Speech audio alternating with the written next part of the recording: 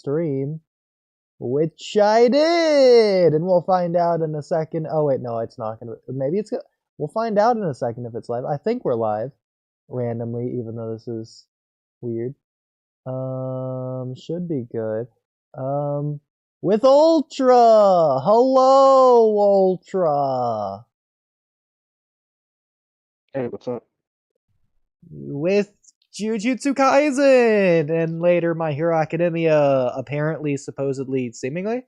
And Angus wants to discuss a random Bleach thing. Have you seen Bleach? No, I haven't seen Bleach. Yeah, same. I've Besides seen, like, up through the Mount arc. I've seen Yu Yu Hakusho, like, the beginning of the Dark Tournament. Maybe that's it. Yeah, I don't even know what the death battle thing of Yusuke versus Ichigo or whatever he said, but he wants to do that apparently. Angus! I don't know why he wants to do it, because he just watched it, I understand, but... you have seen One Punch Man though, right, Ultra, since you did the meme to me? Yeah, I've seen it. Yeah, well, season 3 specifically. Yeah. Yeah, and you agree, it's great, I right? read the manga up to... Ugh, one of those kinds of guys. Okay, Ultra. Wait, what? Oh, nothing. I just noticed you that you're a out. manga reader. Ugh. Yeah, let me guess. You also hated season 3, right? Despite it being actually pretty good. I hate it, but it's not really good. Animation is pretty bad. I mean, to be fair, there's been 2 fights in the first 6 episodes that have been like worth having good animation. I thought they were animated good. Besides that, like what do you want them to do animation wise when they're just like talking or explaining something or having a slice of life moment or comedic gag? Like what more do you want from those? That's been like 90% of season 3. It's like, is that not how it is in the manga? Are they skipping fights or something that I'm not aware of? I don't have a problem with that. It's more so have you not read animation. I'm not really an expert in art and animation, but you could like look at different channels to examine that. Okay. I think you could tell that it's not really that good. Personally, I think the art's been pretty good when it needs to pop off. Whenever they're doing like the slice of life stuff, they'll usually make it very simplistic, which I don't really care. It's fine. It's supposed to be more calm anyway, so it's a little bit more basic, and they'll just like have whatever. I don't really say it's even simplistic. Well, how would you Sometimes describe like it? the character models are like completely off. Huh? Well, do you have anything in mind that you're thinking of when you say that? There's a bunch of different examples. I can't remember them off the top of my head. Like for one, you know there's one character. She's like the runner girl. There was like the episode where she's fighting. Her character model was completely off. There's a bunch of scenes where Genos' character model is completely off. There's a bunch. Oh, Tatsumaki? Well, to be fair, Tatsumaki's... No, the running girl. There's yeah, like I don't this know what one running girl. Okay. Again, I've only seen up to episode 6 so far. If you mean the orange-haired girl, I think she does something later on. But I don't know. The one that's like a runner, I think. I don't know what that means. Neither do I. She wears a medal. There's One Punch Man female character. She wears a medal. The medal running girl from One Punch Man.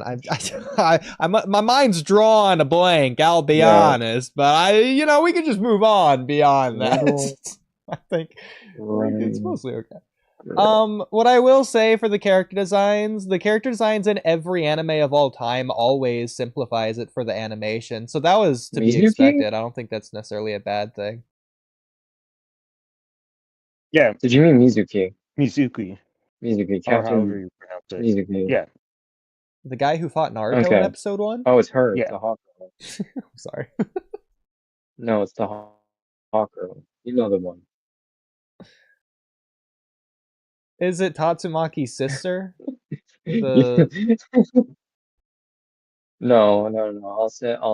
I'll send you an image. Yeah, just send me the image. Or you can just look up Captain Mizuki, and you'll probably recognize. Send it to you. Okay. DM Just send it in the chat, the MHA chat. in the chat. Okay. Yeah. Okay. No, What's but an something image else here? I'll note is that Ultra, as an anime only, obviously, I have no way of knowing if the character designs are off model or not from for the manga, because I didn't read the manga, so I have nothing to compare it to. So for me, that is Genos's character design. But not only that, going back to see the manga, it's like 90% of the way there. It reminds me when people are complaining about the Code Arc when they simplified Boruto's karma design by removing like a couple of lines on his face. It's like not a big deal. Like it's 90% of the way there. It's really not something to complain about. And again, it should be simplified for animation purposes anyways. Like that would just happen regardless of the production. Yeah, people are so. But yeah, people are so pedantic about that shit, man.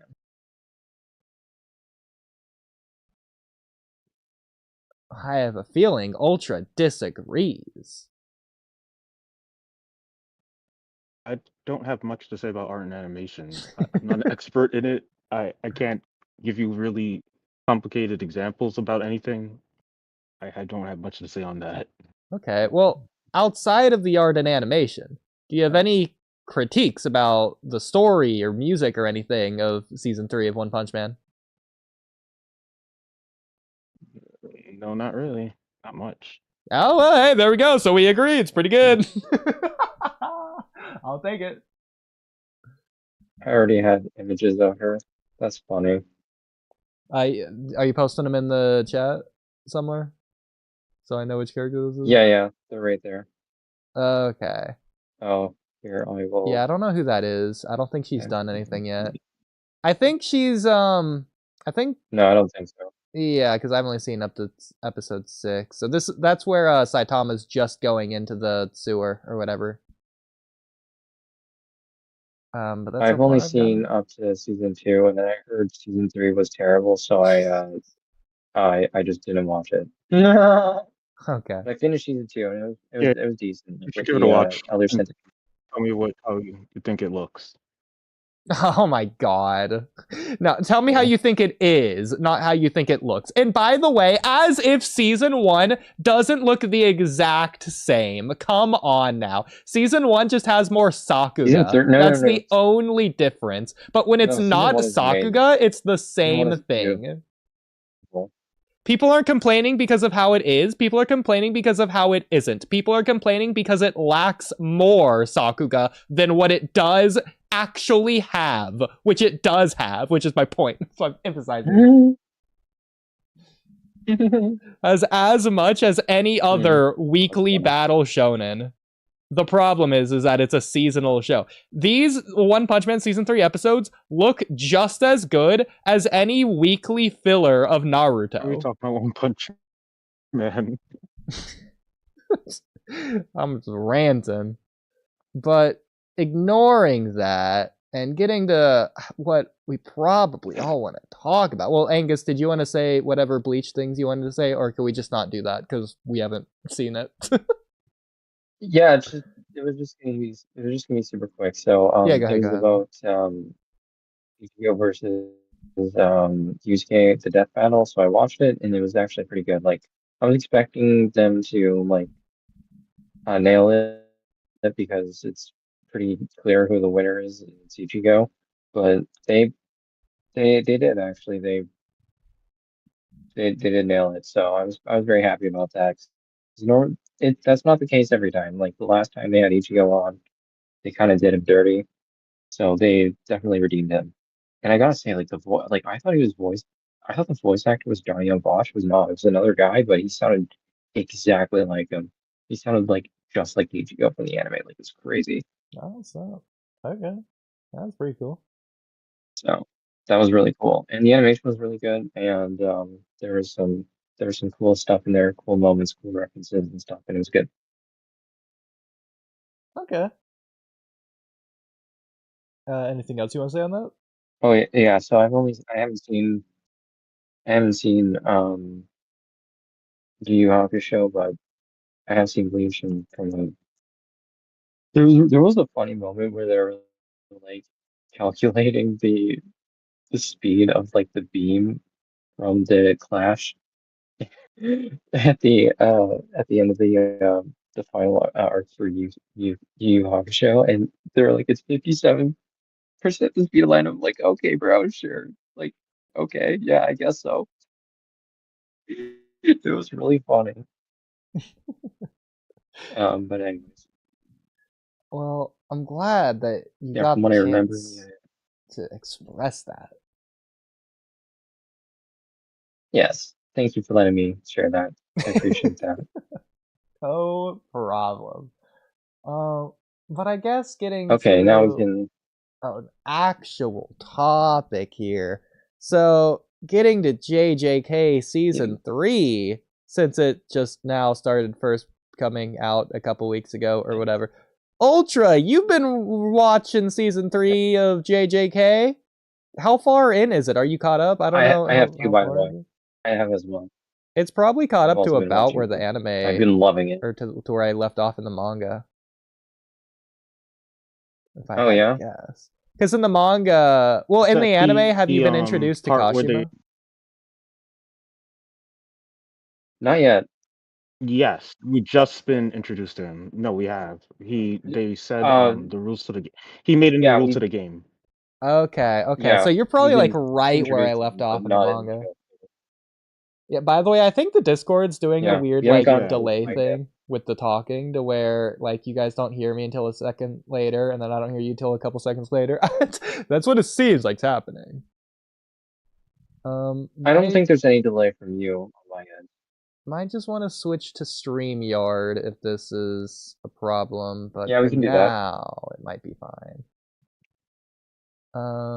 Yeah, we can switch if you want. Okay, we'll try switching and see if it's just instantly better. Okay. Oh Is my that, god. are you gonna post the, Yeah, I'm trying to get it open. It's annoying. But I'm working to get it open. Oh my god, come on. Okay. Okay.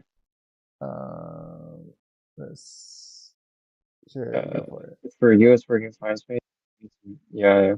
Um, yeah, I guess on Oodie's end, it's not working so well, so we'll switch to StreamYard. It'll be fine. Yeah, it's Shit. just slightly annoying with that. Okay. I'll just put it in the MHA chat, the link, if you guys can join. Oh yeah, okay. And it should be fine. I'll join.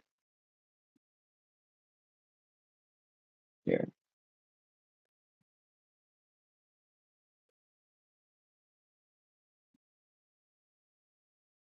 Streamlab is just like a link space. It's not like a thing you have to download.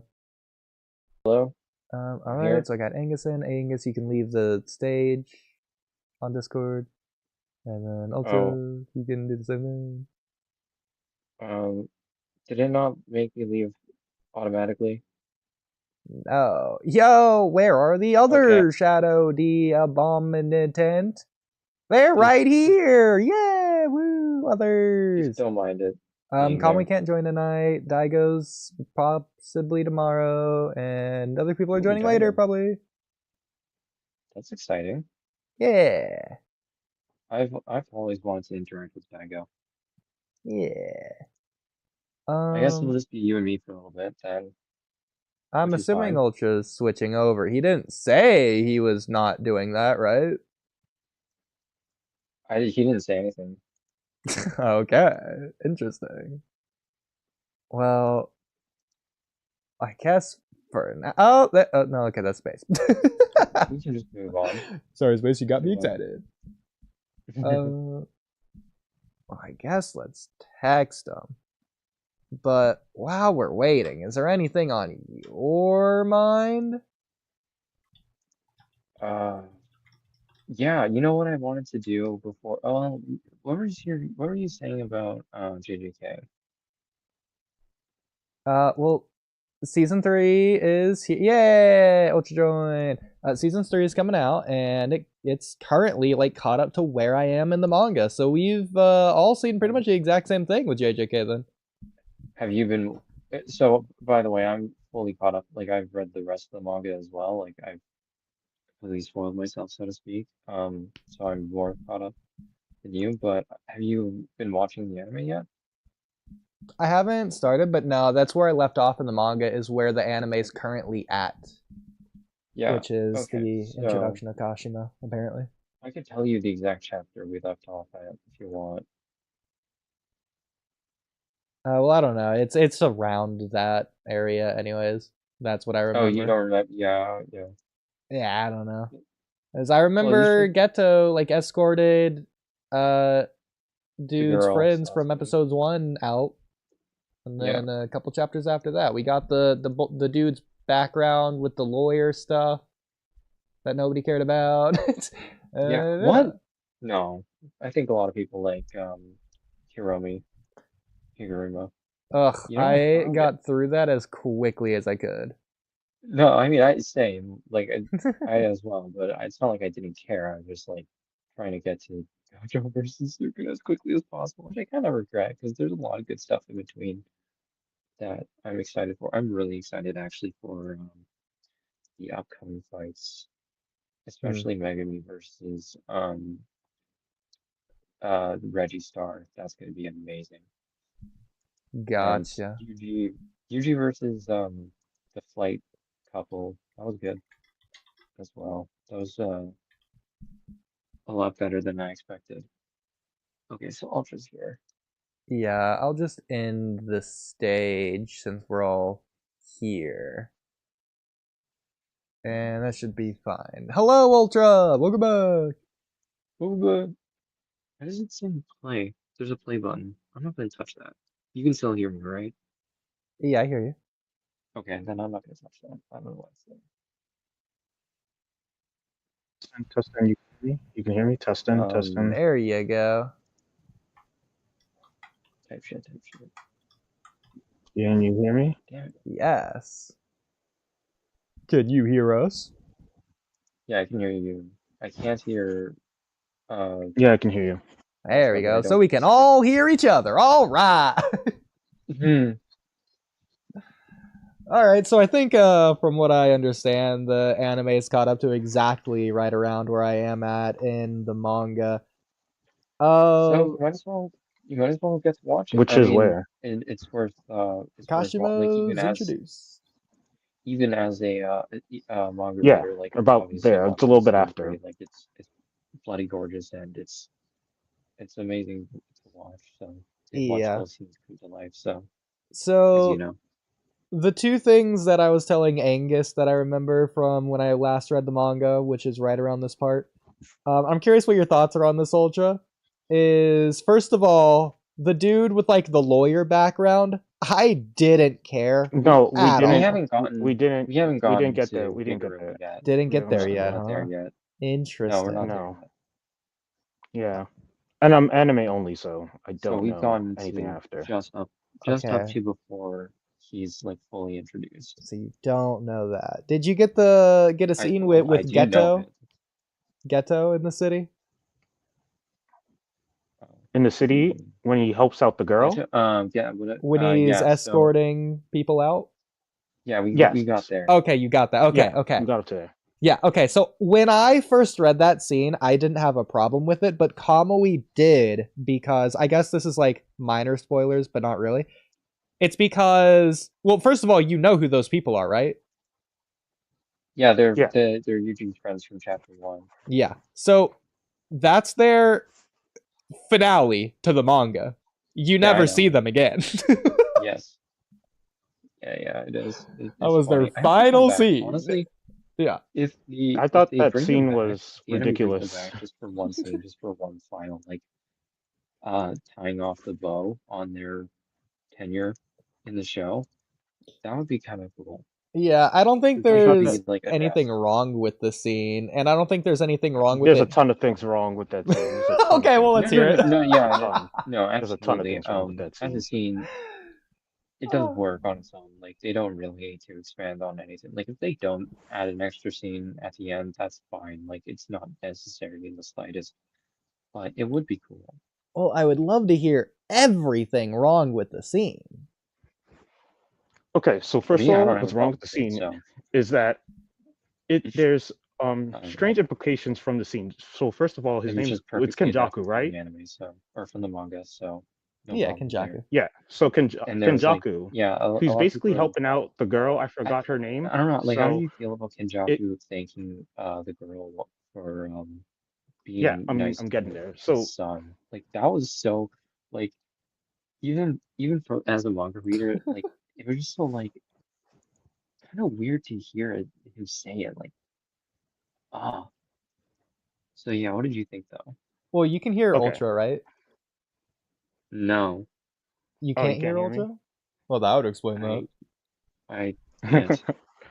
Maybe I do need to press play. Hello, can you still hear me? Yeah, we hear you. Yeah, we can hear you. Okay. And Oh, Space now I can can hear hear you. Ultra as well. Oh, you can hear Ultra? Yeah. Okay, okay. Testing, you can hear me? Testing, testing. Okay. Yeah.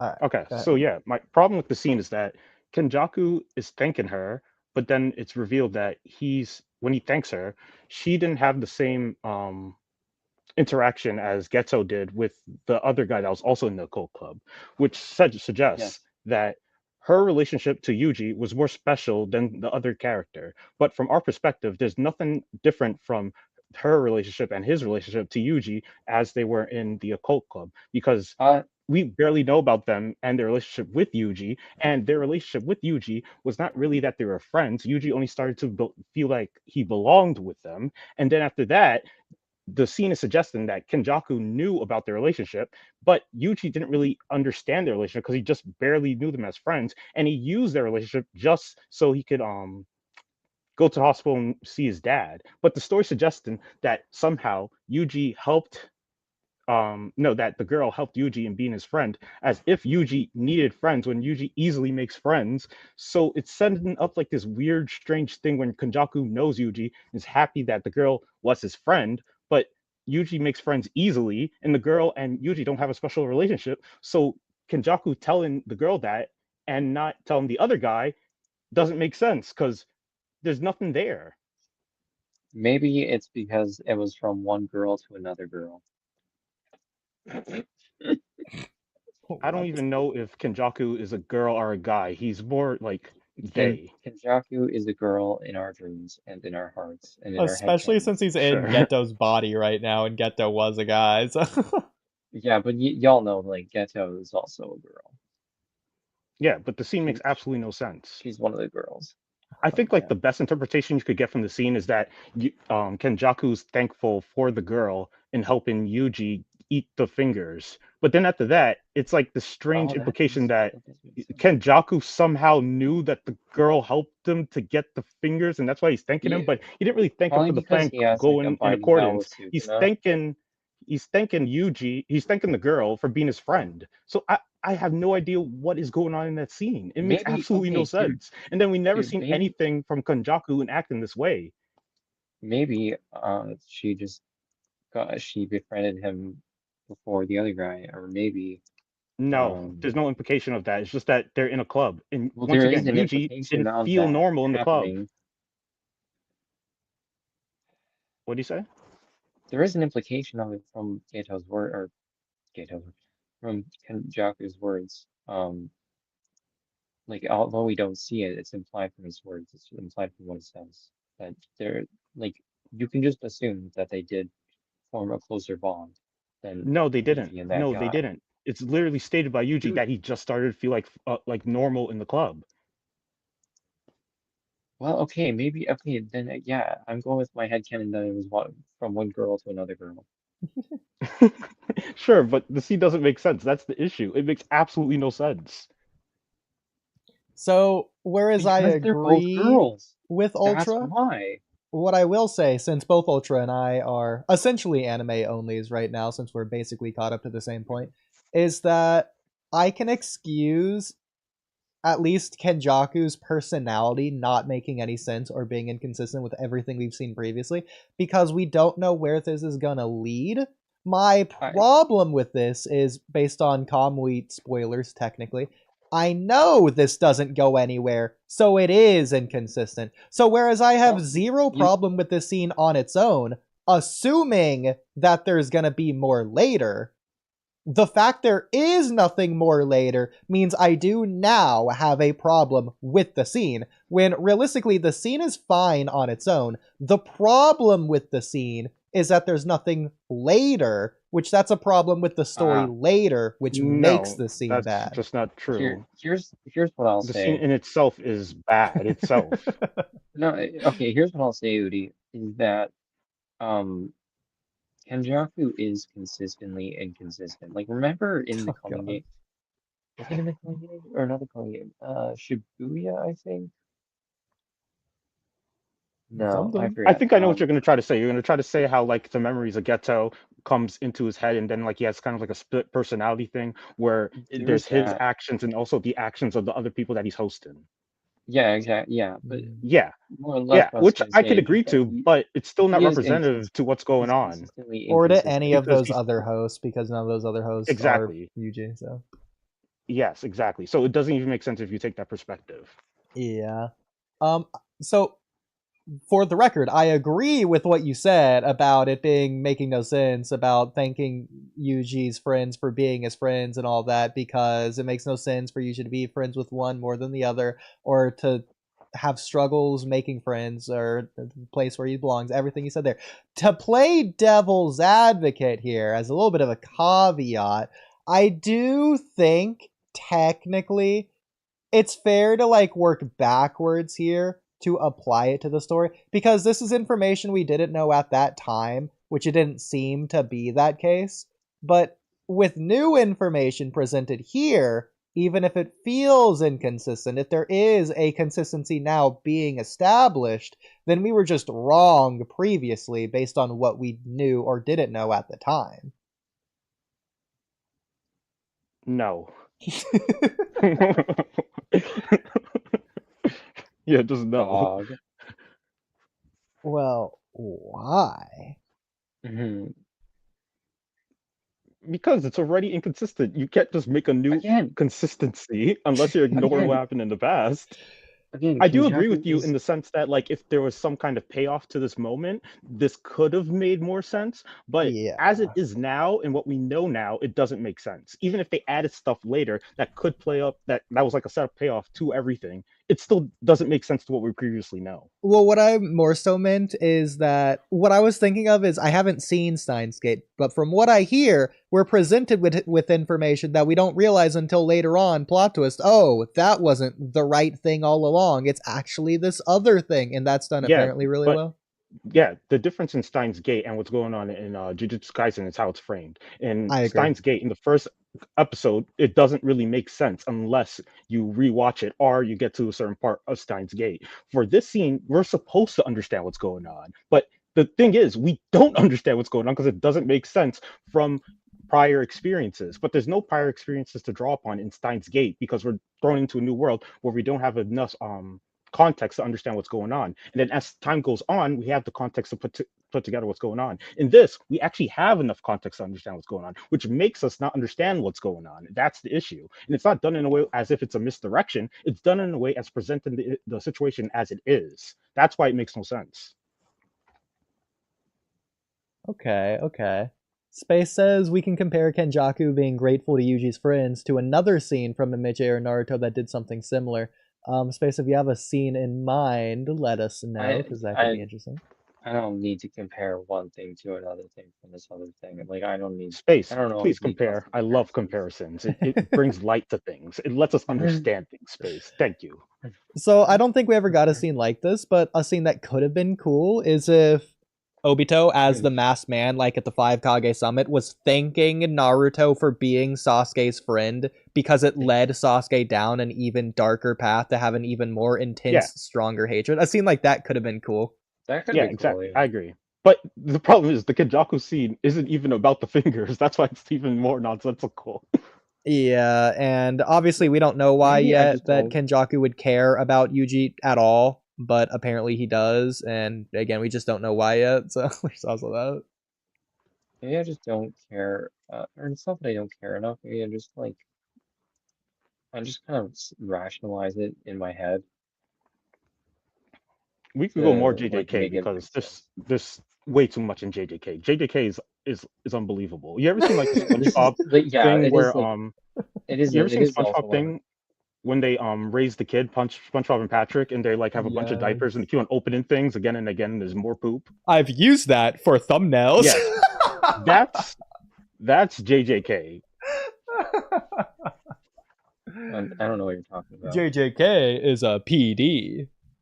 Shout out the OGs that know the reference. I'm talking about the SpongeBob episode when SpongeBob and Patrick raise like a clam. I haven't watched SpongeBob much at all. Wow. See, Yeah, that's a big problem. That's the biggest problem here. Yeah. I love it. I know. Well, Ultra, I know you also had a problem with the whole Yuji versus Yuta fight. If you wanted to ramble about that. No. Yes, I had a problem with that. I have a problem with probably everything in JJK. Oh my god. I love to hear it. Jeez. Yeah, so there's this concept, because I have a YouTube channel and I talk about writing. And so this concept that I came up with, it's called conflict over character. What it basically means is that in stories, there's a goal for the writer to make things interesting and make like, grab the viewer's attention and make them want to watch. So when that's a thing, you kind of have to prioritize conflict for that to happen. But the issue with that is sometimes you have characters, and characters, they don't always act in the way you want them to act because they have pre-established personalities and traits that make them act in certain ways. So sometimes writers is like, oh, you know what? I don't care about my characters. I just want to make people watch the show. So let's turn up the conflict dial and turn down the personality dial. So what happens when you do that is you get conflict over character. You don't care about the internal consistency of the character, and you care more about the big explosions and events that just seem amazing and seem cool. And that's what keeps the audience coming. That's like the idea of conflict over character. So pointing back to the Yuji and Yuta scene, I would say that's an extreme example of conflict over character. I think conflict over character is also a thing that writers do when they're not confident in themselves of writing characters and properly setting up things for them to do and act in manners that fit who they are, so conflict arises naturally. So for the Yuta and Yuji scene, Yuta, you got to think about what's their goals in that scene. So Yuta's goal is to kill Yuji. Yeah, his goal is to kill Yuji, and Yuji's goal is to get away from him. But the problem is that Yuta could just tell Yuji what he's doing and just not really have to fight him in the same way that he does, because he's trying to stab him. What do you mean no? He needs to kill him because of the binding vow. Yes, he does need to kill him, but why does he have to make him think that he's going to die? Why does he have to make Yuji think he's going to die when he could just tell Yuji what he's doing? Only because it needs to do that to fulfill the binding vow. Like if no, he doesn't. Like, no, he doesn't. Okay, that's not true. Okay. If he just said, Yuji, I'm here to kill you. Can you just let me stab you? That probably wouldn't count. Yes, that would count. How wouldn't that count? If anything, I agree with Ultra even more so, because when you tell in JJK, it's canon, it's stupid, but when you tell your opponent your ability or whatever, your ability becomes even stronger. Yeah, but he doesn't want his ability to be stronger. He wants his ability to be precise, because he's trying to time to stab him and use our RCT at a specific moment so he doesn't kill him and he's able to heal him. So I don't think that's necessarily true.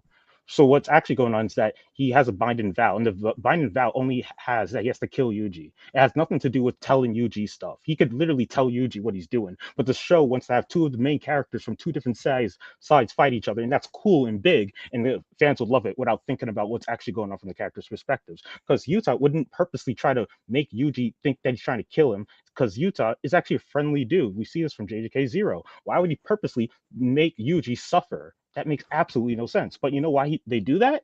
Because it's big, cool fight. That's it.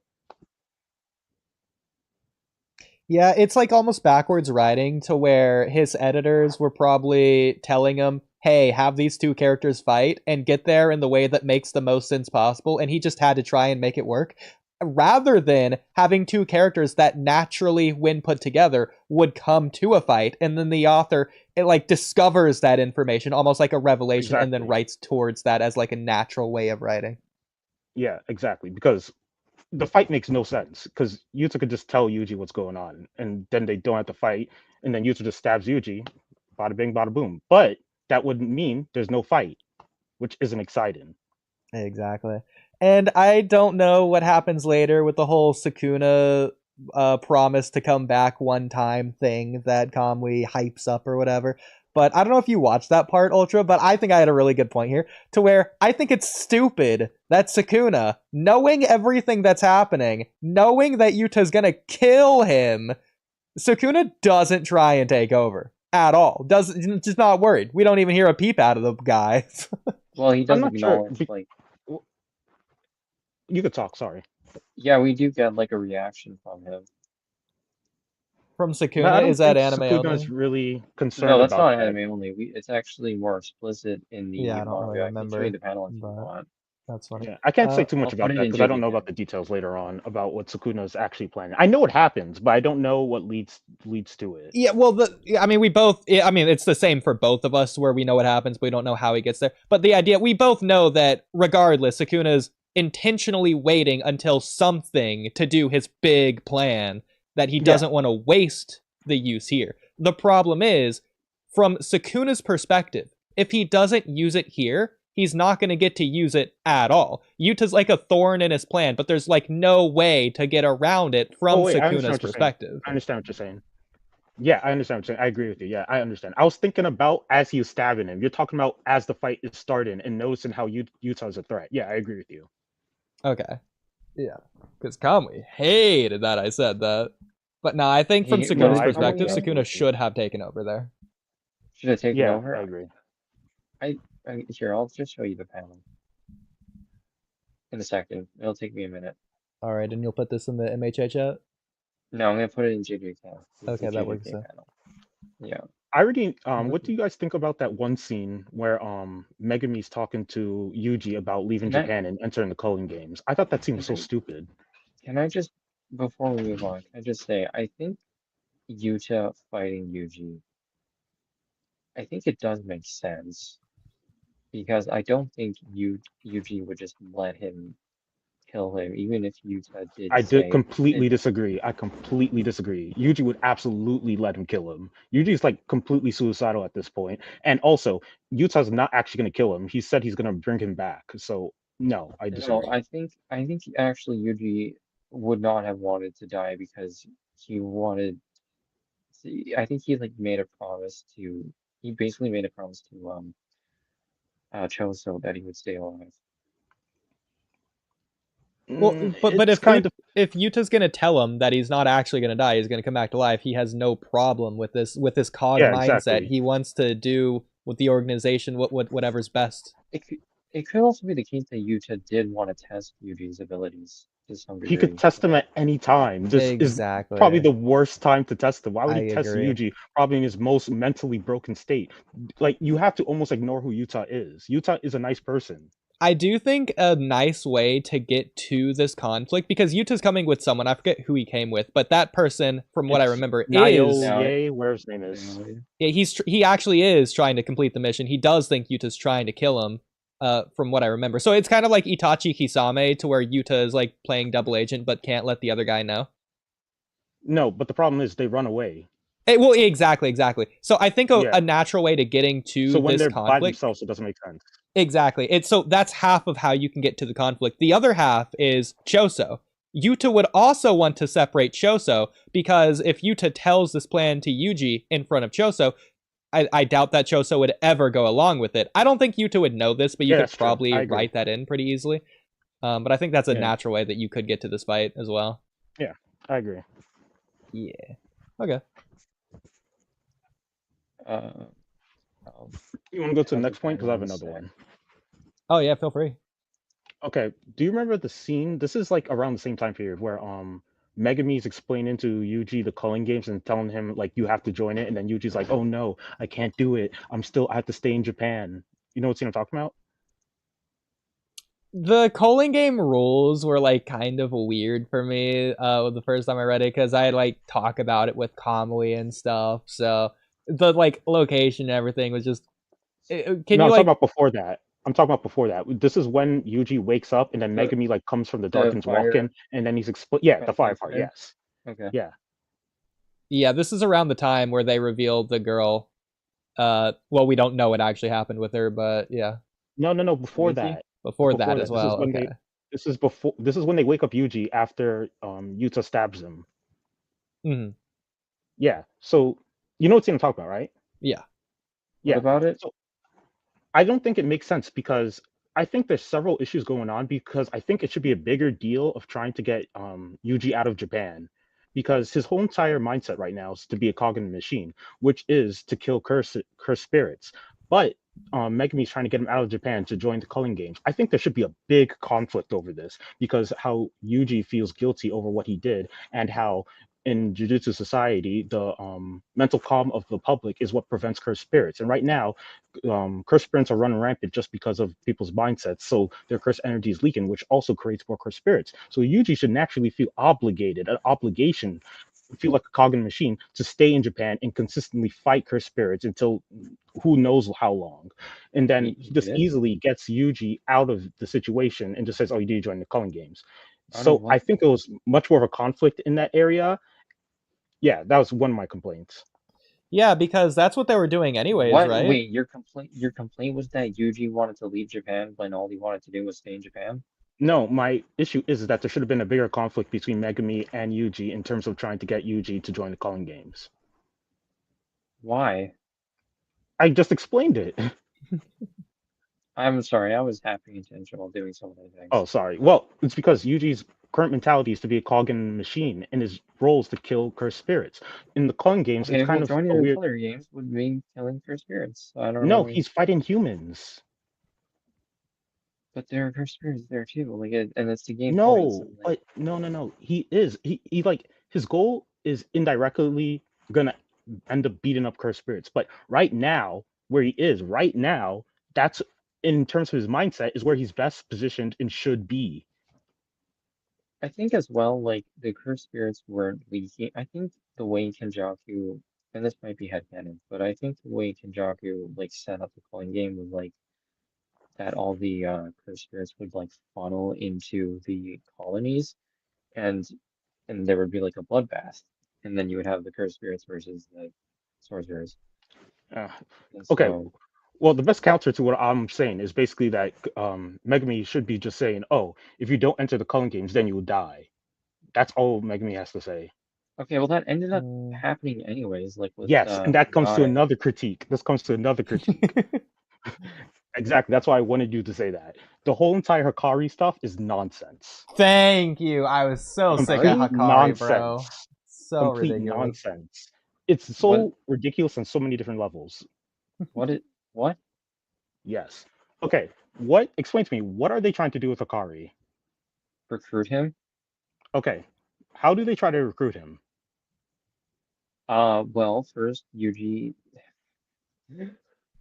Well, there's a whole like arc. Okay, I'll just explain it for you. Yeah. They Well, enter. no, I mean I can explain it. Like I just watched Oh, it and you're I taking read a it. while. That's why. Well, it's just because there's like a lot of moving pieces. Like first they have to get into the Fight Club, and the way It's they not. have to It's get not a into the lot of Fight Club moving is by pieces. It's Megami not having a lot of to moving pieces. Yuji is in the Megami has fights, to and now they just Megami want has to bluff his way Yuji to move in to so the that top. Yuji doesn't give away the game that they're from Jujutsu High. So they have to change outfits. Then they have to get in, and then That's Yuji can't not a lot participate of in. moving pieces. Yeah, it's not. No, there's not a lot of moving pieces here. But anyways, moving on to the other moving pieces. So then Yuji has to fight a couple battles, so he has to convince Hikari on the television screens Okay, stop. that Okay, you understand. Okay, why did they just don't tell Hakari if you don't join the Culling Games, you'll die? why would he die? Because that's one of the rules. Well, the rule No, is wait, only for participants. wait. Before you even say that, why are you asking me why would they die when you just accepted the other premise to my other question before about letting Yuji join because he will die, but now you have a problem with he would die when you talk about Because Hakari. Yuji was born a player. No, if you have a Yes. cursed technique, if you don't enter, you'll No, die. you know, Yes, your cursed he technique will was be born removed. as a finger. No, your cursed technique would, yes, that includes Yuji, No, but that's you all cursed people. No, because your cursed technique will be no, removed. because the soul of Sukina's dead brother incarnated into Yuji's grandfather, and No, I don't disagree Kenjaku with got a that. I hold of don't the disagree soul with and he that. placed it into I don't Yuji. disagree with that. I don't disagree with that. What I'm saying is that if you don't enter the Culling Games and you're a cursed and you have a cursed technique, it will be removed. But that was only for people that Kenjaku altered with the No, idol it's not. transfiguration. No, it's not. Don't you remember the Gojo and Geto, the girl, the third girl with them? Shoko? Yes, she explains this. Okay, well maybe the rules were a little too convoluted. There were a No, it's not lot of convoluted. This is rules. completely clear. She says, "Oh, if you have a curse technique, and then if you don't enter, you're probably gonna die because you can't remove someone's curse technique without killing them. So if Hikari doesn't enter, he's gonna die." But only if you rules. Rule 1. Original rules of the game. Rule 1. Once a player has awakened their curse technique, they must declare their participation in the colony game at the colony of their choice within 19 days. Is this the rule you're Yes, if referring he to? doesn't enter within 19 days, he's gonna die because he has a cursed technique. Okay, but what the rule is referring to is players that were awakened by No, it Kenjaku. includes people with cursed techniques. No, Yes, you it's could look it up. literally You in could look this up. chapter You could literally look this 145. up. Look up what the girl says too. This is all explained. Okay, let me freaking find it. Shoot. Okay, let's see. And Jujutsu Kaisen is not even my favorite series. I'm just defending it because, like, I feel like it's better than what you're making it out to be. No, I'm totally on board, Ultra. Yes. I feel like Alon's as well. Like, I feel like I'm defending Jujutsu against like this band of illiterates. Ultra, you said you I would- watched 5 hours of our reaction to the JJK No, manga. not 5. I did 2. Oh, 2 hours? I thought it was 5 Yeah. hours when you were bored at work. Oh, No, it's 2. Okay, well, which parts did you watch, or did you like skip around a I little bit? stopped at the Maki part. Oh, okay, so you didn't see any of my reaction to like any of this. Guards, aren't you immortal? Aren't you worried about the scene? So far, you haven't even told us why or for how long we'd have to do it. So then, shall I speak of Kenjaku? The objective is to force the evolution of all human beings throughout the land of Japan. We heard that. What exactly does he intend? Why didn't Kenjaku use your barrier that time and turn everyone in Japan into sorcerers via idol transfiguration? He lacks the cursed energy to do that. Cursed energy that has been refined through Uzumaki cannot return to the sorcerer. Triggering evolution in each individual with a cursed technique is incredibly inefficient. The method of evolution that Kenjaku had chosen is the merging of mankind with me again. Is that even possible? What was it? What was it again? That isn't that impossible for anyone but the star plasma vessel? That's what he was. Okay. Yes, the way I was before, but now that I have been undergoing my own evolution for the past 12 years, it would not be impossible for me to merge with someone other than a star plasma vessel. But you're one person. How could you merge with multiple people? No, you see before you. Okay, well, let's just assume. I'll just be on your side of the argument. Let's just assume I'm wrong. Sure, you want to do that because there's more arguments as Sure, well. okay. I don't mind that. Okay. No, Angus, it's a trap. It's a trap. Okay. Whatever. Let's bring the trap. Okay. If you accept, let's say I'm wrong about what I just said. Okay. Why do they think Yuji and Megami are lying? Who thinks they're lying? Karaira, whatever it is. Kirara? Because don't you remember they tried to explain Kirara. Kiraira? Yeah, sorry, I couldn't. remember Yeah, Kirara. they tried to explain the situation. Kirara. That's the one They with the tried to stars, explain- right? Yeah, Yeah. they tried to explain the situation to her, and then she assumes that they're lying. Why would she assume that they're lying? Because Gojo was sealed is like an impossible thought in most sorcerers' heads. Like, there's no way Gojo would get Why? sealed. No. But take into account that Japan a big event just happened. Why would they assume that something crazy didn't happen? What do you mean? Like, just because a big thing happened doesn't mean Gojo got Shibuya sealed. just like exploded, Okay. and the public knows about cursed spirits. Okay. Neither I of would these, assume that something happened to Gojo. No, neither of those. Nothing of what happened. in What do you Shibuya mean that no? What do you necessitates mean Gojo no? being sealed. Gojo is the guy that protects like Jujutsu Society, and if a whole bunch of Mhm. students from Jujutsu High School, wherever it's called, come to you telling you, oh, something crazy happened, I would assume they're right, considering Shibuya just blew up. I would not assume that much. People believe would you assume Naruto that? died in Boruto infinitely easier than people believe Gojo died here. It's ridiculous. No. But take into account what's going on in True. Japan. The public knows about sorcery now. Okay. What do you mean? This is not okay. This is an earth-shattering thing to Jujutsu society. Okay, but it doesn't mean Gojo got sealed. No, it means it's completely practical that Gojo got sealed. Just because it's what? What do you mean, what? What do you mean? It's completely practical. It's completely practical that something crazy happened. Oh, I see. Exactly. So I think what Ultra is trying, like the point here is that Gojo being sealed away would be an extraordinary event. But an extraordinary event has happened, so therefore an extraordinary event isn't surprising. It's and not there's hard more to to my believe. argument too. There's more to it too. All right, let's. But before we get into that other part, I just want to say, like, Gojo getting sealed is so extraordinary that it's the same thing with society knowing that sorcery exists. It's the same level. No. You don't. They would fall in line to each other. No. Yes. Shibuya and Gojo are like not at all on the same tier of things. They completely are. Everyone's calling Gojo's name. Did you forget that? Yeah, because it was on the news. They were getting told. Remember? They were like, I don't know. Somebody just told me scream Gojo. How wouldn't Hakari know about this? Because he's running the Fight Club. He wouldn't know and about Shibuya blowing up. How is he supposed to have time to and a veil being raised? How is he supposed to have time to learn about what happened to Shibuya when he's running? It's not learning what happened. This is turning on the TV for 2 seconds.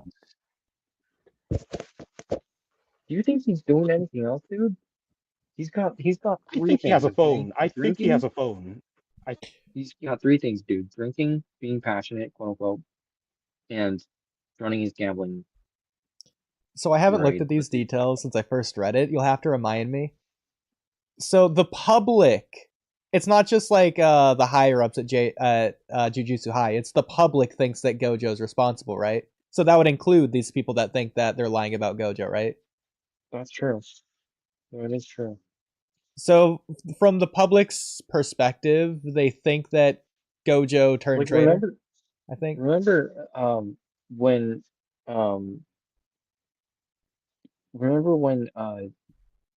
Megumi tells Kinji like that he became the head of the Zenny clan, and he's like, "Whoa, what the hell? What's going on?" He like, oh, let's try that.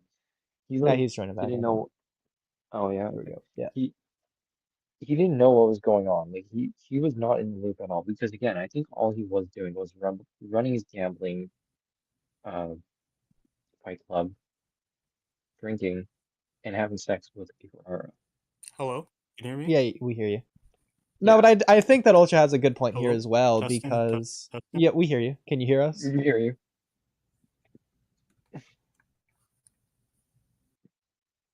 Go ahead. Yeah, I'm assuming he'll be joined back in a second. Maybe we're not audible on his end. Yeah, I think so. Yeah. Okay. Let's see. Hello? So, yeah, we hear you. Hello? Do you hear us? We hear you. Do you hear us? I'm about to die. Oh. Okay. Oh, I assume you're good. Can you hear us? Okay, well, anyways, while Ultra's fixing that, I think that the idea would be, yeah, I'm assuming you can't hear us, Jesus, okay, it's so distracting having him constantly join and all that. If Gojo's like the ultimate defense, so if all of Shibuya goes up in flames, the first question on their mind should be, well, what happened to Gojo? Because if Gojo was here and if everything was just peachy fine, then Shibuya never would have gone up in flames. So something must have happened to Gojo. either he was like killed or something, No, or he turned traitor. no, you're missing my whole thing. What's your thing? They literally didn't know because they were running the Fight Club, drinking, and having sex. They weren't keeping up Oh, with the okay, news. okay. So they didn't know about Shibuya? I feel like everyone knew about Shibuya. Everyone is. Well, maybe. I don't know. I'm like half joking as well. They maybe they knew like some bits and pieces like Shibuya blew up or whatever, but like I don't think they knew all the fine details about like who was there and what was going on and whatnot. Like they weren't clued in on everything. I mean, if Like the they fucking average civilian knew, then I think that they would know. no, you know what? I don't think they would. I think they would read the headlines, Shibuya blew up on whatever, October 31st, and then that's it, and then they would move on. Dude, literally, I think they just read the headlines and moved on. I don't think they read the stories. I don't think they cared about what other people were saying. I think all Kenji cared about was running his fight club, drinking, and having sex with Kurara. And all I mean, Kurara cared about was it's Kenji. possible. I mean, we see something similar in My Hero Academia Season 8. We see the reaction to the big war across the world. Some people don't even know it's happening. Some people are on the villain side. Some people are watching it for the first time and they're being inspired by All Might. Some people are really rooting and I think it's crazy. Like we got like a whole array of reactions, which I think was really good. Yeah. Yeah, exactly. It's kind of like that. Yeah, I mean, I'm not gonna say it's impossible, but probably not the case. But it's possible. Is there anything that's like specifically like calling out to you to say that is the case or more likely to be the case? Because I do think like if there's What do you nothing mean? there, then it's not likely to be the case, even if it's possible. You know what? I'm just gonna put it in my rewrite. I'm just Hey, gonna that's fair enough. canonize that shit. Headcanon is over canon every day of the week. I 100% agree. Absolutely. You know some absolute ball with that one, my friend. Spin straight facts over here. I don't know her real canon. Yes, sir. Yeah. Okay. I Let's see. guess reading Space's comments here, because if you're he Well, was saying, oh yeah, go ahead. he did have a bunch of topics that he listed in Yeah. MHA. If you want to go to those, Yeah, we can do those as well. But yeah. so Space wanted to compare Kenjaku being grateful to Yuji's friends to another scene. The scene he came up with was an MHA where we're led to believe that like Toga is the one who killed the bird and drank the blood, but then in the final war, we find out that the bird was already dead and Toga wasn't the one to kill it. I guess that's like similar to like Steins Gate, to where we're led to believe one thing when really it was something else in reality all along.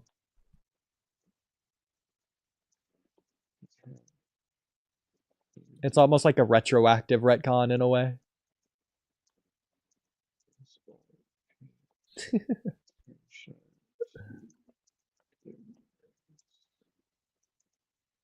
A scene to compare to Yuta versus Yuji is Izuku going against Class A in the Dark Hero arc. Thoughts on that? I'm doing some rewrite stuff right now at the moment on live. Yes, That I'm works. doing it live. Yeah. So don't mind me for a little bit.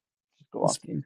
I got you. Space, I do think Deku versus Class A is so much better. It's like almost incomparable how much better it is. Because first of all, it's like the final thing of that arc, the final fight in a way, to where it's like protagonist versus antagonist. Not to say hero versus villain, but like two different ideologies clashing, but like in a very natural sense. It makes sense how they get there, why they get there, when they do, the plan they have and how they execute it, and all just works out perfectly. Whereas Yuta versus Yuji is just hype bait.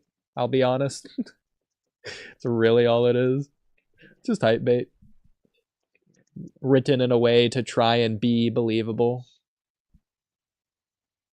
But yeah. Honestly, we can just compare Dark Hero arc Deku to post Shibuya Yuji, and why even with all the flaws, Deku is still done better.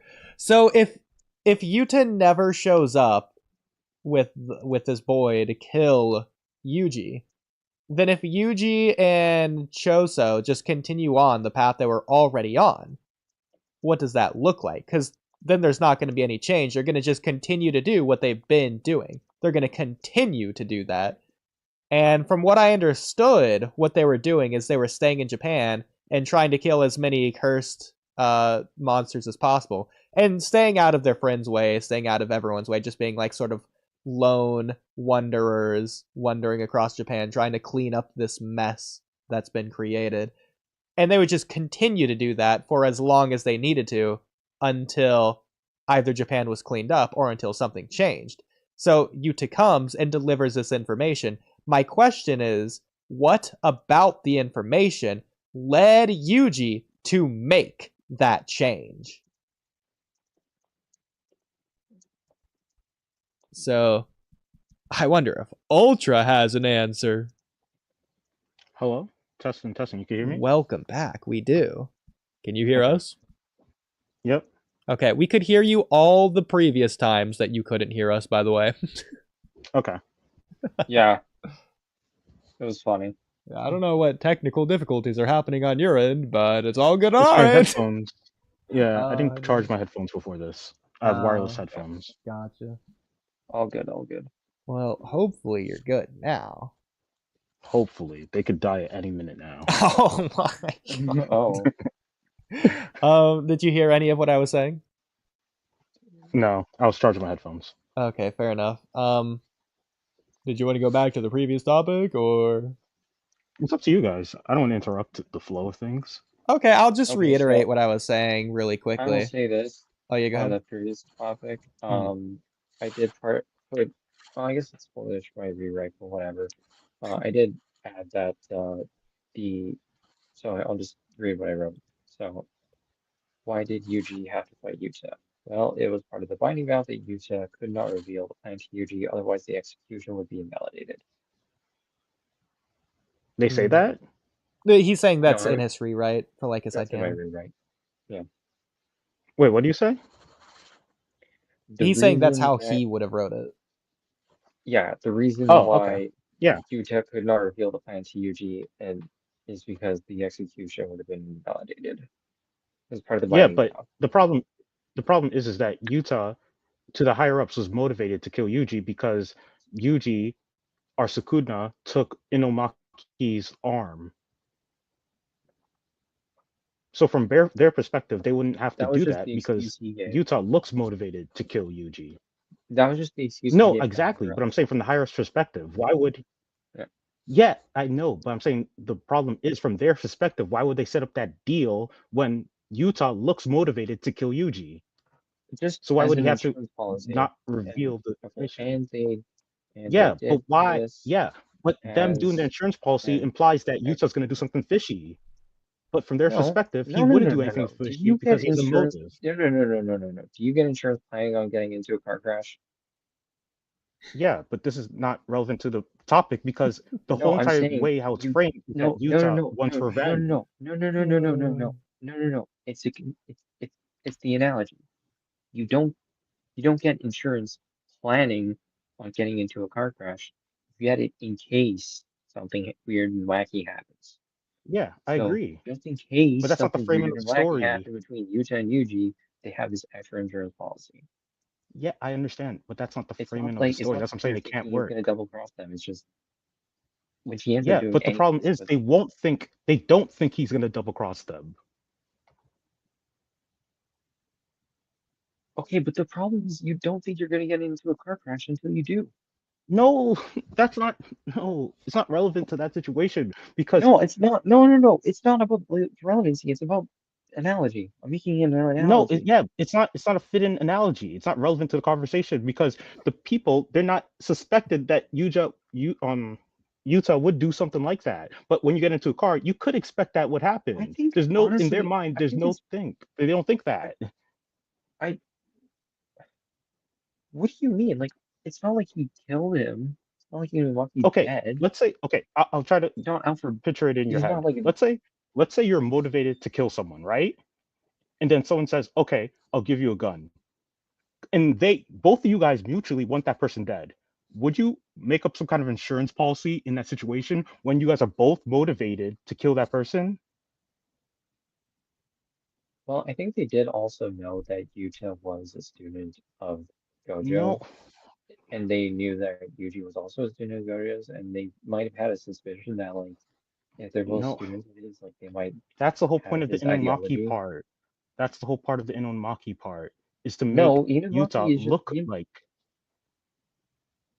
The huh? whole thing with Inumaki is just him giving them an excuse, like, yeah, he did also. Yeah, that's what I'm saying. Yeah, but he knew that it was Sukuna, and they probably knew that he knew it was Sukuna. Yeah, but Sukuna is Yuji. That's the problem. So he's a liability. That's why he wants to kill him, No, because the Yuji's a problem is problem. that they think Sukuna is Yuji. The problem with that is that Yuji, Yuta knows that that's not the case. no. What do you say? There's no the separation between Yuji and Sukuna don't exist because they want to kill both. When you kill Yuji, you kill Sukuna. That's the whole point, because he's the Yuta vessel. knows there's Stop a trying to do the separation. separation. Yuta Everyone knows knows there's a separation. I don't know why you're trying to argue about a separation. The they separation's not don't. relevant. Everyone knows this. Yeah, The it's similar friends to do. Boruto with Momoshiki and No. Kawaki No, with Ishiki. well they treat Like it same as if thing. there isn't What are you one. talking about? Oh my god, bro. I'm gonna crash out. Yeah, they treat it, but they know Yuji is Yuji as a person. They know Yuji exists. It's not like they think Yuji is Sukuna. They're two different people. I don't think they know that, honestly. No, I do think that it's What? very similar to So Boruto you- and Momoshiki and Kawaki to No, because Ishiki. I think they do know. I don't know. They do No, know this. What are you talking about? because What are you the whole saying? thing They was do like know that Yuji Gojo was exists as a alive. person. No, Otherwise, no, they no, wouldn't no. let him live, because they think that no. They This didn't. completely Dude, debunks what you're the saying. whole Because the thing, reason that Yuji dude, is seen as a vessel is because he can control the no, transformation. That's why. they didn't let him live. The Yes, whole that's thing it. was Gojo was alive and he was Yes, keeping him but why? alive. But The why? But whole why do they trust? Why? But why? Because Yuji it's could not a matter of control the trust. It was like transformation. Gojo was Yes, the and he could control the Gojo was transformation. the Wait, could he control the transformation? guillotine. Gojo was the guillotine. If But they that's for Yes, said I anything, know. if Yuji goes out of control with Sukuna. That's why they could Exactly. trust that, so they knew the difference. yeah. Exactly, yes. Oh my gosh. It's obvious that they knew the difference. I don't know why you pretend like they didn't. It's obvious that they did. Well, either way, Gojo was sealed. So him being gone, the Gojo insurance policy was gone. So they Yeah. needed to take care of the Sukuna. Wait, what is this about? What point are we arguing now? The thing like with Gojo gone, whether they thought Yuji was Sukuna or not, the possibility of another Shibuya happening Yeah, I agree. without Yeah. Gojo. Yeah. So there. that's not the problem here, because we all understand why Yeah. the order to execute Yuji was given, and we do think that makes sense. That's not the Okay. worry here. Yeah. It's just Okay. about Yuta telling Yuji why he's not gonna do it. Okay, and then yeah, so I put That's in there issue. that it was part of the binding vow that Yuji could not reveal the plan to Yuji, otherwise the execution would be invalidated. No, that's what I'm saying. No, he's saying that's how he would write it. Thing. Yeah, but that can't exist, because why would the higher ups put that in place? Because they wanted to make sure Do he you was understand what I'm trying to executed. say? No, They but the were- story, the framing of the story is that Yuta is motivated to kill Yuji. That's why they wouldn't do not the something framing like of the that. story. That's the framing of Yes, it Yuta's is. motivation to that guy, to the higher ups. Wait, what are you just saying? You just repeated what I'm saying with more words. That's the framing. No, that's not. So I don't framing- remember. It's the higher ups that make the binding vow, not Yuta. No, a binding vow is a mutual thing. Yuta agrees with the higher ups to kill Yuji. Okay, so Yeah. a And good the comparison would be like Danzo putting a curse mark on Sai in Naruto, something like that. No. Kind of, but this is more of a mutual thing. Okay. Yeah, it's Well, mutual. for Sai, it Yeah. was a mutually agreed thing, because Yeah, but it's kind of weird because that's more coercive, Whatever, because man. Sai doesn't really have his own like will. So Sure, that's more like sure. a more gray situation. Yeah. But in this situation, it's presented as them being both motivated to do the thing. Mm-hmm. Okay. Yeah. Not reveal the plan to Oodie, otherwise That's what I'm saying. Like, if someone gives you a gun to kill someone, and you guys are both motivated to kill the person, I wouldn't think you're not going to kill the person. So your critique is like they thought that he was already motivated to do it because No, of... that's not my critique. My critique is that Yuta should just told Yuji what he's doing instead of Okay, well, trying again, to make him suffer. yeah, and then I accounted for that in my rewrite. So with my accountation. No, but I'm saying your rewrite would have to change everything before that. No. Well, Yeah, I'm curious it would. why. You would have to not.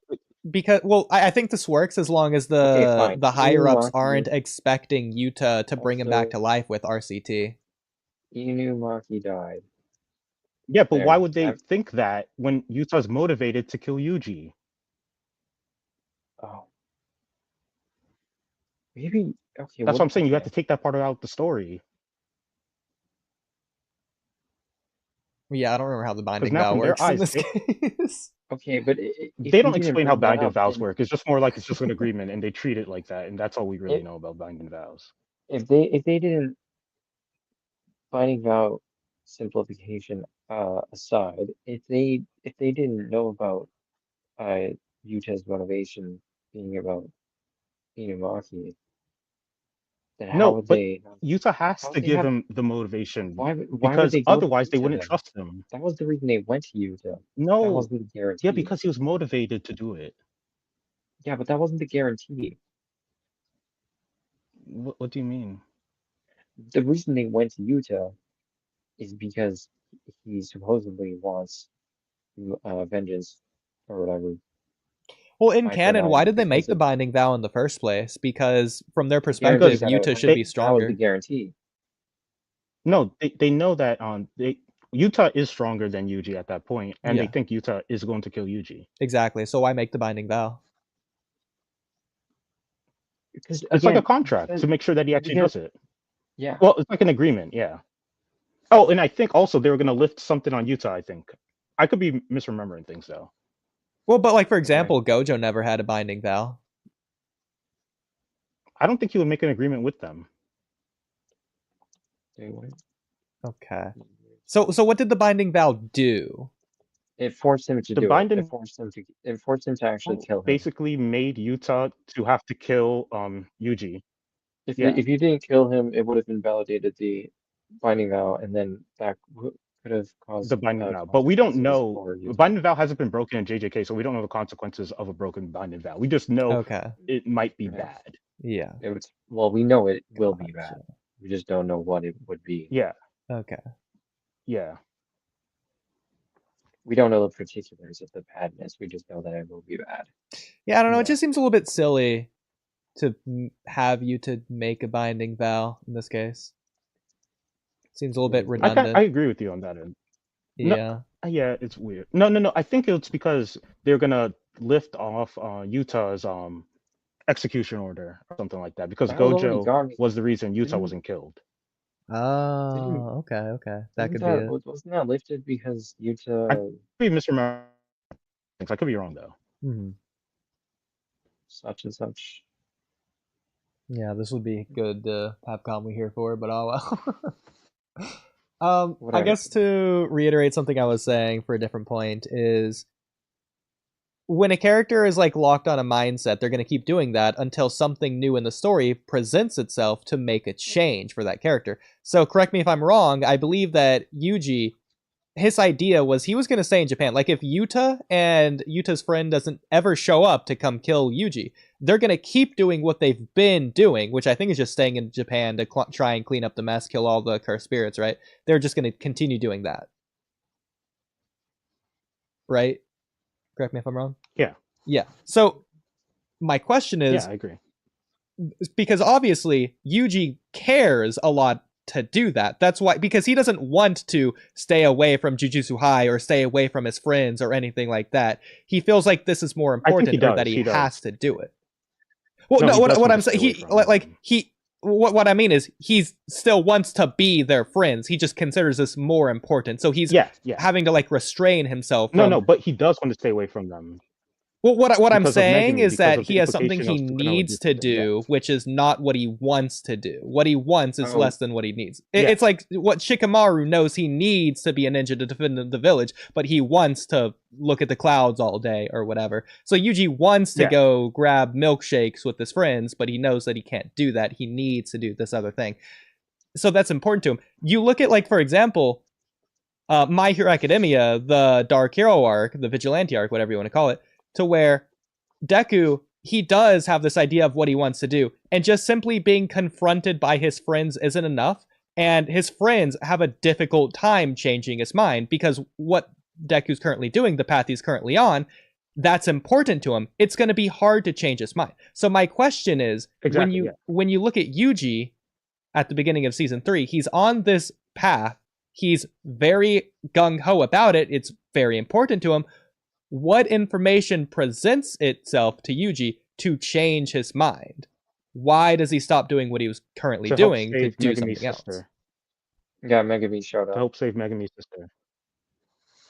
Megumi showed up and he was like, "Get your ass in gear, boy." And he was like, "Oh, yeah." Which I said I don't really like that much. Well, exactly. So that's the point I'm getting at. Is one more job. Which is what I was saying earlier. Yeah. I do like the way that My Hero Academia did it. I think it was very difficult to convince Deku to change his mind in the end. I think it was very satisfying the way they did it. I don't think it was quite as satisfying the way they did it in JJK. So all that context being said, how would you change this? I don't do like what is elaborately. How would I change what? How would you make this more satisfying? Make what more satisfying? To alter Yuji's course, to have him change. Oh. I don't know. I thought it was pretty satisfying. I was pretty satisfied with it. It made sense to me. Would you have more of a struggle, maybe? Or would you have it to where he just instantly just changes his mind the way he does? I think it should be more of a struggle. Yeah. Was good enough. Well, just as an example, Angus, hypothetically, in the Dark Hero arc, at the end of it, if Class A shows up to fight Izuku, and they don't fight him because Izuku immediately agrees, you know what, guys, you're right, you can fight alongside me, and that's just the end of it. They just say one thing, and that's it. Would that be satisfying? I think we all agree, no, it wouldn't. So you want Yuji to fight Megumi? That's not necessarily what I'm saying. No, not fight him, show more resistance. Exactly. To have a struggle, because that's where the internal conflict should be. Yeah. There was struggle. Not really. Megumi was like borderline yelling at him, like. Yeah, I don't think that should be enough just yelling at Yuji. And after that too, there's another thing with that combined. Megumi's probably the worst person to talk to him. Okay, well then Choso showed up as well, and he was like, "Yuji, Megumi's right." Yeah, like, I think Choso doing it is better than Megumi, because Megumi's the worst character to do it, because Yuji's aware that Sukuna has plans for Megumi, so him telling him to be by his side and help him is like, I'm gonna put you in a death trap, which Yuji would feel guilty about. Basically, Yuji, at the beginning of Season 3, is Naruto right after Neji died. Bro was like off the deep end, and it took more than just Hinata's slap to bring him back. It took a whole speech and then some more to bring Naruto back. Yeah. So we need like an equivalent for Yuji. It was basically the same thing. It was basically just a slap, which Yuji got in the form of. I wouldn't even say it was a slap. It was like, oh, help my sister, I need you. Yeah, he's just presenting a side quest that Yuji just agrees to go on. Yuji doesn't know Megumi's sister, so why is it relevant to him? I guess they don't know each other. Why? He knows of her, but he doesn't. There's no like catalyst for change to make it fit in for. I guess exactly. I guess it's important to him because she's important to Megumi. Yeah, I understand that, but it has to be important to Yuji enough to change his mind in what he's doing now. Exactly, because again, this isn't Season 2 Yuji or Season 1 Yuji. This is Season 3 Yuji. Exactly. I think you guys are trying to find problems where there aren't any. Like, no, this is a big issue. This is character writing, because you can't just make your character do things. The character has to do things based on who they are and what the story presents. But what Gege did is just, you know what, Yuji, you need to be in the Culling Games, and Megami needs to talk to you, and that's going to change your mind, so it's going to change your mind. Yeah, we're Why really wouldn't it, not though? getting any sort of weighing between Megami's sister and his atonement for all of the lives of Shibuya. And We're then the not worst really But part too. Choso also showed up later and was Yeah, like, I agree. yeah, he's Choso right. talking to him should have been what happens from the beginning. Okay, But another thing too. Okay, it did. Okay, but my problem with that is that it did. Remember in the church, he was like, Yuji, you should just get over it. And Yuji was like, nah, dude, I can't. And then he walked out, and then it did happen, and it didn't work. Wait, what part are you talking about? I'm confused. You're talking about when they're in the When church? they were in the church, and then they walked down to go fight the bridge. Yeah, but what was The Choso telling on him? the bridge. I don't remember well. Yeah, Choso basically told him that he should not like feel down about it. Yeah, but And Yuji was feeling like, down about it, no, it has nothing to do with the cognitive machine. Basically, he's just telling him be more of a machine because you just Yeah. don't think about it. Just act more. I mean, Angus, if he said that the moment that Yuji woke up after Sukuna in Shibuya and he's seeing the sight as Yuji's throwing up, do you think Yuji's just gonna accept that right then and there? Oh yeah, no, just and I don't be don't down think about he would it. have accepted it later, in the church scene either. And But didn't it's the in church scene. same. He's in the same mind space as he was back No. then. The shock isn't No, there. he's in a worse mindset because now he thinks it's his duty. He thinks he's a cognitive machine that he doesn't need emotion. That He's doesn't mentally real messed up right now. Like Yeah. he's in an extreme position mentally.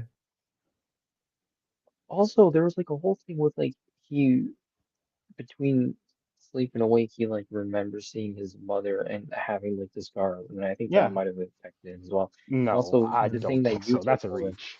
like Yuta was also there. Like it wasn't just Megami. Like I don't Yuta think was Yuta also barely there. did anything. Dude, Yuta made the promise that he would kill him if he went out Yeah. of control again. I agree. He needed that reassurance. At the very least, I think something they could have done here is what Choso could have done along with what he already did. He could have done a sort of a self-awareness line. Think about Naruto in the war arc. He wanted to shoulder the weight of the burden of everyone in the world, all of their hatred. Oh my gosh. The Nine Tails telling him he's naive, that wasn't enough to make Naruto aware. It took Itachi telling him that he's being just like Madara to snap Naruto out of that. You need something big for a change. Oodie, piggyback on your point. Remember, what does Megami tell Yuji? He said, "Oh, it's not your fault. It's our fault." Okay. Yeah, what? Yuji says that's the worst thing. They do have like there's a lot of conversation there.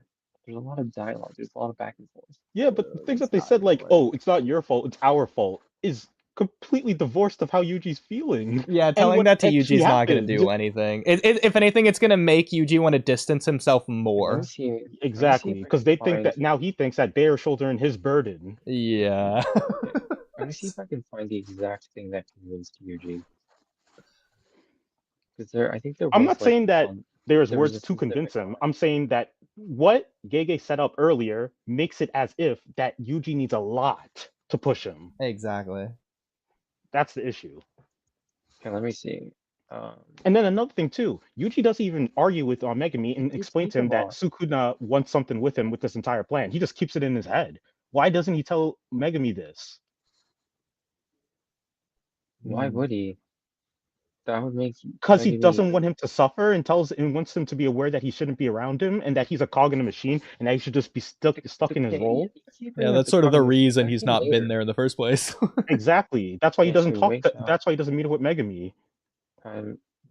There's no reason for him not to tell Megami. Megami should be aware that Sukuna wants him.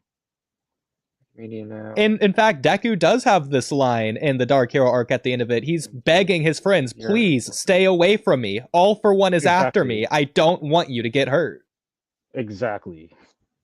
He tries to leave for that very reason. Yeah, and Yuji doesn't even tell Megami that, oh, you know the demon inside me, he wants you. And they're literally arguing about it too, and then he doesn't explain to him why he feels the way he feels. Yeah, Megami's literally the worst person he could talk to right now. That's crazy. And then Megami is also suicidal sometimes too. So it's like you're telling like the absolute wrong person to say, "Oh, it's our faults." Yeah. Didn't even realize it just got worse and worse. Okay, I'm going to We could go back share to the some Hikari panels. example because that's also a big thing. Oh shit. Okay, I'm gonna share some panels in JJK on the server. Just give me a minute. It'll take a minute. All right. While you're doing that, I'll ask a new topic. Ultra, this should be pretty quickly. I personally did not care for at all the depiction in the manga of the chapter with Panda with the principal. If you know what I'm talking about. Agree. That was all nonsense. That was nonsense. Okay. Complete nonsense. Well, waste of my time. Complete waste of my time. I didn't care at all. What do you mean? So I'm glad to know in the anime they didn't fix that to make it good. But before we get to the Panda part, we need to get to the Hikari part because it's completely relevant. Okay. Wait, hang on. What do you mean by you didn't care? Like, you didn't care about the backstory or any of it, first really? We need to get to the Hikari part. The Hikari part, we have to work backwards from the Hikari part for it to make sense. No, I just want Oodie to explain himself. Okay.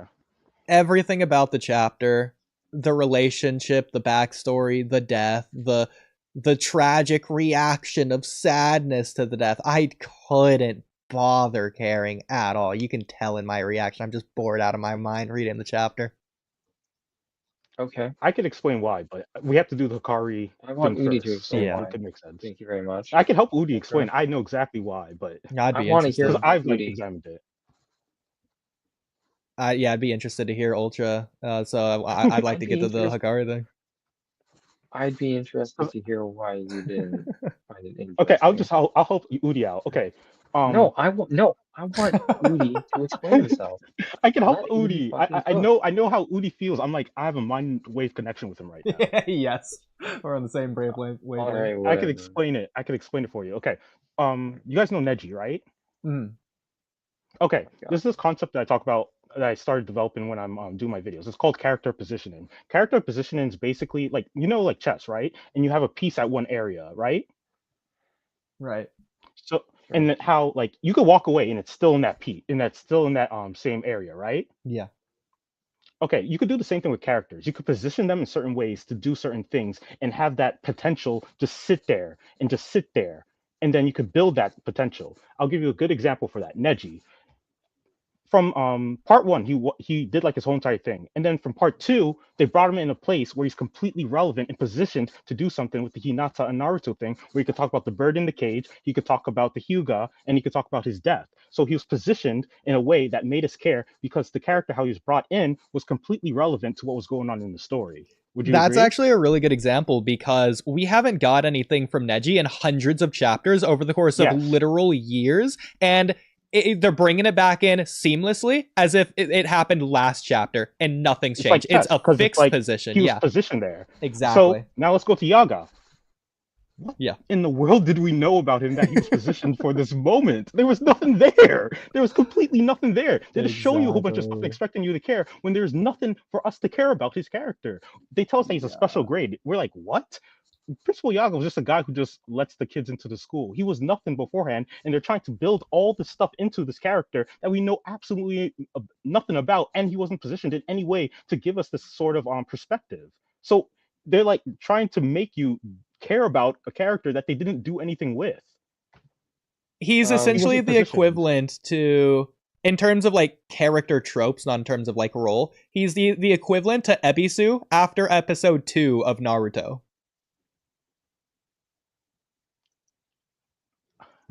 Okay, I forgot episode 2 Naruto. That's Yaga, like the Konohamaru stuff. We see Yaga like throughout the series up to that point. I don't know, like. Yeah, we see Ebisu throughout episode 2. Even with the Maki and Mai thing, they position the characters. Like the moment itself works for what's going on. But Yaga, there was nothing there. Yeah. Okay. Okay, going back to the Hikari example, because the Hikari stuff is just pure nonsense with the whole entire thing with the world ending. Literally, the world's ending. Oh, not ending. Sorry, there's an apocalypse and like Japan just completely exploded. No, don't you remember Getsu did the arm thing? No, I agree. But Getsu did the arm thing that affected the whole entire Japan. And then after that, Huh? don't you remember he did the application thing where he's using Mahito's power, and then like a whole bunch of cursed spirits came out? Yeah, that was after. Yeah. Well, I'm just saying that there's a whole entire disaster that just happened in Japan. Okay, but those cursed spirits, like, that was like part of what Yuji was doing with the clearing them Yeah, up. but I'm saying people are aware that that happened. Okay. Yeah. What I'm trying to say is a whole entire disaster happened. What was normal is no longer normal. Uh, And Akari's completely aware of that. In fact, he's trying to take advantage of the situation. okay. Yeah. So, okay, and there's even more context that gets into this. You know who are the Kyoto students, right? Wait, what's your problem? I'm getting there. Do you know who are the Kyoto students in Jujutsu High? What Jujutsu about them? thing? Okay, basically the Kyoto students, would you say they're more traditional or more progressive compared to the Jujutsu High students? And by progressive or conservative, I'm talking about in relation to being closer to the higher ups or closer to Gojo. Yeah, I know what you mean. I don't know. I guess with They're closer to the higher ups. They're closer Toto, to the higher ups. I would say with Toto, like his boogie woogie is kind of a weird technique. So like he's No, I'm talking probably, about them, how the school is framed. They're closer to the higher ups. I don't know. I guess so with the principal, they Yes, went to because the him principal, for yes, to. they're closer to higher ups. I You, guess so. If you want to no, make that argument, they are. sure. Don't you? Did you forget they were the ones sent on the kill order to kill Yuji? Well, Yuta was actually the one to No, execute I'm Yuji, and talking. he's part of Tokyo, or No, he's I'm part talking of. about in the Kyoto incident. Remember when they're doing the whole entire thing, where they're competing with the two different schools? Oh, you mean the exchange event? Yes, Okay. yeah, they're more closer to Well, the that was just the principle of Kyoto being a jerk ass. yes, who's also higher up. He's close. The Kyoto students are closer to the higher ups than Jujutsu High. That's what I'm trying to say. I don't think that's because of the. Maybe it was. I might just It, not it be remembering they're fully. positioned as closer to the higher ups than Jujutsu High. That's the point. Okay. Okay, would you say Jujutsu High is closer to Gojo? I I would say they're closer to Principal Yaga. No, it's Gojo. Gakuganji, that's It's his name. Gojo. Gakuganji. What is Gojo's plan? Uh, Gojo's plan is to let's see. raise a bunch of young sorcerers to overthrow the current regiment, whatever it's called, in Jujutsu Regiment? Society. Yeah, Regime. he wants Regime. regime. Sorry, thank you. He wants them to overthrow them and become powerful. So would you say that makes them against the higher ups? Okay, I posted it in Jujutsu Kaisen channel. What did you post? Let's find out. Oh, that's a lot. Yeah, it's a lot. And that's like disregarding all the context of the conversation Yuji just had with Yuta. Like there's an entire conversation they had beforehand and stuff. Space, I don't know why you're typing. I didn't add you. You're not. This wasn't. Oh, the telling you. Yeah, I know. Oh, the conversation. Hmm. Yeah. I Okay. Back to what I was saying. Go ahead. Yeah. So the Jujutsu students in Jujutsu High, they are more aligned with the Gojo than the higher ups, Yes. right? They absolutely are. We've seen this in just JJK okay. What? Zero. Say that again. We see the students of Jujutsu High are more aligned with Gojo than they are with the higher ups. Yes, Yes, I think this is absolutely clear. And even yes, when we get more information about Principal Yaga and how they tried to, how they imprisoned him, it even makes more sense that they will be more on Gojo's side, right? yeah. They're aligned with Gojo. Yes, Okay. And you think the students are aware of this? I think the students are more aligned with Gojo, and they're like conscious. Yeah, I would say Okay. yes. No, but I'm saying interpersonally, what all are the students aware of this? Yeah, Like, I don't does know whether it's like a okay? gentleman's agreement or whether it's stated No, no, out not like a loud. gentleman's agreement. Just like culturally, they're aware of the fact. Like Maki is with all the regular kids, and they don't like the higher ups, and they're aware of this. Not like Maki personally, but just that they're not. They're more so on Gojo's side. Uh, Would you say yeah? uh, Like Maki's like the best example of this. It's pretty obvious. And the second years, they're all friends with Utah. And remember, they tried to kill Utah too. what? So, okay, somebody DM'd me on Discord and I got a little distracted there. What are you saying? That's cool. I'm just saying how the students within JJ High are aligned with the Gojo, and they're aware of this. Uh-huh. Okay. Why did Hakari and Kirara get expelled? Kidara. Kira. I don't I know. can explain why. I can explain why. I forget. There's like two different things. First, it's like in Jujutsu Society, they don't like more sciencey or modern curse techniques, and I think they feel that That's way what I thought towards you meant by Kirara's. that's what I thought you meant by conservative. Huh? That's what I thought you meant by conservative. That's what most people mean when they say the higher ups are conservative. It's in terms of like techniques. Like they prefer Novara because her technique is more Yeah. it's No, more no, no. classic It's more and than techniques. traditional. It's more than techniques. It's culturally too. It's culturally too. Yeah, they're Culturally, yeah. traditional. Yeah, but yeah. And then in Hikari, I think he got into a fight or he got expelled, right? And it was because of the higher Hmm. ups. Okay. Now let's take Sure. all that into context. Why would they think Yuji and Megami are lying? About what? About Gojo, or just the fact that they're there? Why would they have to jump through all these hurdles to talk to them? And why would Kirara assume that they're Because lying? the idea of Gojo being dude, No, no, not Gojo, even that. dude, Not even that. might I Why wouldn't they just remind trust you, them? might might I remind you, They're not Gojo is Kyoto quite students. They're literally not Kyoto go students. Ultra. Gojo is quite literally the strongest. And that's not just like a title fans have given him. That's like in canon universe, that's his official thingy. I He's don't the disagree with any of strongest. that. I So don't disagree with any of that. the idea that he would somehow get sealed, like think about like Okay, wait. Does it's Panda the also impossible happening. does Panda also go there? Go to Hikari's place? What? Panda. Yeah, Panda's there. Yeah. Why didn't he explain to them, just tell them, oh, Principal Yaga died Oh or my was killed? God. Oh my And do God. you remember that what Hikara says about him? That he actually feels most passionate when he's helping other people, like students?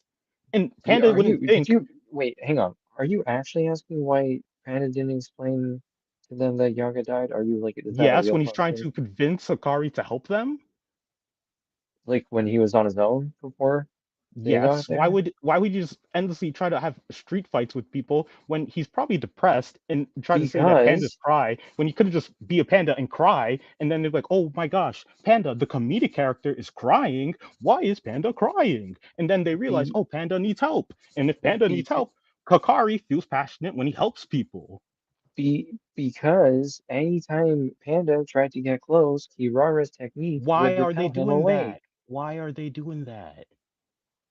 Because it's a security, she's the security. Why would they need a security member? Why would they need all these security measures?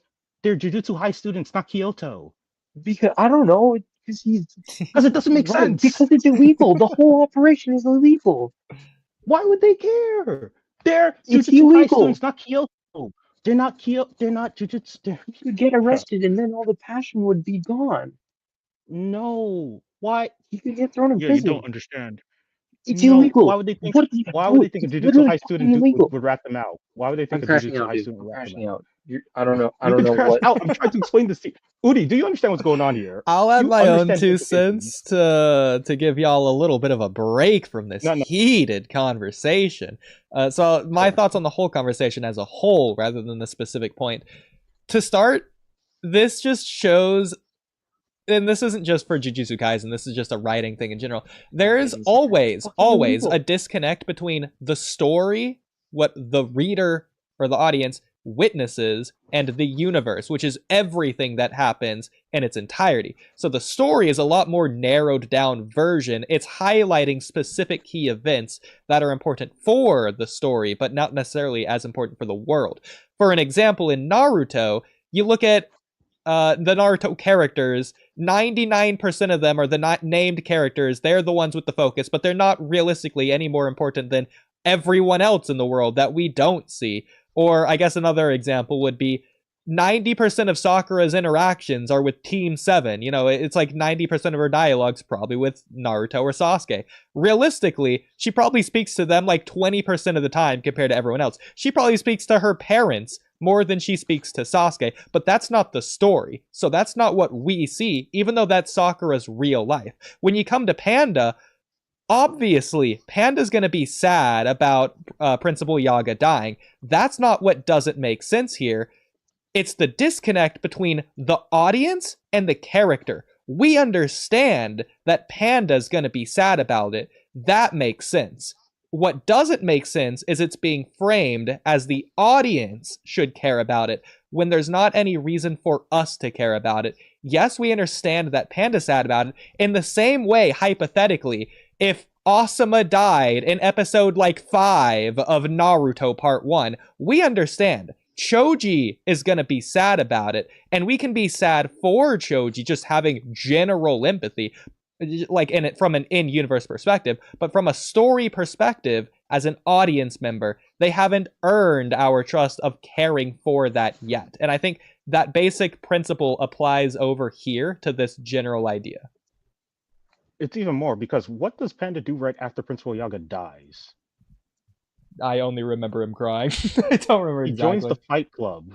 Yeah.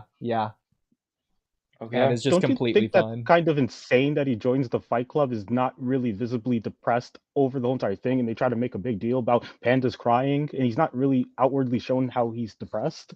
Yeah, and he's not trying to reach to Hakari on an emotional level. This is ridiculous. And he's literally just outside just fighting people? Because Urara was repelling him with her technique.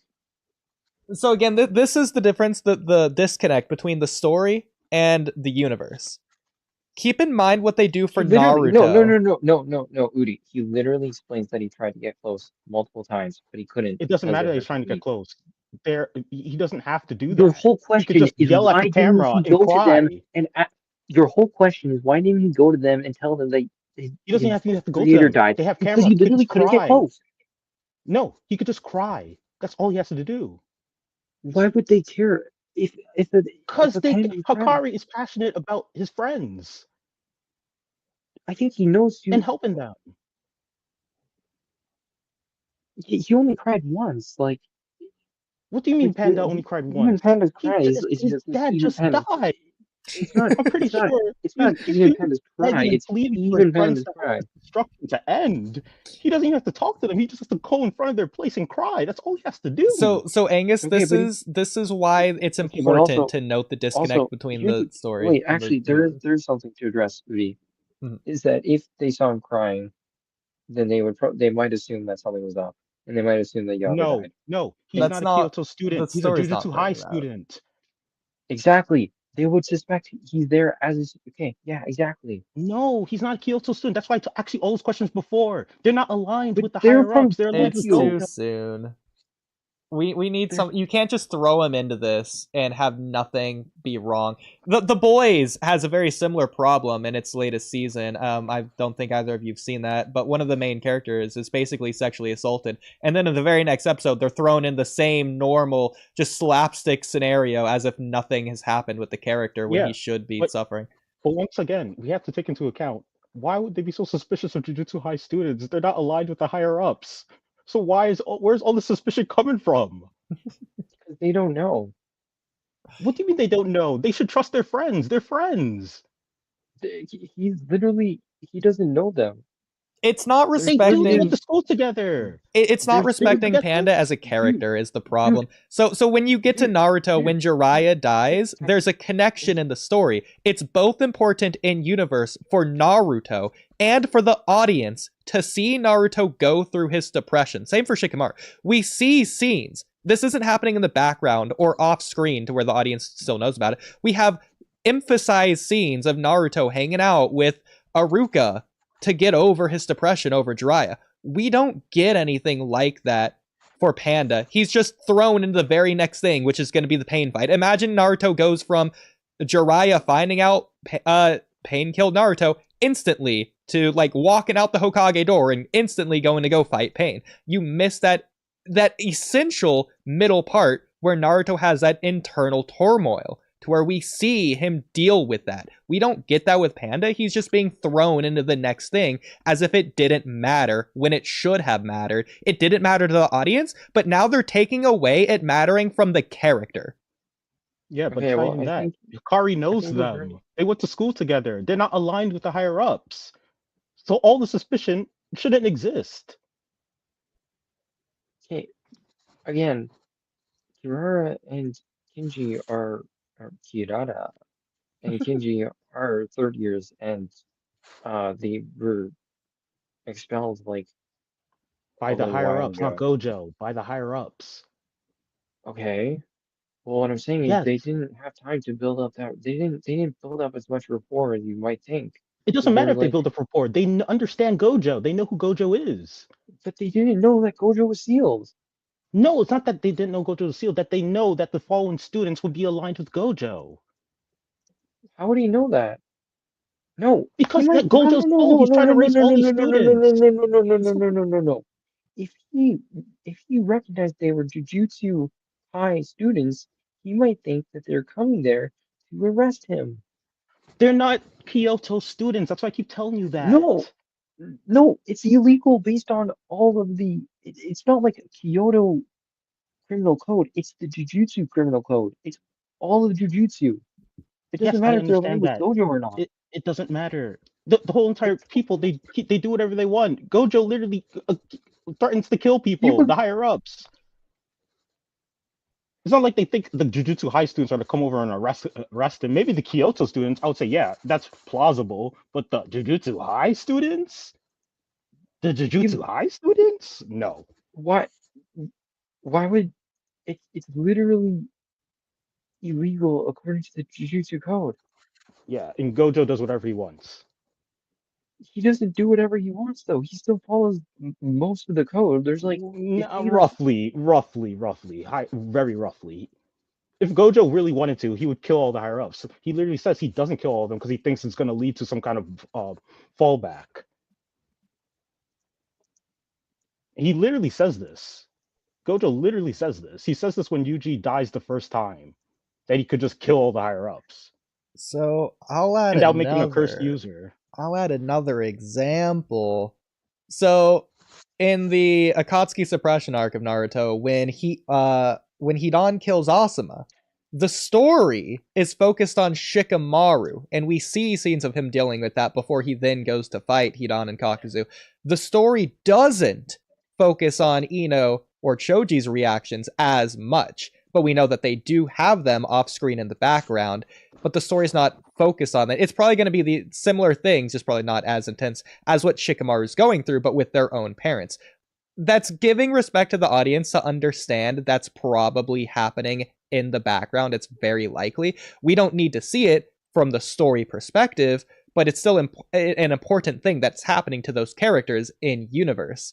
The problem is we're not getting anything at all, either for the story for the audience or in universe for the character for Panda. He's just being thrown into the next thing. He's just Panda. But it's more than that too, because they're framing how they frame the political aspects and how people think in Jujutsu society in terms of the different schools. It kind of doesn't make sense in why they'll be so suspicious of things. The Jujutsu code applies universally. It doesn't just apply to Kyoto. Well, we're not getting like anything off screen in the background. Literally, yes. It's that Jujutsu High is against the higher ups. Gojo would be The- fine and okay, and openly says that he would be willing to kill the higher ups. That's the point. They're so they're so like separated. The code and the higher ups are not one and the same. They're like separate. They're different.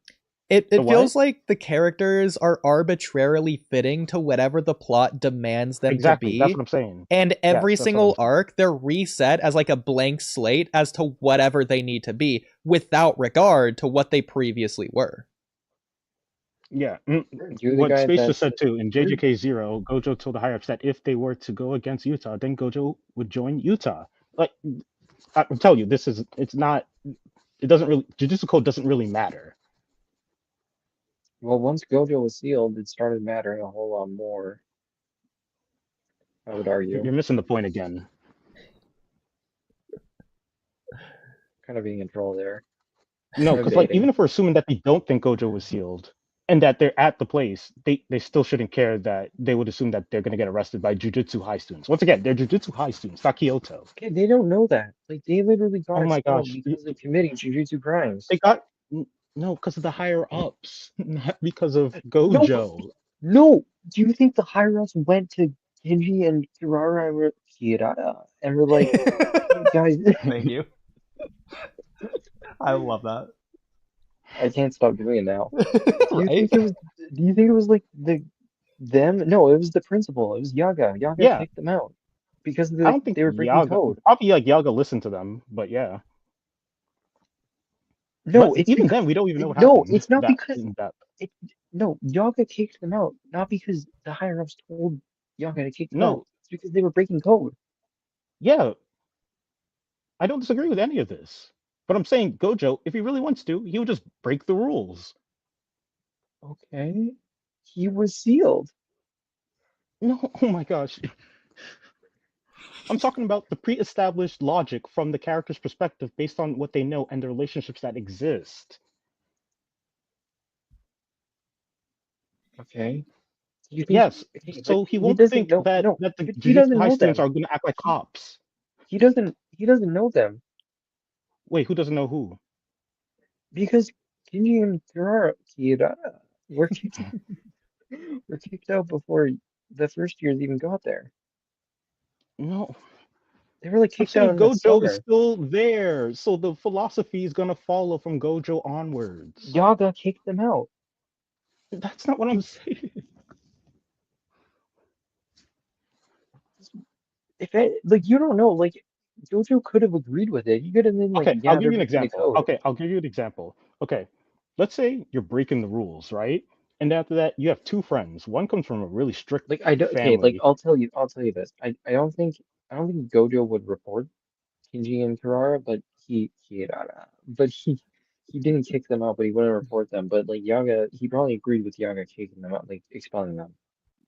Yeah, I don't disagree with this. Okay. What I'm saying is now the story wants us to believe that they think the Jujutsu High students will act like cops. Uh-huh.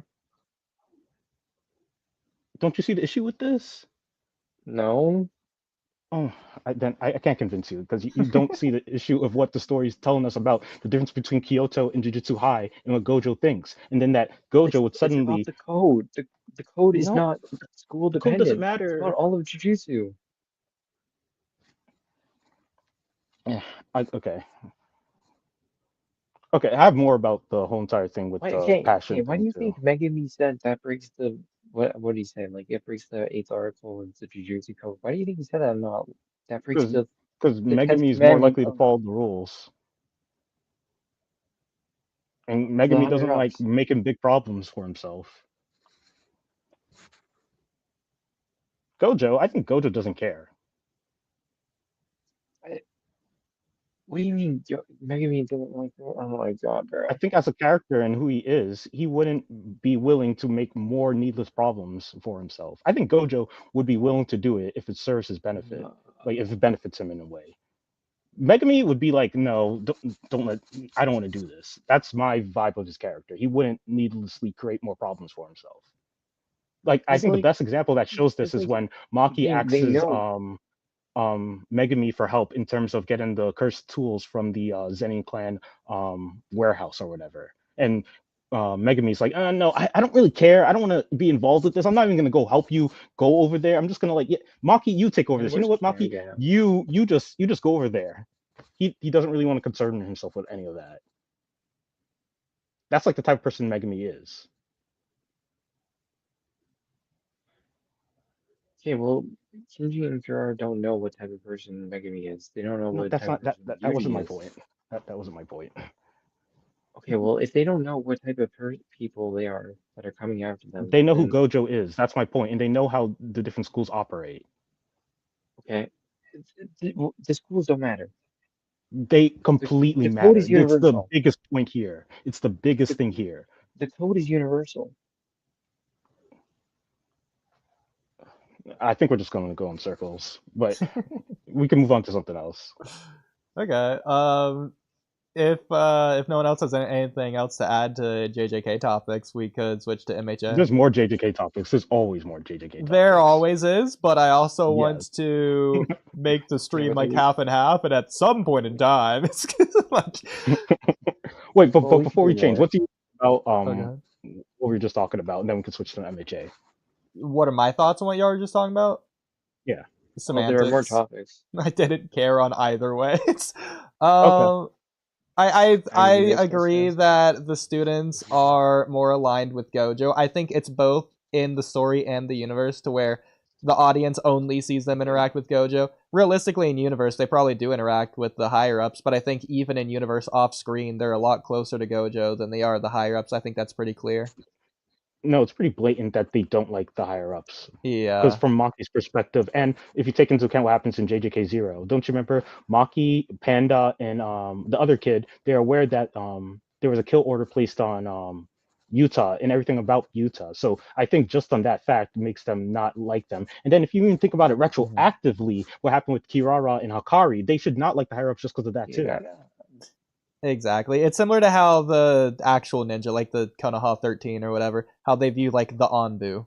It's kind of similar. And to that. Maki is like the biggest example. She's discriminated against by one of the higher ups, one of the biggest clans. Exactly. Like the Anbu versus like the Hokage, or versus like their academy teacher, or like their their own sensei. Same idea. Okay, we can move on. Okay.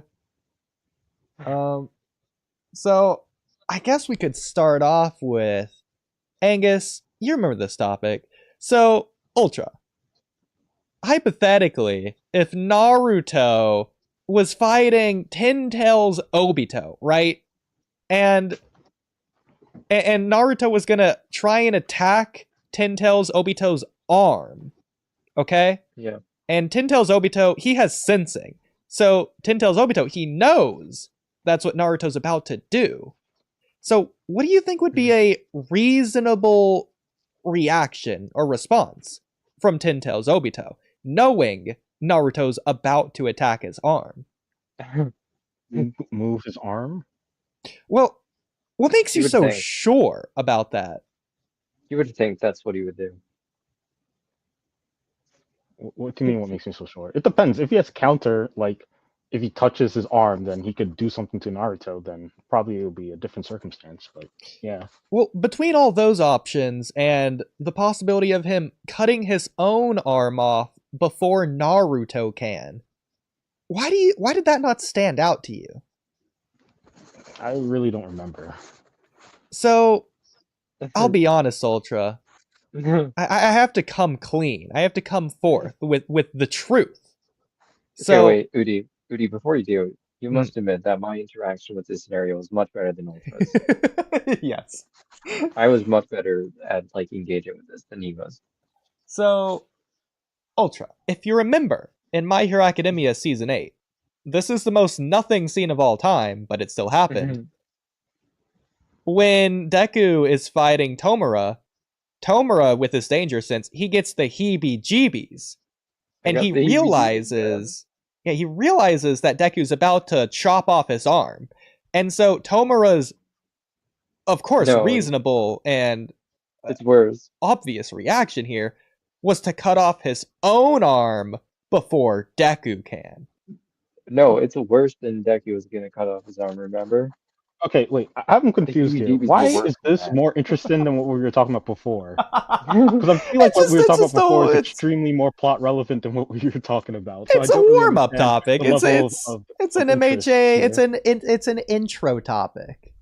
I just wanted to get your thoughts on this scene. I if you don't remember. understand what is interesting if what we were saying before wasn't interesting, but this right here, this is interesting. It's interesting to me. Because it's funny. Because it's So hilarious. it's getting like some The strange scene is so silly. that it's more interesting than like plot relevant things and character behavior. I love Space's comments.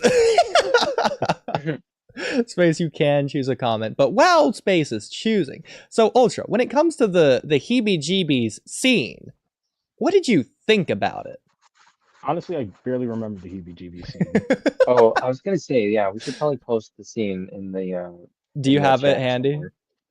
Me? Okay, I'll post it in MHA, please. MHA. Okay, yeah, I should have it. Yes. It's somewhere. I could probably get it really quick, but if you can get it quicker, that's even better. I'm getting it right now. So if you remember Ultra, Deku had the plan to like shoot all One for All into Tomura, and that was like his whole idea. So that happens later. That hasn't happened as of the time of this scene. He hasn't come up with that plan yet. So that's not the answer to there just is no answer to this. It's just ridiculous. Oh, this isn't it. And you can say that, you know, he's danger sense or whatever, heebie-jeebies. Oh, he is healing, so does it really matter? But at the same time, doesn't change it from being ridiculous. That what about scene was Space's ridiculous. topic? Space's topic might be more interesting. You hate this topic. Okay. I love this topic. Okay. I love this topic too. Okay, what is Space's topic? It's so goofy. Let's move that up on. I picked the topic. 409. Is All for One's characteristics inconsistent? Well, Ultra, what do you think? I don't know. My hero knowledge is kind of vague right now, but from what I could vaguely remember, yes, it's very inconsistent for All for One. So I didn't like it being wishy-washy on, oh, he's actually just a one-note evil villain. Oh, he actually does love his brother and has some depth there and isn't actually evil and you should feel bad for him. Which one is it, Horikoshi? I don't have it. I thought I saved the panel. I don't really remember the brother stuff off the top of my head because I haven't really looked into that, but more so the biggest issue I would say was like the Shigaraki thing in terms of letting him become the new Demon Lord, and then All for One not wanting him to be the new Demon Lord and just prepping him to be the new, and him just taking Shigaraki's body.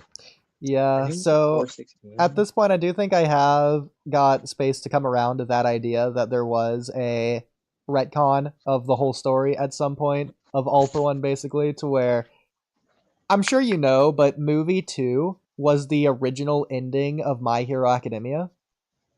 Yeah, I heard about that. Yeah, like that. Horikoshi gave the movie studio his idea for what he was going to do for the ending. So he had to come up with a new ending. At the same time, he extended the story to make it longer. I mean, that was probably just going to happen inevitably at some point anyways. But the point is he had to like sort of change what he was going to do. And obviously he has to like fit his story around that. He can't just arbitrarily shift it to just be something else. It would be very jolting and jarring. What's that? Unless you're gay. Unless you're gay, exactly, yeah. So at some point in time, he had to do that. He definitely had to do that, obviously, before when that original ending was going to take place. I believe it was going to be season 6 would have been the final season. It was going to be that first war in the city. That was going to be where this original ending happened. So everything after was either going to be extended or not going to exist, or this final arc was going to be placed after all those other arcs and he just placed it here instead.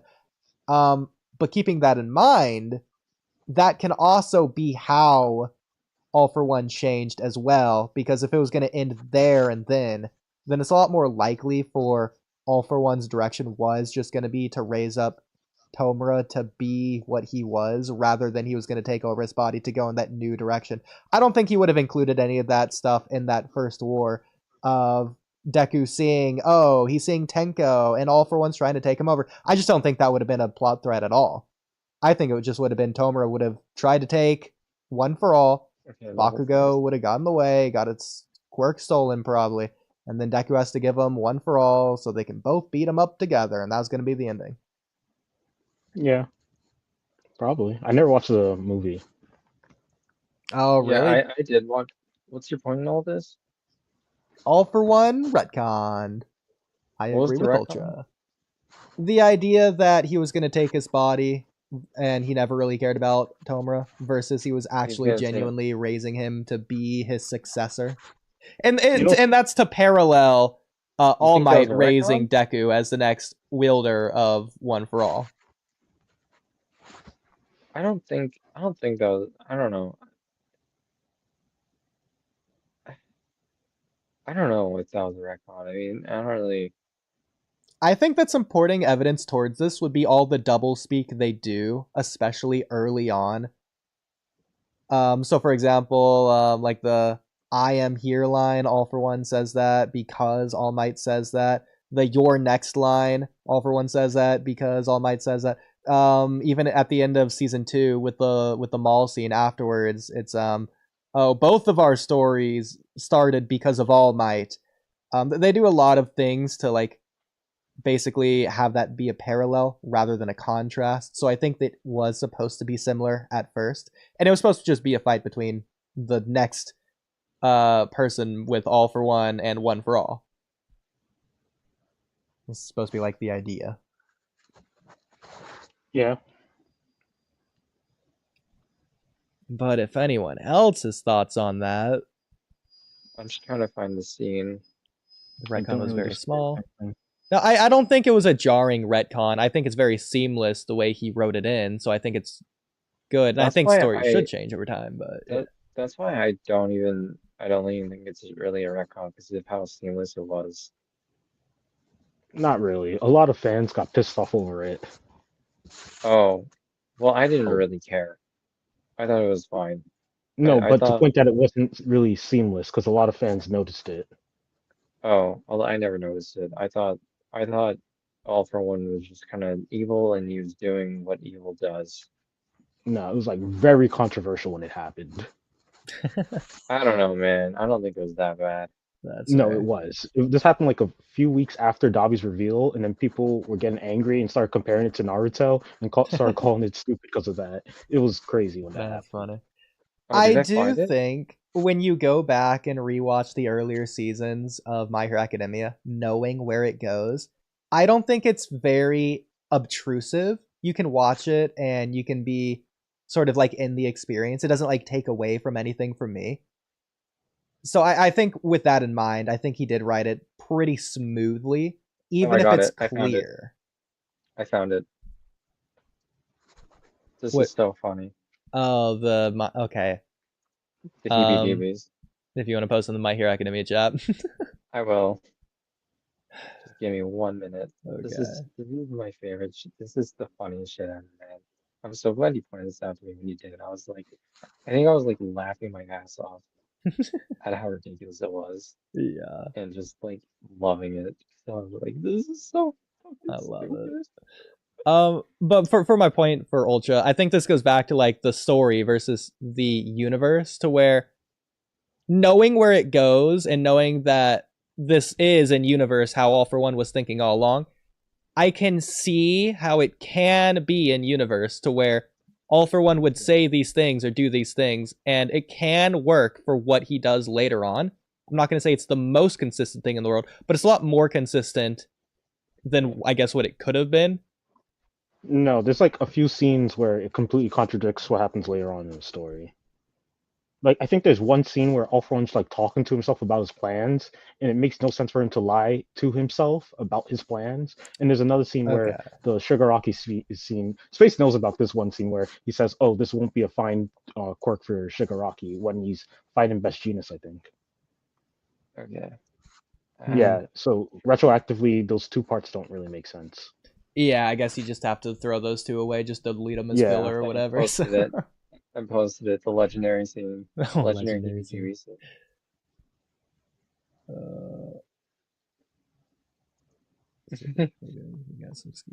Okay, yeah. So, Ultra, if you go to the My Hero Academia chat, the very top left panel. Thoughts? Oh, this is the cut off arm thing. Yeah.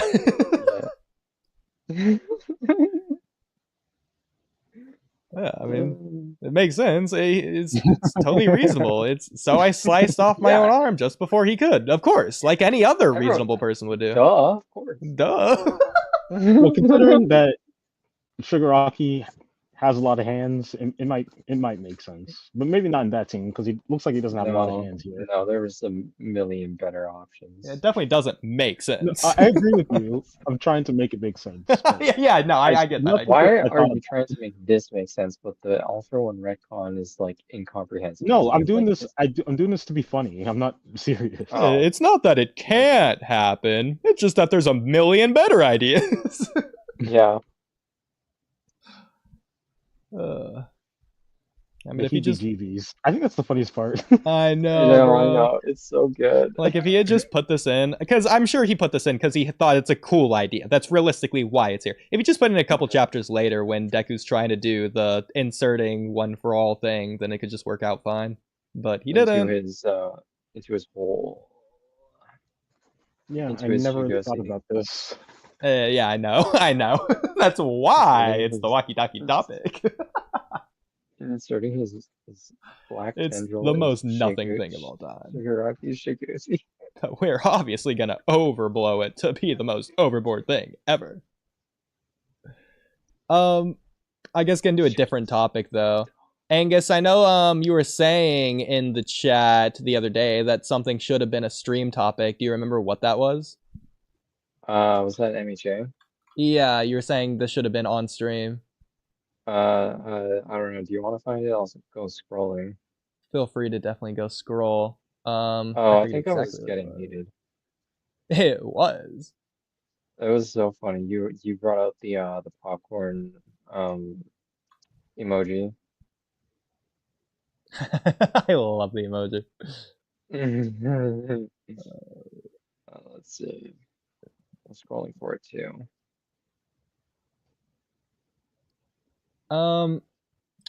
Okay. So. Oh, okay. I remember. I remember. What okay, go ahead. It was about how Ochako and Deku. What about him? Because Space added a bunch of us, and he was like, "So what do you guys think about the ship?"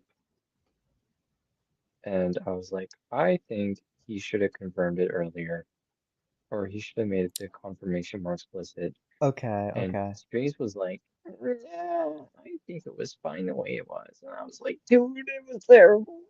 So this can go into a couple of things. This could just be one of the many things. I think there's a lot of things that the ending didn't address. Ultra, I know that you've said, despite Space completely doing a 180 on this and completely disagreeing with you randomly for no reason, as if he forgot, as if you never said in the first place, you've said that you've gone back on the MHA ending being good and you now think it's bad, unless Space convinced you otherwise. No, he didn't convince me about that. He convinced me not to make a video about it. Okay. Yeah, well, yeah, that was because he listed the other guy's video who like made the same points, right? This, by the way. And then it was like another discussion too. Yeah. Okay. So do you remember what your points were that Space adamantly refuses to acknowledge that you still hold? It's the point about do you remember that one scene in the ending where what's his name? Hawks talks to All Might about the hero rankings? Yes. Oh yeah. Okay, I'm glad you're bringing this up because that was confusing to me. Okay, so he talks about how they're changing the hero rankings and I barely remember the exact details, but I think he was talking about how they're going to take out like the negative things of the hero rankings and only change it for the positive. But the issue with that is that the hero rankings were always pretty much shown in a positive light, so the change that the story is trying to show doesn't exist. Gotcha. From what I remember, they were surprised that they are keeping the hero rankings in. But the change that they were doing is that they were adding everyday heroes to the list. Yeah, but I don't understand how that fixes anything because those everyday heroes aren't going to rise to the top. The number one position was the problem. And that's always going to exist as long as there's a hero ranking system. Just because Joe Schmo is number 600 now, whereas before he couldn't be, that doesn't fix All Might being number one on his pedestal. I disagree with that too, because this was going to be what I was going to make the video about All Might and him being pedestal, because I think the whole entire idea of him being a pedestal is completely false within the story, and the story completely disproves that. He's definitely a pedestal. Hello? Yeah, we hear you. Hello? Go ahead. Yeah. Wait, you can hear me? Well, why do you think the story disproves that? Because if you watch the story, there's actually several pedestals and several things that exist within the My Hero world to keep My Hero world functioning. So the idea that All Might kept everything up doesn't really make sense when the Hero Society functions so well. Well, it's not just All Might. It would apply to all heroes. It just applies especially to All Might. Oh, yeah, is that your problem with it? The idea that he's holding it up, I don't think is actually true. Okay, so the idea is that your problem with it is that it's framed as if it's specifically All Might rather than especially All Might. I think, ironically, what's it called? JJK actually does this well with Gojo, because it actually seems like Gojo's actually holding up society. Mm-hmm. But with All Might, I don't think so. And you also have to take into account, too, that since All Might got injured, he's been doing less and less hero work. And who actually has been doing the most hero work has been Endeavor. Yeah. Years on end, he's been doing the highest amount of hero work. So how could the story really say that All Might is holding up the hero society when Endeavor's actually doing all the hard work, and there's several other smaller heroes in the world that also do work? I don't think the story itself is framing it that way. I think the characters frame All Might as the one who does that, but I don't think they. No, but why would they do that when Endeavor's literally the workhorse of your society? Because All Might is a figurehead.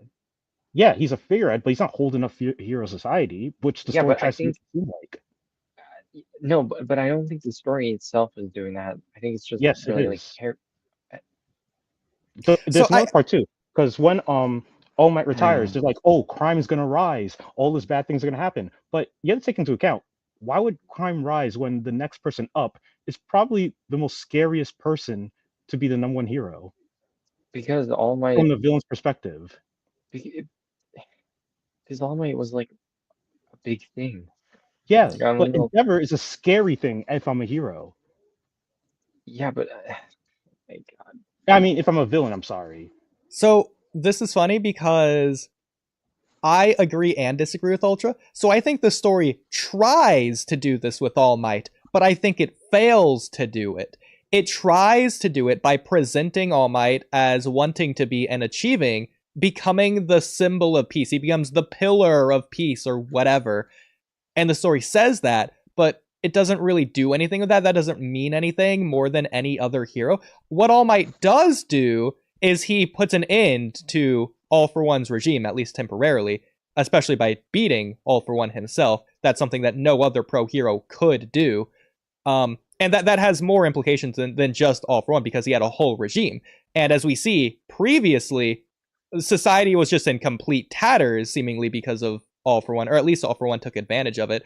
But it doesn't really show the shift from that to the current society to point that as what All Might did, taking down All For One, as being responsible for that. It seems like it's especially a lot more of a gradual thing that would have happened regardless of All Might beating All For One or not. I don't think if All Might never beat All For One, as if the sky's still going to be red and the buildings are going to be in shambles and the apocalypse is everywhere with no government or anything. I don't think it's going to be like it was hundreds of years ago. I think it's going to be more or less resembling how society was in Chapter 1, regardless of what All Might does.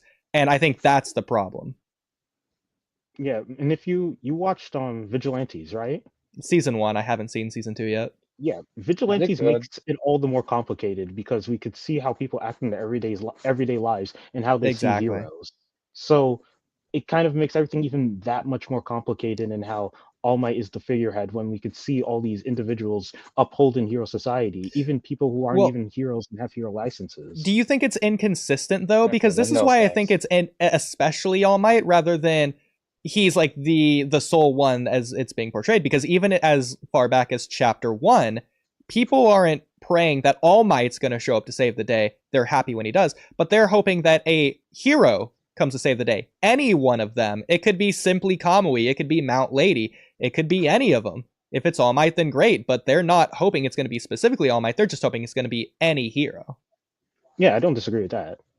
So then do you think that it's at least inconsistent to where sometimes it could be portraying All Might, sometimes it's portraying any hero? No, I think it's inconsistent as in how they portray All Might as upholding hero society, and he thinks he has this extraordinary duty to keep working and keep doing all these things when it's actually not necessary within the world. So when are you thinking of that it's portraying only All Might as that? When that one scene where Night Eye and All Might break up. Interesting. Okay. Yeah, because now I think the implication with that scene is that All Might doesn't trust other heroes. You have to come to that conclusion. So yeah, because he is referencing the future. I don't think that's what you're talking about, but that's one of the scenes that I'm a little bit more shaky on with my memory. No, I'm talking about the hospital scene where All Might refuses to rest, and he thinks that he must continue doing hero work. And Night Eye and the principal are telling All Might to stop. And he's like leaning against the wall. Yeah.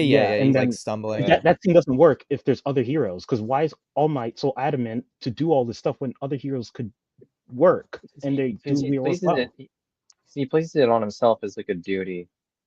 Yeah, but why would he do that when other heroes could work? He made like a commitment to Nana Shimmer. Yeah, but he did it. Okay. Yeah, that's like the issue. He already did what he had to do. There's no problem in healing unless you don't trust people. That's why I think the Dark Deku arc works, because Deku doesn't trust his classmates. Yeah. All Might should trust all the other heroes, but Deku specifically doesn't trust them. That's why I think it works with Deku. But All Might, where is this coming from that he must do this? It seems so strange unless All Might doesn't trust the other heroes. That's a good question. I would say this is headcanon, I'll admit. This is me trying to defend the story when the story's not doing it itself, and that is a problem.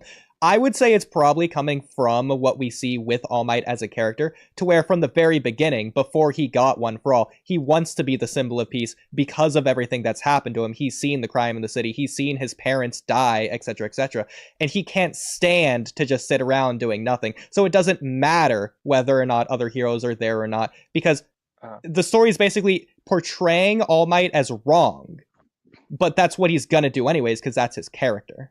I agree that what he's doing is wrong, but you have to think into context that he's doing this at the opposition of people that care about him. So that's where I would agree. So I think the problem with the scene there isn't All Might. I think All Might does exactly what he needs to do. I think the problem would be Night Eye and everyone else who isn't talking reason into him. Yeah, I'm pretty sure they do, don't they? Well, from what I don't remember the scene very well. From what I remember, Night Eye is just mad because he knows, oh, if you go out there, you'll die in the future to a hero, or to a great villain.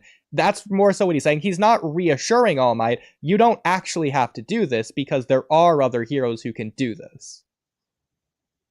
If that's the point, then I agree with you. But then that leads to more problems with the scene, but yeah. Yeah, well, okay, exactly. Interesting. What's the problem with the scene? What I just said about All Might. What about him? That he's going so far, because the same parallel happened with Deku, and I think Horikoshi framed it in a way that works better, because Deku actually doesn't trust the UA students in terms of trying to fix the mess. But there's no reason where All Might shouldn't trust other heroes. So him going this far, even though he's injured, seems a bit ridiculous. I don't think it's that he doesn't trust the other heroes. I think he just places the burden on himself. No, yeah, but I'm saying all the heroes place the burden on themselves. And no, Deku even acknowledges too. What I'm saying is like he just thinks they can't do it. No, I think All Might just places like an extra burden. Yes, that's what I'm saying. Deku does the same thing too, but they add that extra layer where Deku doesn't believe they can. That's what makes it matter so much. Does All Might believe the heroes around him can? That's what I'm saying. That's the issue. That's All Might has to, in some way, also has to believe that the other heroes can't do it. Okay. Yeah, Yeah. that's that. No, that's the argument that I'm making. Okay. Is that a problem? Yes, that is a problem. Where's the problem? Because he's acting in extraordinary ways that doesn't suit what goes on in hero society. He's being selfish with his obsession over being the sole pillar, which Yeah, I don't and then after that, think that's a you have problem to for think- his Yeah. character, but I think it's a problem for the others. I think it is a problem because now you're making All Might seem very prideful, and I don't think All Might is Yes. that prideful. No, he is. No, he isn't. He's very modest and Dude. like almost like downplays himself, especially when it comes to training Deku. He's like, "Oh no, did I mess up? Oh no, did I do this wrong? Did I do that wrong?" Yeah, He's no, very no, aware of his failings. He He's was not that very arrogant. prideful. He's His not. pride He's was- not that prideful. He's really not. Yeah, because his pride lessened over time as his injury caught up to him. I don't think it's No, because of but- the injury, but I do think there was a shift in his That was character part of it. from back That then was part of to when it is later on, like at the end of season 2, for example. He's a lot more humbled at that point in time. I don't think he has Yeah. that here. I think it also I came don't with think age. there's as ever a well. character arc where it shifts and downplays All Might's arrogance if he had that arrogance. That was I think it was a extreme. gradual thing. Like it was a Yeah, gradual but it's thing never over shown. time. This is never shown. Well, as an well- example, Ultra, at the end of It's season 2, gradual. what he tells Deku is All Might knows, he acknowledges there's people out there that he can't save. He's accepted You know, that. That's Yeah, clearly like a night and day difference from the All Might shown in this Night Eye scene, which, by the way, Space did post the panels in the MHA Discord if you haven't seen. But it's like a complete 180. So the question is, why did that shift occur? What happened? What changed him? No. Yeah. Okay, now that even brings up another point that I also forgot. In like Yeah, the I early think chapters, I think- All Might shows that he doesn't trust the other heroes and the new heroes that only come for Wow. fame. He says this earlier in like the first or second chapter when he's training Deku. So it literally says that there's some negative feelings All Might has present pro heroes. Yeah, I think it's really inconsistent Okay. because even as far as the season 1 finale, the way he's talking to Tomura, he's very like inconsiderate of everything. He is being the superhero on the pedestal as far into the series as even that. Even the Isn't it- Tomura okay, point can I say goes something? on to show that Ultra, can All I say Might is something? acting in that scene. And there's nothing that Can I say- changed can between I then and say season something? 2, really. Sure. God. So I would agree. But go ahead, Angus. Oh, okay. Isn't it a good thing when a character has flaws? No, I don't disagree with him having flaws. That's why I compared him to Deku. I think Deku's flaws in what they show are better positioned than All Might's. Deku's makes complete Yes. sense. I have no problem with that. It was done extremely well. I'm saying All Might's, it's done in such an extreme way that it kind of implies certain characteristics about the character. And since we don't see those characteristics follow throughout the story, it gets even more strange. And it actually does follow through in the earlier chapters when All Might shows that he doesn't actually like some of the pro heroes. But later on in the story, this doesn't Okay. really mean anything. I don't like. Can characters not change over time? That's not what I'm arguing. You're not paying attention to exactly what I just said. Well, real quick, I'll just give you a silly example just to make Ultra's point obvious. So, characters having flaws is a good thing. Okay, so let's just say when All Might is fighting All For One in Season 3, if All Might randomly out of nowhere develops a toe fungus, that's a flaw, but it doesn't make any sense and is completely irrelevant to everything happening here. It's just thrown in there inconsistently, randomly, for no reason other than for the sake of being a flaw. I don't think what's happening with his pride is on the same level as that. It's obviously a hyperbole to like make a point. Yeah, but I think his pride is shown to be extremely like out of the extraordinary, especially in how he views being a hero, and that real heroes actually do the dirty work, like cleaning up the beach. But other heroes, they don't do their dirty work. So that's implying that he doesn't think other heroes do the right work they need to be doing. It is weird for All Might to know the whole being a hero isn't glamorous, you should clean up the beach. He has that principle. Yeah, it is inconsistent. I completely agree. He shouldn't know that in season 1, based on how I think he was trying to like set an example for. Yeah, he was trying to set an example based on what he believes and what he does, but All Might doesn't really do that and act like that. No, I think I think it's like it's not. He's creating an ideal, right? No, he Like is the ideal. no, he's creating an image. Like Well, okay, let me give, because this is like one episode apart. Why would he tell Deku hero work isn't always glamorous, cleaning up the beach is hero work, but then in the previous episode, he tells Deku he can never be a hero because he doesn't have a quirk? No, I don't disagree with that. I think that works. I think that might be like different kinds of hero. Yeah, it's just a different sort of hero. But I don't think that this All Might should know that. What do you mean? Because what a hero is to Hero Society in Season 1 is so much more fundamentally different from what it is or what it's realized to be later on. Because of this whole pedestal situation in the first place. Being a hero is propped up. You need to have a quirk to be a hero. It's the importance of being a hero is how strong you are with your quirk. Okay. So how does that connect to like how does that connect to him talking to Deku? Also, I feel like this is just like developing the power system more and making it more important in the story, and not like I don't know about that. Well, then you get to like Season 8 where the everyday man can be a hero. They have their statue right next to All Might. That's not at all how it's portrayed in Season 1, to where Deku can't do that. He can't be a hero because he doesn't have a quirk. Well, admittedly, I even I understand have what you're saying problems now. with the statues. Okay. Even I have problems with the statue as well. Like, I think that. Oh, really? I thought that was the best part about the whole finale. The whole finale. I thought that was the best thing they did. Yeah, sure. That was good. I love the statues right next to All Might. Yeah, and like back to like the hero rankings thing. Society was already functioning really well, so the fact that they changed the rankings doesn't mean anything. Bro, I feel like that's why they did the hero rankings. It was just to complement the statues. Realistically, forget the hero rankings. You could just not address it. Just do the statues. I think you fixed it. Exactly, I completely agree. Them mentioning the hero rankings makes it a problem. I agree. What are you referring to? When Hawks and All Might, they have like a little talk at the end of the story, and then Hawks talks about how they changed the hero rankings. It's in the final episode. Like added normal people to it as well. Do you remember what happened? Oh, it's the final episode. It's a very quick scene. Okay. Space, if you have the panels. Yeah, I agree. That is stupid. Yeah. And then you have to also think too, no hero other than Endeavor was really motivated negatively by the hero rankings.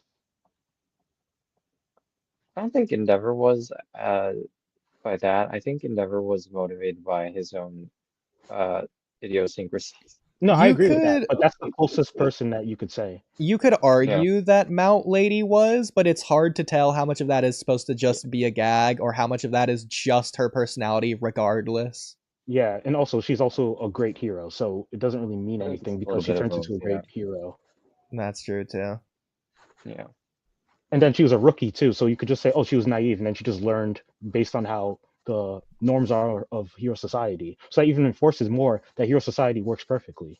Funny enough, you could argue, I don't know if we know how high up Lady Nagant was in the hero system or the hero ranking, but it's possible that because of that, that's what led to her popularity, which only emphasized the problem between every kid in the world loving her and her being a terrible person as a hero, technically. I don't think Nagant was in the hero system. She was like her own separate thing. I thought so as well, but if you remember, all the kids knew who she was. She was like a very popular hero. I think they knew who she was before she entered the commission. Yeah. Well, I think she continued to be publicly like a hero in the same way. Yeah, it's the same as Hawks. Yeah, you're right. Mm-hmm. Yeah, she might have been both. I don't see the problem with that. Yeah, exactly. So that's interesting. Space did post the panels, by the way, for this. So Hawks tells All Might, which is why we should also be giving props to heroes in the original sense of the word, and not just currently employed professional capital H heroes, quote unquote. I thought you might want to lean away from this whole popularity contest altogether. That makes sense if you're only seeing the cons of the system and none of the pros. But I'm talking about an update that doesn't toss the baby out with the bathwater. Such a weird thing to say, but whatever. Do you mean in that context or as a saying? The saying as a whole, but yeah. You don't like the Yeah, saying then- considering the big? Okay. Do you remember the hero rankings and how they're judged? It's cultural impact, the amount of work you do, and I think how much people like you. So the hero rankings already had something that prevented popularity from ruling the system. Well, I would say the amount that people like you is the popularity aspect. Yeah, That's but only they had other 1/3 of it. aspects counter to Yeah, just yeah. popularity. So It's I don't almost know if like in politics how you have the 3 branches to keep every branch Exactly, in check. exactly. So I think the You know what? way I think the You know what I was easiest gonna solution say? here would just be to have like a weighting system to where popularity was like 90% of the vote previously. Now it's like 33% or 10% or whatever. Yeah, but that doesn't work because people didn't like Endeavor. Yeah. That's You know what? true I too. think honestly, I think Hawks just wanted. It is one of those things like in politics as well. Like Hawks just wanted to make a change just to make a change, and I think Horikoshi didn't consider the fact No, that but the it change might must not be be impactful. That's necessary. the issue. It can't just be a change for a change. Yeah, in fact, we Yeah. don't even know how it changed, considering we do get a scene of like in the flash forward. I think it's Aizawa's talking to Deku and showing him a video of Bakugo saving someone, but like running his mouth, and then they're worried because, oh no, this is gonna decrease his ranking because he's gonna be less popular now. Yeah, and that's probably even worse because now people are just watching the rankings and thinking about that instead of like, oh, how much work are you doing? So that almost says the behavior is the same. Yeah. Yeah. So like, what is going on? Yeah, I did not like that scene, honestly. Yeah. I Low-key, I might kind of wish that Bakugo was a little bit more mature. He's literally the exact same as he was in Season 1. Yeah. Oh, Just has no restraint. I'm not saying for him to change character. I'm saying he just be a little bit more mature, show a little bit more restraint. He just doesn't have any at all, zero filter, absolutely at all. yeah. But that does get into one of the topics I wanted to discuss, which was a lot of the wasted potential, or just things we just missed in the, I guess, the finale of the story. For example, in my opinion, the biggest thing, Bakugo never got his autograph signed. Or sorry, his All Might card. He never got the autograph that he wanted. That's funny. We just never got that. He just never got it. So sucks for Bakugo, I guess. I think guess that's so. probably the most important scene that we never got. And I think the substitute for that scene was when Bakugo rushed into Deku and All Might's hospital room at the end. And it just turned into a scene about Deku and Bakugo's rivalry that we could have had at any time, rather than a one-on-one conversation between All Might and Bakugo that, in my opinion, was essential for the story. To close out Bakugo's character, as well as All Might. I think you need that. You And we need just what? never got it.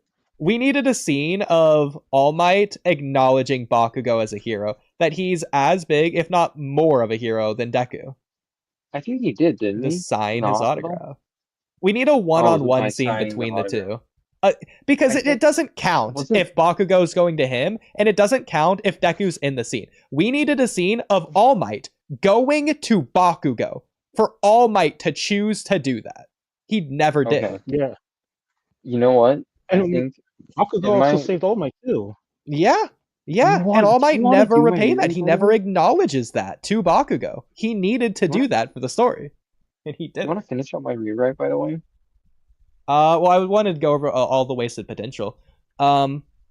We never got, and to be fair, we might get this in chapter, I think 431 or whatever, the chapter that wasn't adapted, that's going to be adapted next. We never did get a resolution between, I hate to call it the shipping stuff, but there is narrative between Ochako and Deku that we never got. Ochako admitted to Toga she is in love with Deku. You can't have her say that out loud to Toga Wait, did you and read not the extra address it in chapter? the story. Sorry? Did you read the extra chapter? I haven't read the extra chapter now. Okay. Well, And I know they're going to adapt it, but Yeah. it's in the manga.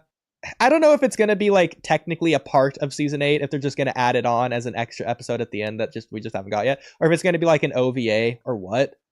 But I Yeah. feel like it should still be within the confines of the story. I feel like the scene to do that in probably would have been around the scene where Deku and Ochako are talking after the final war about the fact that neither of them could have saved their villains, even though they wanted to, but in the end they technically did. But like, I think that would have probably been the scene to do it, but I also don't want to take away from that. I think it just should have probably been two different conversations that they had rather than mixing those two.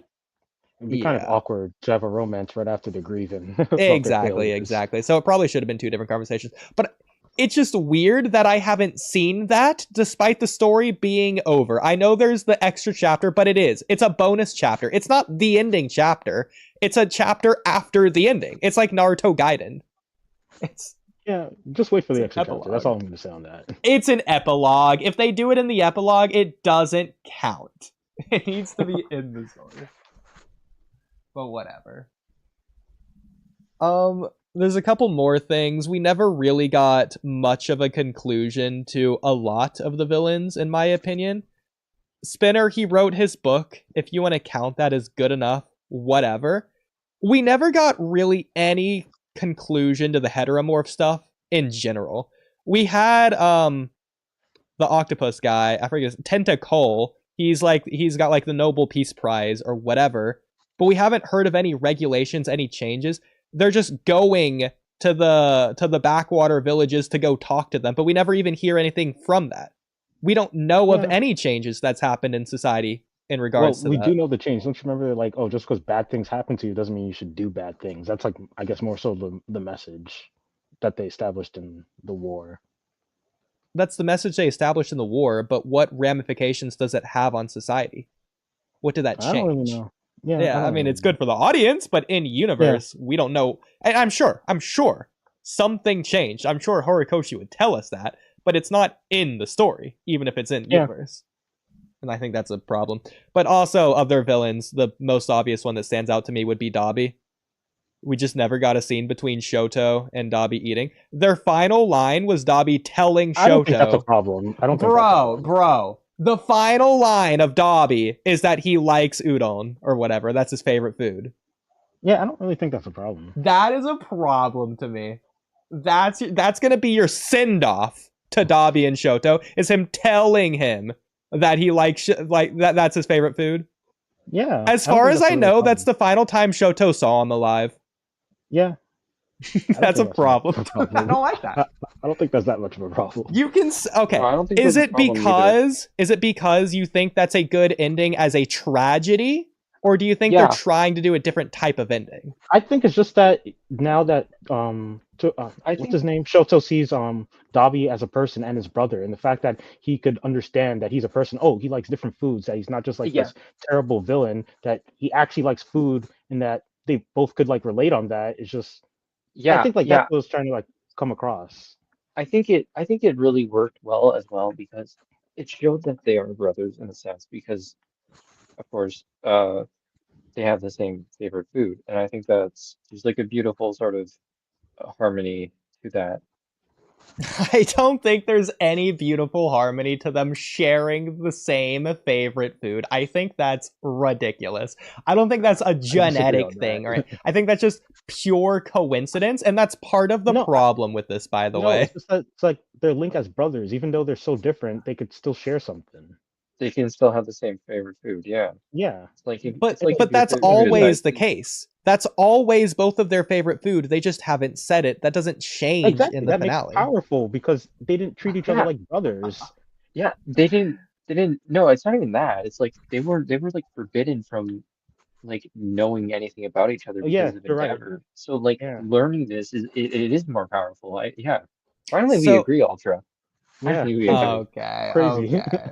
I don't think this works as a conclusion. So what I'll say, if they established in season 7 when they fought in the final war between Shoto and Dabi, that Dabi refuses to tell Shoto his favorite food. No, that's ridiculous. What? Listen, it's ridiculous, but that would prove, that shows that Dabi has accepted him, that Toya has changed, that he's been willing to come around to Shoto as his family member, and he's done being a villain now to some extent, that they've got to his heart.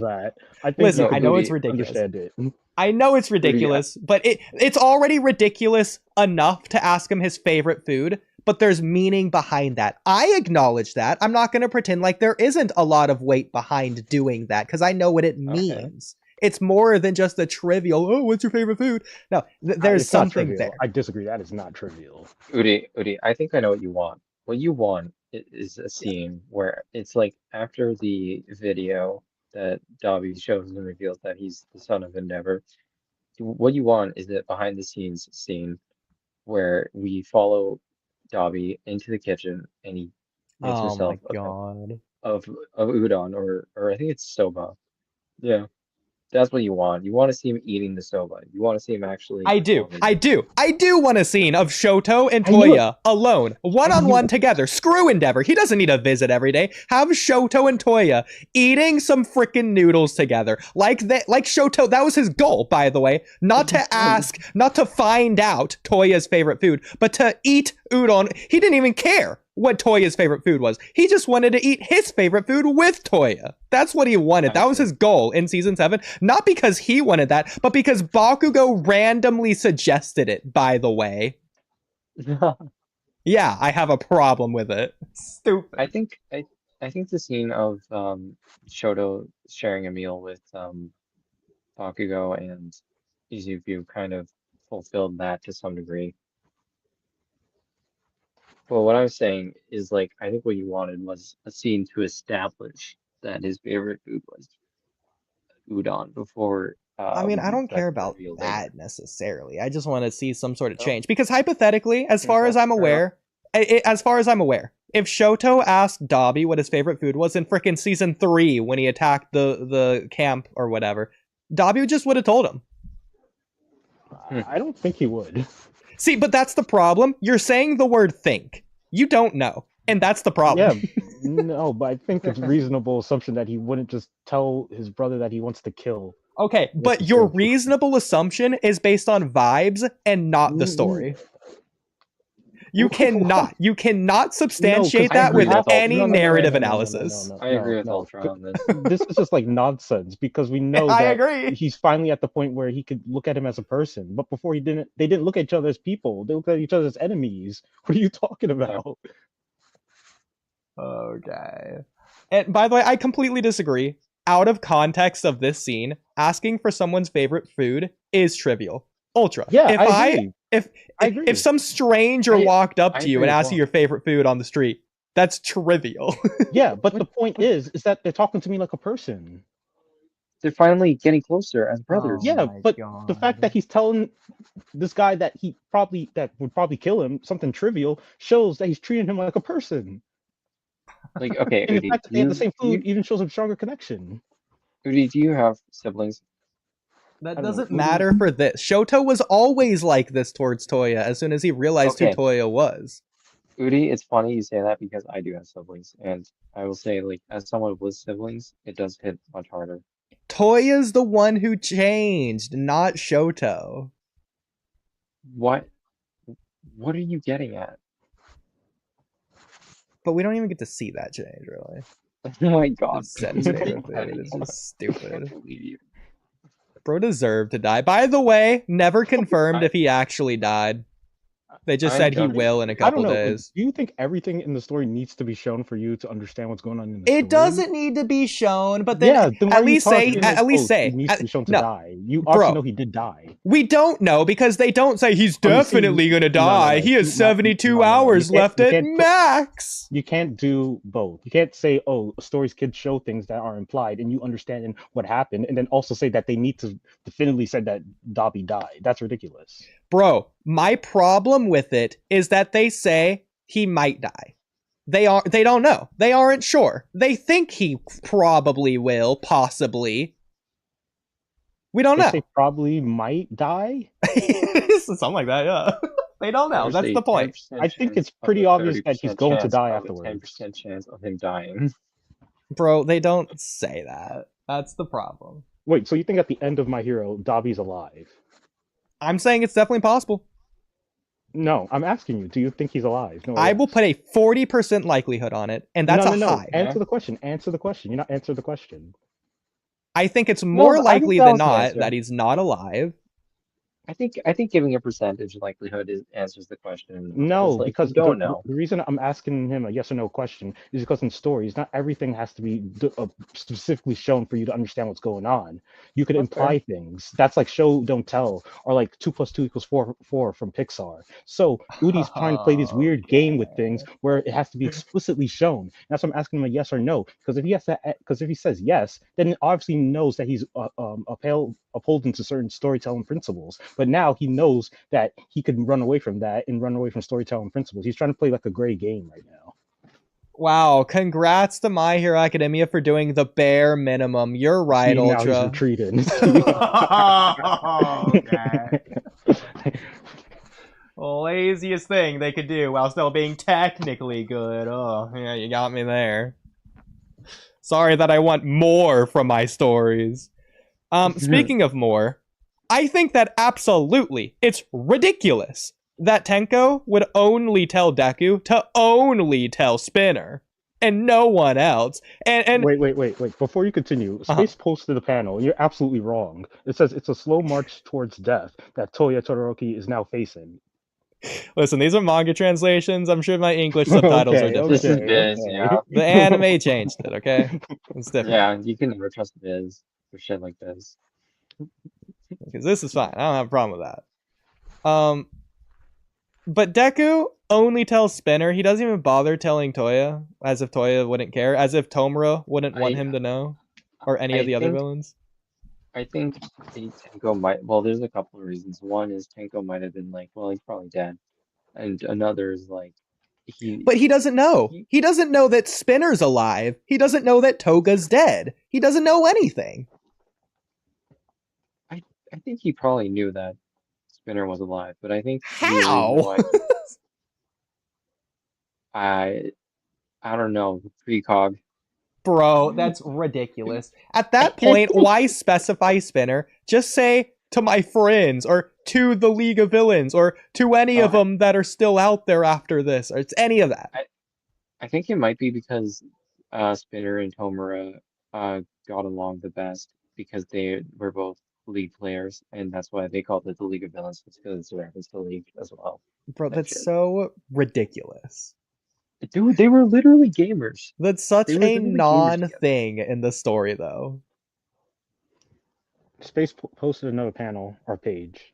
And again, as if Tenko wouldn't care about the others. He's friends with all of them. Again, when he's like decaying Deku's arms, he's like, oh, but I have to be the hero to them. He's not pointing to Spinner, he's pointing to all of the League of members. All the League of Villains. All the League of Legends. So it's just ridiculous.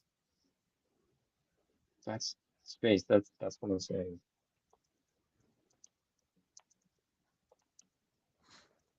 Spinner survived this, Dallin. Yeah.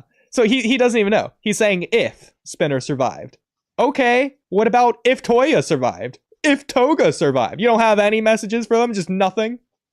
I think... Like, really? That is a very good point. Keep in mind, he knows. There's not an if about it. Mr. Compress is alive. He's detained in prison. He knows that. I think it just is because they were the closest friends, because they played video games together. Okay. They can be his closest friends. Okay, in Attack on Titan's finale, Eren doesn't talk to one person. He talks to all of the people he's close to. We literally see we don't see it, but we know he did it. No.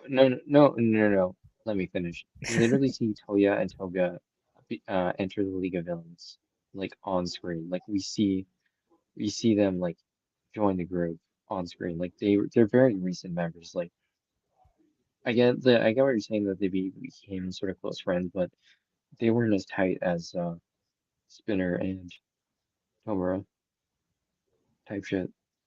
Bro, let's just not ignore the fact that it's not just Spinner and Tomura. The whole freaking league played League together. I don't think so. I think I'm only pretty sure those they two. do. I'm pretty I sure don't they think do. so. I think Toga like did her own thing, and I think Toya was just like doing his own thing, and I think maybe Compress. No, I think Compress was doing his own magic thing, doing practicing card tricks and shit, type shit. I Okay. don't think the rest of them played. Yeah, I think it was My just Spinner. point. Oh god. My point. He's friends with all of them. I don't care who his best friend is. He doesn't have any words. Again. If he didn't say the line, "Oh, I gotta be the hero to all of them," so he just doesn't want to be Toga or Toya's hero. He doesn't care anymore. What changed between now and like 20 seconds ago when he did? The brain is not braining enough for this. I don't know. I can't. He refused. Okay, he opened his heart to Deku. He's like, "You're right, Deku. Oh, you got me. Oh, I'm sad now.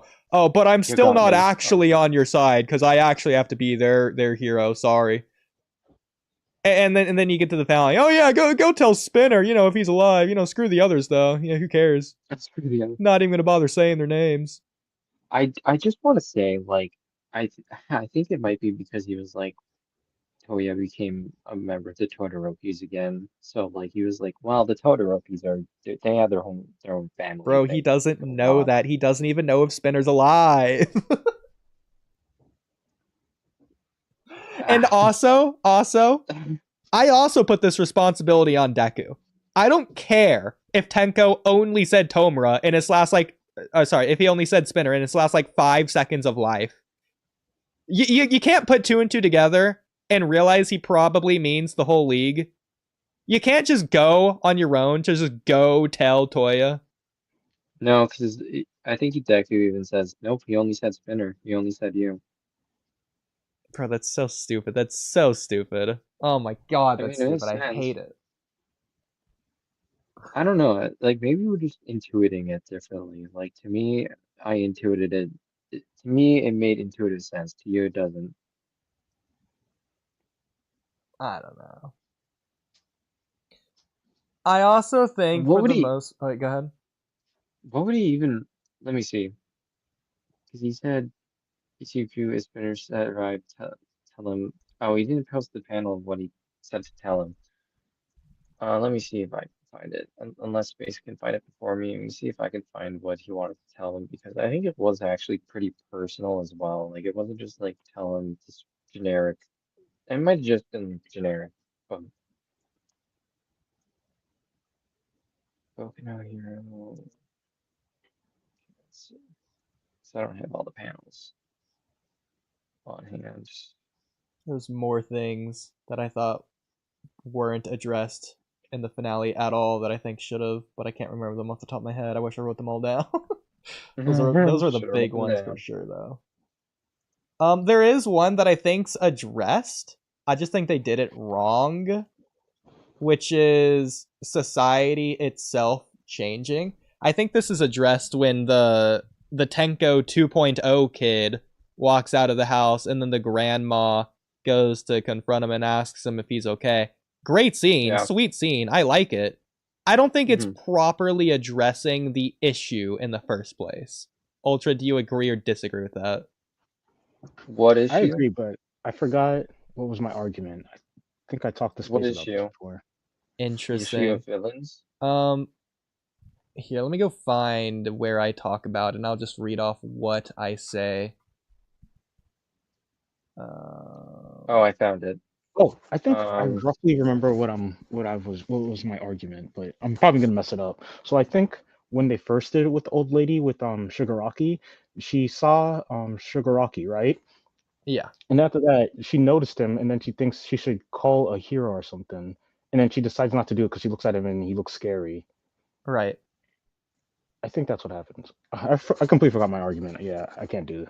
I don't remember. That's okay, Yeah. because I have mine. I just Okay, have to let's- scroll up to go find it. This should be it. Yeah, I was interested to hear it. 'Cause that sounds weird. Doesn't it properly address the thing? Yeah, okay, I do have it here. I'll share my screen. Oh, I'm not looking at stream right now. So I mean, I'm gonna share it on the StreamYard so you can see. okay. Yeah. Okay. Okay, that should have worked. Let me know if you can see it. I can see your screen, yeah. Yeah, okay, so they made Kakuzu a Tenko 2.0, but this cycle sucks. It's funny because he has like the weird like inky tentacle things like Kakuzu has. Is that kid? The same old lady. Now that's writing. Anyways, here's my problems with the scene because I did really like the scene, but these are the critiques I had with it. I had at least 3. I think I wrote like a 4 or 5 down here. Anyways, one, from what we can tell, this is just some random natural occurrence that has nothing to do with an evil plotter behind the scenes or a reaction to the previous cycle. So this matters because in the previous time, the reason it happened in the first place was because of All for One, not because it was just going to happen anyways. So you can't really draw you can draw similarities, but it's not the same. So it's harder to compare the two as like on like a macro level, if that makes sense. So that's the first thing, because this is supposed to be like the same thing, I agree, but it's not. You do agree with that? Oh, Space Powder. Yeah, because I think this was one of my arguments that the whole entire thing with the lady saving Shigaraki doesn't work, because if the lady saved Shigaraki or if she didn't save Shigaraki, it wouldn't change anything, because this whole entire thing was orchestrated by All for One. So what the story is trying to say, using that example, can't say anything, because the previous example of Shigaraki can't let the lady save Shigaraki because All for One is orchestrating the situation. So it can't be used to say something about the greater society, because the example previous was not real. It's like, it's not organic. And I get into that as well, because I think the lady didn't realize it at the time. Just really quick, Angus. The lady didn't realize it at the time. She made the correct move. If she had reached out to Tenko and it worked, All for One was going to All for One would have killed her, and that would have made it worse for Tenko. He would have gone on a bigger crash out. No, it's even more that. Do you remember Shigaraki's power? Decay. Yeah, no, if he reaches out, she'd be decayed. I agree. Exactly. So what is the story saying? That if you help him, he would die. Yeah. Okay. I think what the change in society, what that was getting at, was more so on like the side of like people helping others and not the people that need to be helped. No, I get it, and the scene does a lot right. And I like the scene. I think overall, when you weigh the good versus the bad, it's still on the good ladder by an overwhelming amount, if anything. I really like the scene. These are just my critiques with the scene, despite that. If you like separate the two, like isolate the critiques. Okay, well, basically, I think the scene works. It's just that in context of the Shigaraki stuff messes it up. Exactly. Yeah. I don't think critique number 1 works, because I don't think the random occurrence thing really affects the change to society that was getting at in the story. No, it does, because you have to remember that heroes are supposed to be like this whole entire thing where it creates a bystander effect. But in this situation, she should have a bystander effect with Shigaraki. Yeah. I think the whole thing that it's getting at is that she regretted her previous decision, and I get that what you're saying is like her previous decision. Yeah, I agree. The correct one. But I'm saying, in terms of how it works out, it doesn't really actually function. Yeah. It's just a pure coincidence, I guess, is what you're getting at? No, it's supposed to be a coincidence, and it should be a coincidence, but it's not a coincidence with the Shigaraki example. It's funny because that actually gets into point number 2. Point 2 is nobody else stopped the kid despite smiling and walking past him, just like in Tenko's situation like a couple decades ago.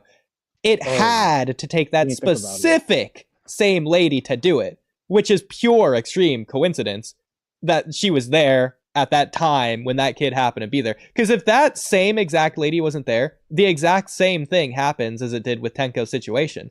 Everybody just walks by and they're all smiling. What's wrong with you guys? The same problem is with society. What changed wasn't society. It was that one random lady. That one lady. That's the change here. Damn, I didn't even think about that. You know what's the easy fix? If like she tried to help the kid, and then a whole bunch of people are already helping him. Exactly, yeah. Ooh. I'm glad that the other people around help afterwards, but there's nothing to say that if the lady didn't help Tenko decades ago, then people around wouldn't have helped as well afterwards. And then So- like I think in the anime it shows Ochako and Deku also there watching. So it almost says that it's not really society's fault. It's that heroes weren't present when Shigaraki was by himself. To be fair, the heroes show up moments after the lady already reaches out. So that's to say, if the lady didn't reach out to that kid, he would have crashed out and become a villain, and then the heroes would have had to physically stop him to just overpower him or whatever. Also, I think the point was like the impact that her decision had on her life as well. Like I get that it's not the best scene to show like the point of like society changing, but I think what Horikoshi was going at was more like the impact that her own sort of experience had on herself, and Yeah, I agree. I do agree with that, and especially with the reaction across the world that we see from the Deku versus Tomura fight, to where some people are rooting for the villains, some people are rooting for the heroes, some people don't really care, some people are just now seeing it for the first time, some people don't even realize it's happening at all. So we're getting a complete different array of reactions. I think that's brilliant, but that does play into this, that society hasn't changed. Yeah, I that think even goes back to the society, Hawks thing too. Yeah. I think It's like society he built a world that was still, too functional. I think society has still changed. I just don't think it's illustrated in service of illustrating some other point that Horikoshi wants to do visually. Well, but here's another thing, is that another complaint here. Horikoshi wants his cake and to eat it too. The lady stopped this kid because she didn't stop Tenko, and that haunted her ever since. Except she stopped the kid because Deku's actions inspired her and seemingly all of society to step up. So I'm not saying you can't do both or that it wouldn't be effective, but they aren't really framing it correctly for that. They're trying to do both, to where the lady stopped that kid because of her experience with Tenko. But at the same time, they're also framing it as that lady, or really anyone, stopped that kid because society's changed, because Deku changed society, because Deku showed them, blah, blah, blah. It really is like a liminal space of like the scene both working and not working at the same time. Exactly. Yeah, or not liminal, limbo. But also, something I wanted to acknowledge with this, if it isn't because of Deku, then this lady's talking about how she was like traumatized like immediately after, like at work the same day, she was like regretting it. That's to say, this hasn't been a swift change over time. That lady has been fixed for decades. Hypothetically, if she saw Tenko the very next day, she would have done what she did here in the season 8 finale. If she saw him during her lunch break at work the very same day, an hour later, she would have reached out to Tenko. Yeah. I think that's a problem. So yeah, I do agree that using that lady in that situation was it was sort of the incorrect visual for what the framing was trying to get at. I think from a critical perspective, I agree. From an entertainment perspective, I disagree. I like that it was the same lady. Yeah, I know. I agree with you with that. With what you said right there. Absolutely, yeah. Like it is from like a critical perspective, it's wrong, but from an entertainment perspective, it's right. Yeah, it is weird. It does both. It is exactly. It's that liminal space or limbo space of like it's right in between. Exactly. Would you agree with that though? It's right in between. Ultra? Yeah, I had a problem with the scene before. Yeah. Okay. Don't mind me. I guess moving on to the next thing here. What do you think about Deku keeping the embers for as long as he does? Well, I'm not gonna get into that. I didn't like the embers in the first place with Deku. Bro shot one for all into Tenko, destroying it. I don't think he should have even had embers in the first place. I didn't like the embers from the get-go. But then him keeping the embers for as long as he does, I don't like that. And he just loses them later on. Bro's just If we're not gonna wasting get it, into bro. my rewrite, then I'm not gonna tell you my feelings on that. We'd probably get into that another night, honestly, at this point. Yeah. You have to, by the way, can you make that a promise? Because I For don't want you to say that and then Kamui comes on for next stream and then like 2 hours go by and I have to wait another 2 or 3 streams and then it's well, still it would Kamui just be a again. You know stream what I mean? without. Yeah, it would just be, we'll just like schedule it for a stream without Kamui, because if Kamui's there, he's just not gonna do a My Hero stream because he hasn't seen it. Yeah. And that's fair. It's perfectly fair. I'm not telling him he needs to watch My Hero Academia if he doesn't want to. If he doesn't want to, that's fine. Like I don't. Yeah, in case I'm you not haven't like realized, it's just that there's like pre-planned going into it. It's either like a free response stream to where we'll invite anyone or everyone, or it's like a specified guest stream to where it's like, okay, we want to really give this person time to shine, so we're not like letting anyone else up. So for example, tomorrow is supposed to be, assuming that we can actually do it, it was actually supposed to be tonight, but you know, situations, Daigo is going to be like the one guest, and we're not really going to have like anyone else on. So like tomorrow, or like whenever we do that stream, that's like the plan. Really? Yeah, but other I told you, times it's just I anyone, whoever. I wanted to interact with Daigo for a really long time. No, you definitely can if you want. We'll let you up for a Yeah, little bit. like But yeah, generally yeah, I it's would supposed love to be to. like giving Daigo the time. Yeah, like an hour or hour and a half or whatever, and then you let me on or whatever. Yeah, no, that's fine. It's just whenever it's planned. Like sometimes Daigo will join randomly, spur of the moment, unplanned. It's just like how Miss Ange joined last night, if you didn't realize. And then we'll let him on, and then anyone can join, and a situation like that can happen sometimes. But yeah. I see. Okay, that's interesting. What is the plan for Daigo for tomorrow? We don't really have a plan, just Naruto Boruto probably. Oh, In can I fact, join actually, them? kind of low-key, I kind of hope that we don't do tomorrow with Daigo, because Miss Anne texted me saying that the chapter is out, so tomorrow we might be reacting to that. Okay. Oh, can I react with you guys as well then? Sure, probably, yeah. Yeah, Assuming we because do it tomorrow. Kamui did I've say, been first of all, Kamui can't join tonight because he's sick. Otherwise, he would have been here for the JJK parts. So I don't know okay. if he's going to be good for tomorrow. We'll have to see. But also, he did Well, text then me saying tomorrow's going to be tricky, just in general, his like then I schedule. can fill in. I can fill in for him. I'll see what Kamui says, because I don't know if he really wants to react to the chapter with me.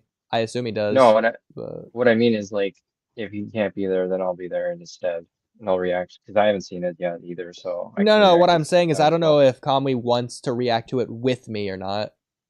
Oh yeah, of course, of course. If he says he wants to do it with you, then of course I'm not going to step in that. But like Yeah. if he says if he gives the okay, then I would love to do that. Yeah, sure, that's And fine. I would also love to go on with the Daigo as well. I think that could be quite interesting. Yeah, I'm fine with that. Oh, and then actually, if you do let me go on with Daigo, that's perfect because we can do my rewrite on that day, and then I can get his reaction to my rewrite. Wouldn't that be perfect? We could do Talk that, about yeah. content. It'd be Oh my interesting. God, I think I just gave you like the perfect plan. That's like banger right there. Gotcha. So another And then we thing I didn't like also that. as well, Yeah. I'll just say for that, I would love to discuss it with him for another reason, which is like discussing how to fix Izanagi because I heard a little bit of you and Kamui discussing fixing Izanagi. I didn't want to listen in too hard because I didn't want to like copy what you guys were saying, but like Izanagi does need to be fixed.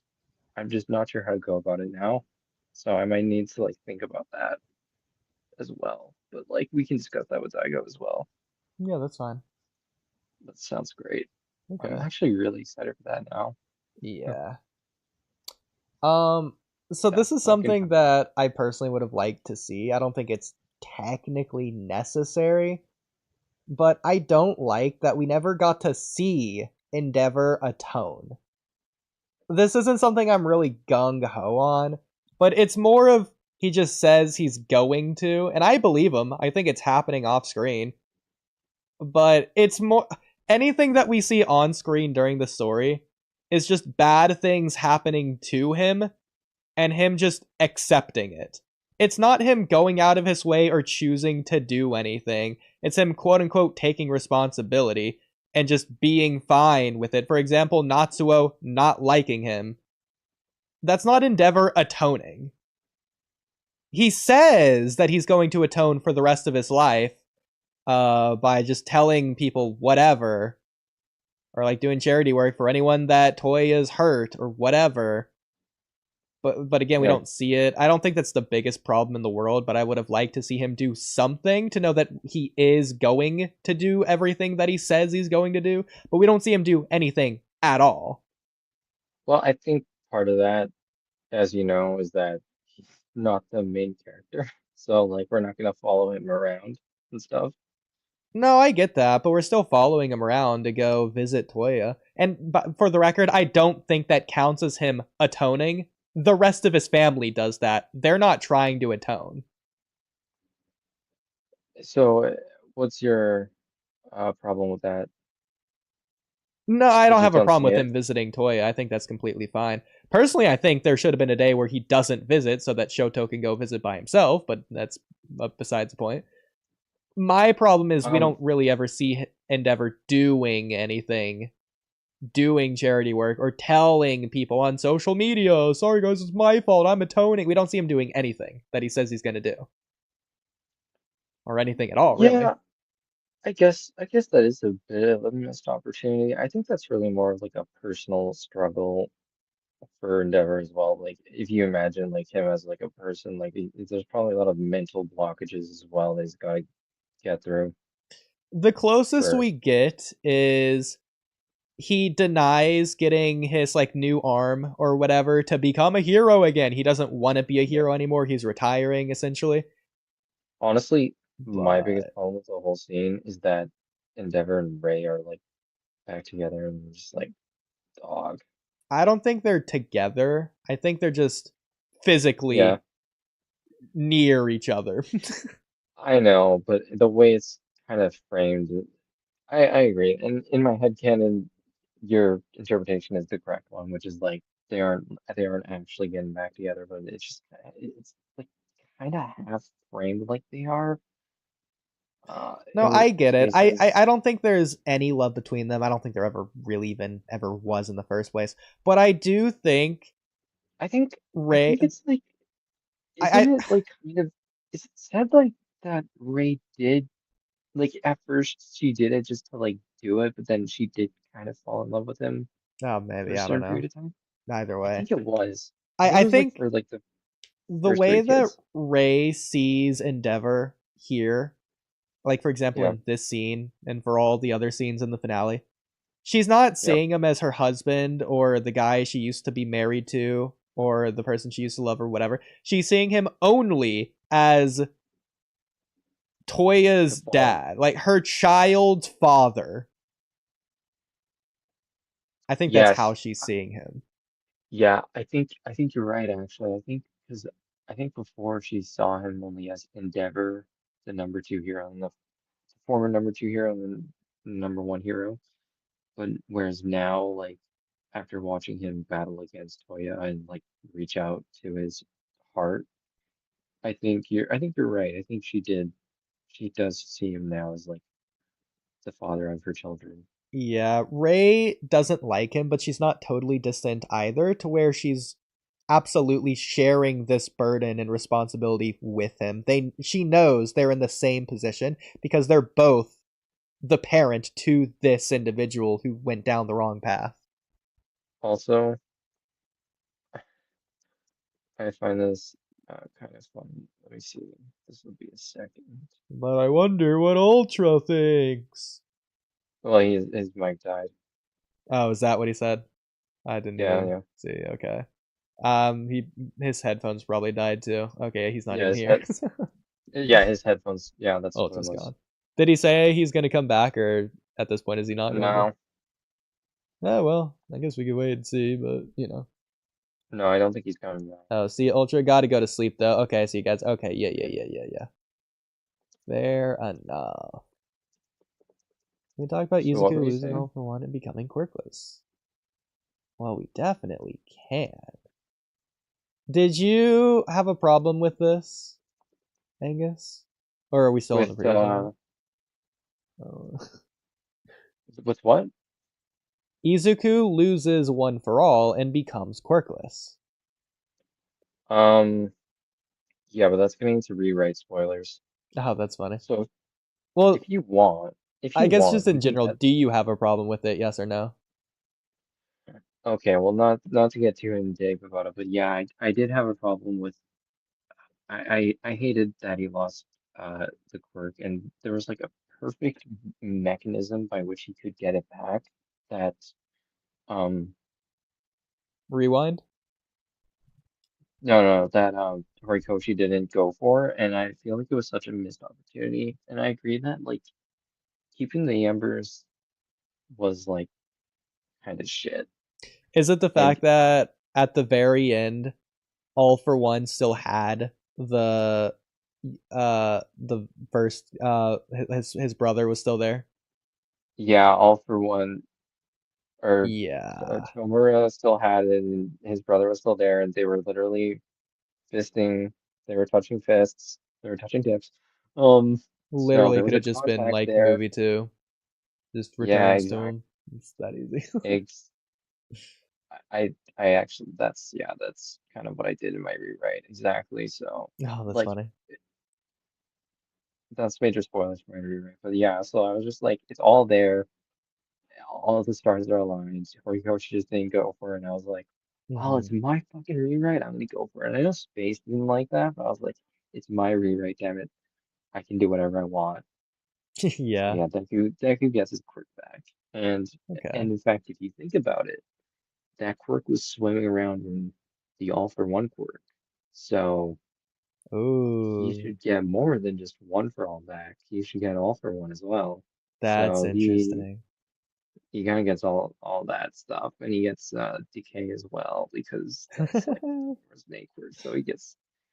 So if you think about the way my Deku was before and how I gave him all these incredible upgrades, my Deku post Tomura fight is like genuinely a monster, like fucking insane. Like, oh, and also like I've done a bunch of rewrites. This is like my Deku is the gap in power between canon and my rewrite. Not only is it the biggest in all my rewrites, it's also the biggest between like a nerf, like post nerf and like a and my rewrite. It's like just it's enormous gulf. The Grand Canyon, it doesn't even compare. Hmm. Okay. Because and I think you agree with me because like if you think about it, like there's like my rewrite Deku beforehand was already stupidly powerful, and then you're adding all the all for one stuff on top of that. Like, yeah, I guess I a mean, rewrite. decay might be a little crazy. I don't think I'd go that far and give Deku decay. But I think giving I him All for One, I don't know if I like it or not, but I definitely think it's really interesting. I agree, and the main reason I did it is because like I don't know if you agree with me on this, but like I just hated the quote unquote completing the way Horikoshi wrote completing one for all was so like completing it by destroying it. How does that complete the core? It just didn't make any sense to me. So I was like, and if you think about completing something, it's like you bring in the other half, and like if you kind of think about one for all or all for one is kind of like the other half of all for one, right? It literally is because that's the saying. That's where the saying, rather the names come from the saying all for one and one for all. So it's Yeah. literally completing is by bringing the other half, and Yeah, Tomura had one the should other have ended half. up with the other, I agree. It Yes. also would Oh have been my really God. cool to see what Deku can do with All for One, because I don't think it's inherently evil. Yes. Yes. Dude, you're gonna love my yes. You're gonna love my rewrite, dude. I'm so excited. Okay. That's so hype. Okay. Nah, And I'd be totally down. I'm so Personally, I don't think the way I think I would do it is, regardless if he gets All for One or not, I don't think I would give him the other vestiges back. I don't think I would give him any of the other quirks. It would just be the strength quirk with One for All. I gave him all for one because Shigaraki had all for one, like the original version of it. Um, because remember, the way Horikoshi did it as like All for One kept a copy version of the quirk and he gave Tomura the original version, which is a weird way to do it, but that's why he did it. So I kept that as like part of my rewrite, but then like because Tomura is the one that fights in the end, Tomura is the one with because it was just like All for One's like sort of spiritual residue or whatever taking over, but the body is still Tomura's. So like it is still All for One. And the reason I gave him Decay as well is because I believe he still had Decay. If not, like they didn't destroy it while they were inside of him. And the way I rewrote all that as well. So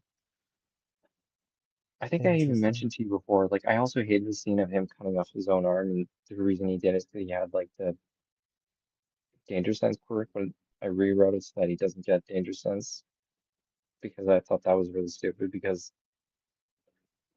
why was he able to take danger sense? The whole point of danger sense is that it kicks in before something happens. So why didn't it stopped working? Why did it stop working? What if it just worked? What if danger sense actually worked? Then it wouldn't have gotten taken away. Then it would have been useful. What if it was useful, dude? Could you imagine that? Could you imagine that space? Imagine if it was useful. No, space could never, but I could. I think it'd be Um, really cool if Deku's using it similarly to how All for One pretended to use it at first to do good things of, oh, you hate your quirk and you have no quirk, let me just give you that quirk. And it all works out good. Except he was actually just trying to get followers, but you get the idea. Like especially with the very ending, if Deku chooses the kid Kai or whatever, I forget what its name was, kid with the freaking mushroom hair. I hate that kid's hair. It's actually kind of unique, but if he gave him something with All for One, I think that could be really cool. oh, as yeah, in the epilogue, yeah. I did briefly consider that, but then it was like, Deku would just have just well, oh yeah, just as well. If he kept his quirk, he would still be a hero. And like as well, I fixed the problem of this is the story of how I became the greatest hero, and then that never ends up happening. And I've gone back and forth with Space about this, about how that was essentially like bait or like yeah, that was essentially clickbait or what did let me see a minute. Give me a minute. I'm just gonna go into my DMs real quick and see what I used. There was a specific wording I used.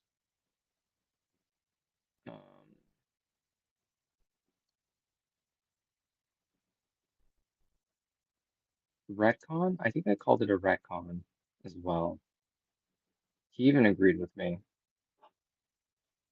Interesting.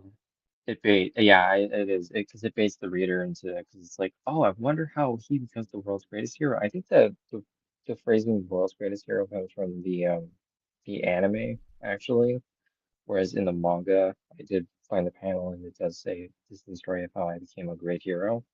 So it's slightly different phrasing. Um, but still, he becomes a teacher, and a teacher is not a hero. If you didn't notice, Space, I don't know if you noticed that, but a teacher is not a hero.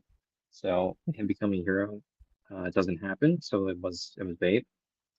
I don't know if you agree with me on that one, Oodie. That's funny. No, I'm not. Actually, I'm totally satisfied with the way they did the hero thing. What? Sorry. No. No, this goes all the way back to my original My Hero Academia topics, which was it could have ended at season 3, episode 4, as soon as Deku beat Muscular and became a hero to your boy. Yeah, true. That is true. I actually felt the same way when I first. Oh my when I was first god, thank you, bro. It's so ridiculous how other people are. I've been saying since it's so clear what the theme of My Hero Academia is since freaking chapter 1, what is a hero, and then they explore that. Yeah, When he become. says he's going to be the greatest hero, does he mean he's going to be the number 1 hero, or does he mean he's going to be the hero in terms of what being a hero actually is, with lending your hand out, or whatever Horikoshi wants it to be? It's so obvious what he meant. He became the greatest hero to Koto at season 3, episode 4. Yeah, no, I agree. It really could have ended there. Yeah, genuinely. Like he did become. Yeah. No, The one honestly, thing no. that I didn't like, that I'll agree with you on, I think there should have been a specified moment to be like, here, at this point in time, this is what this line was in reference to. We never really got Yes. that moment to where they're making it clear it's that. Yeah, I agree. I think as well, because Space brought up before, like in season 6, it changes into how we became the greatest heroes. But even So then, because they don't specify the time, as far as I'm aware, he's not even specifying a time. It could be, oh, it was year 27 for Ochako and 32 for Froppy and 48 for Tentacle. Like, it could have been at different times when they became the best hero or whatever. yeah, I don't know what time they're thinking of. what I was saying with that is just that you could honestly make the argument that he did become a great hero in prior seasons, and that everything after that is like post becoming a great hero and everyone else becoming great heroes. So in that sense, I do agree. Um, but the way it's sort of framed is like in the end he becomes a great hero, and like if he becomes a teacher, then he's just a teacher. You know, my teacher's my superhero. Okay, bro. All Might did call Izuku his greatest hero since the day of the Smile villain attack. So I think he Blah, did blah, become the greatest hero because he literally saved the world. He's not just All Might's hero, he literally yeah. became the world's hero. So, And you know what? for a time, he I was don't number disagree with one. that. I just in my head, you must admit, like in your head when you saw that, and then when you saw the whole concept of pro heroes getting introduced, you're like, okay, well, in the end, he's going to become pro heroes, going to become the world's greatest See, pro but I hero. don't understand what people's problem with this is. It's as if they have like a Mandela effect, remembering the line as, this is how the story of how at the end of it I became and was the greatest story. That's not no. Deku became the greatest hero. It was near the end of the story, which is fine. It didn't even have to be there. He doesn't need to end the story as the greatest hero. He was the greatest hero in the story. This is the story of how he became the greatest hero. He did do that. That was the story of My Hero Academia. It wasn't wrong. Yeah, it's just like in Naruto, Two Blue Vortex. Let's just say it ends with an 8th Hokage. Naruto's not the Hokage.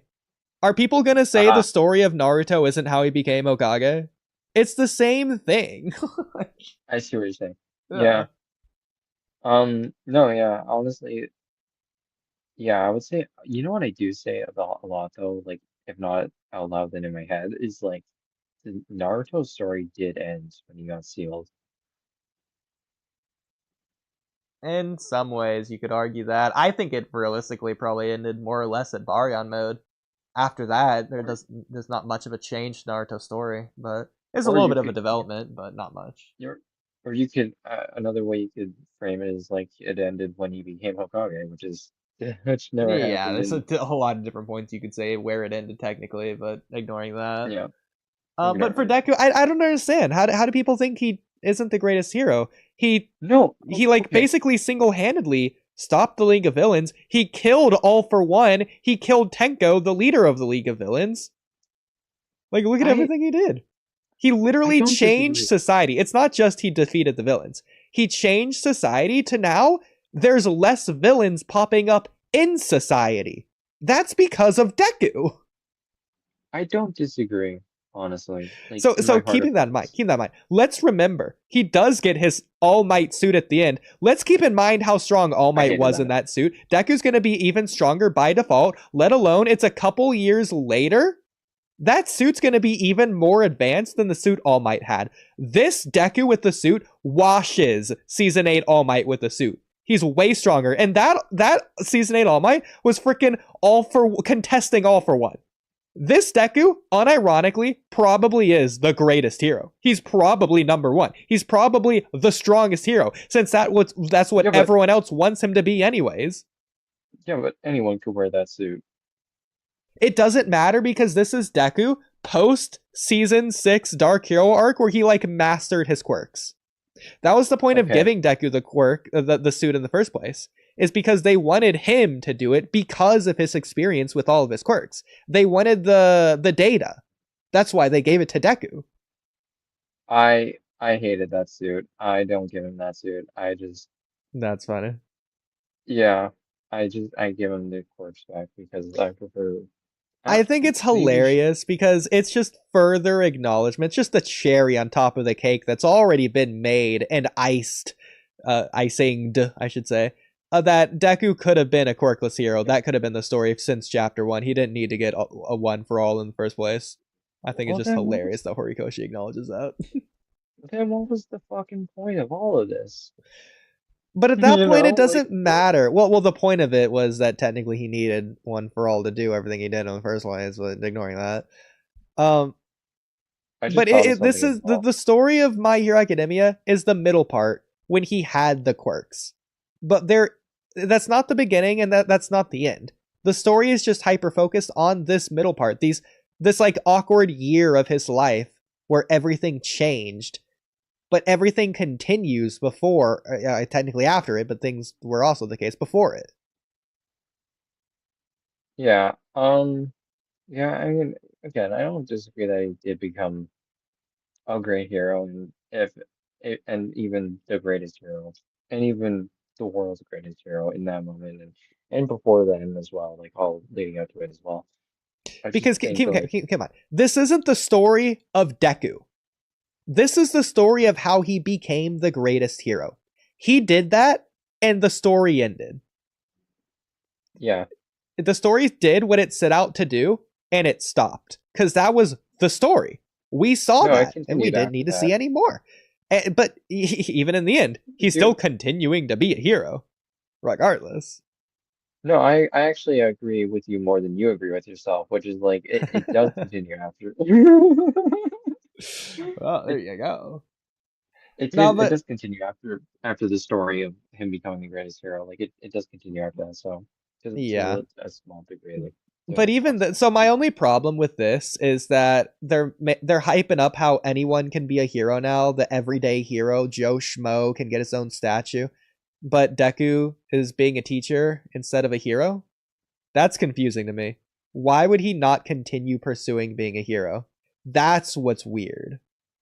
Dude, okay, so we agree. Yes. So we do agree. Because up until he gets his suit, it seems like he's not doing hero work. But even after he gets his suit, what? Is he doing vigilante work? Is he an official hero or not? And that's also weird. I don't like that we got like a random, 2-year time skip, which by the way, the whole story takes place over the course of a year. So we got like double the amount of times. Yeah. Oh, you mean like I mean before the flash forward scene. Because what? Deku continues attending class 1A despite being quirkless for like 2 years. Oh, but he has the embers. He's being trained to be a pro hero. What's the point of attending the academy if he and everyone else knows he can't be a pro hero? He's going to be quirkless. He's going to lose his quirk. They don't know. He doesn't know he's going to get an All Might suit. Realistically, he should have asked All Might about that, considering Deku's freaking his #1 fan. Deku, after the war, probably watched that video on repeat more than anyone else on the entire planet. He probably replayed that video more than anyone. He knows what that suit can do. Why didn't he ask All Might for a suit? Oh, he doesn't want to be selfish. Oh, he's a good kid. Bro, get out of here with that. If I was Space, I would say, well, Mirio kept attending the academy after losing his quirk. But I'm not Space. So I won't say that. Even though I know using that as a rhetorical strategy sucks ass. Yeah, I agree. That's why I like my change I did. Were you here for that? Did you see the change that I made where I had there's a time skip. So in the Dark Hero arc, it takes place in year 2 of the academy. Yes. Yeah. No, I think we did talk about that already, but no, I completely agree. There needs to be more time skips. It's ridiculous. Ridiculous. Yeah. It is ridiculous. I agree 100%. Like there are not even time skips, just more time needs to have progressed in the because story. Let's keep in mind, most of Deku's attendance at UA was when he's quirkless. Most of it. Over 50%. 66%. And realistically, more like 70% of Deku's attendance at UAs when he's quirkless. I agree. It is weird. He should like. It just makes more sense in your head if you think about like him having spent more time with this quirk than he did. Like it just like weirdly makes more sense. The embers, though, the embers. Yeah, the embers he can't use because if he does, then he'll lose his quirk. What the embers he's gonna waste on a training regimen when he's already a master of his quirk, by the way. I think you're gonna love my rewrite. I think you're gonna love it. I think you're gonna. I'm gonna be describing it to you. You're just gonna be like damn near like coming to it. Just bro, the embers ruin everything. I'll be honest. The embers also ruined his confrontation with Spinner at the end. If Deku couldn't just wash the floor with Spinner at any moment he wants, just literally mop him up, like just freaking make his face bleed on the concrete ground at any second he wanted, then that's going to make it a lot more impactful when he stops the other guy from like stopping the meeting and allows Spinner to grow big and then grab him and have his tantrum until he calms down.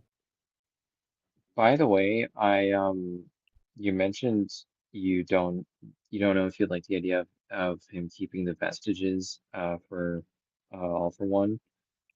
I'm just gonna spoil a little something else about my rewrite. I kept him keeping the vestiges because he does sort of hero work with it, so to speak. Wink, wink, nudge, nudge. Okay, interesting. Well, you'll see.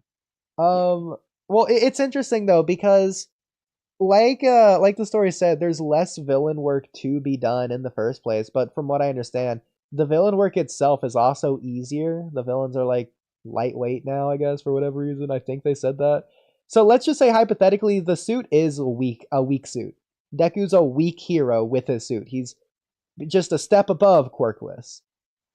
I think even then he can be the #1 hero because at that point it's more about quantity than quality. All Deku has to do is go out and beat the weak villains. But if the villains aren't weak or if the villains aren't strong, then anyone can beat them just as easily. Deku with his suit, with his weak suit, could beat them just as easily as the God Slayer Bakugo.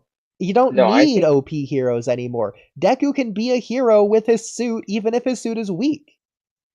So he can still be the greatest hero in this new age. Because it's a new age.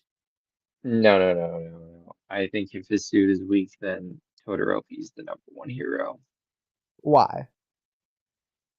Why can't Deku with his suit do more? Because already Endeavor did more than All Might, despite All Might being stronger. If it's a weak sauce suit, then the guy with the strong sauce wins. Why?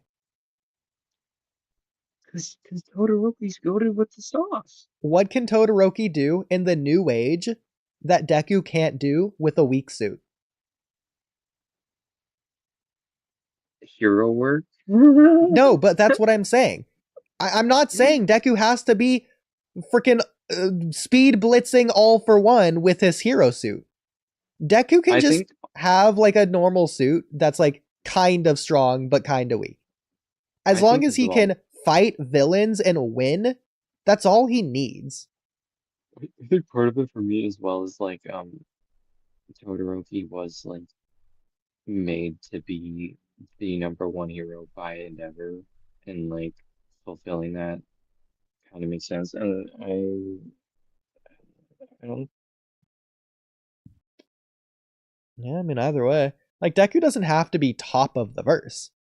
He can be as strong as freaking it's like the weakest Class A member, whoever you think it is, Sero with his stupid tail. It's stupid he's in Class A with a tail, but ignoring that, he could be freaking Sero level. And that's all he needs to be. Sero has the tape. Because Deku at Sero level, with a suit that makes him up to Sero level, he can be the greatest hero. Because what the ceiling to be the greatest hero has lowered so tremendously. It's no longer about being the strongest or having the strength to contest against the highest tier villains, because the highest tier villains no longer exist. There's only the C tier villain of the week. And as long as Deku is strong enough to beat that person, he's just as effective as a hero as anyone else stronger than him. So at that point, it is about quantity. But like we said, there's not a lot of quantity to go around anyways. So as long as Deku's just doing casual hero work, he's doing as much hero work as any other hero. He's the greatest hero. I did something else as well in my rewrite. Even in terms of hero work. So it's both. Kind of It's both. that. It's both Deku's. Realistically, Deku doesn't have a weak suit. Deku does have a strong suit. So it's all three. Deku's not only the strongest hero, in my opinion, at the end of the story, with his suit. He's the strongest hero. He's not only that. He's the greatest hero in terms of hero work. What it means to be a hero in Chapter 1. And he's the greatest hero in terms of what it means to be a hero in Season 8. Of what it actually means to be a true hero. In all three regards, Deku's the greatest hero. Not only is he that in Season 8, but he ends the story as that. So I don't see how anyone has any complaints about this.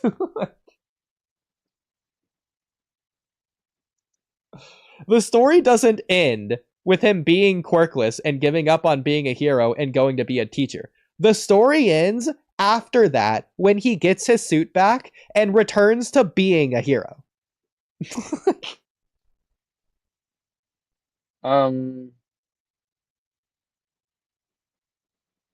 Yeah, type shit. So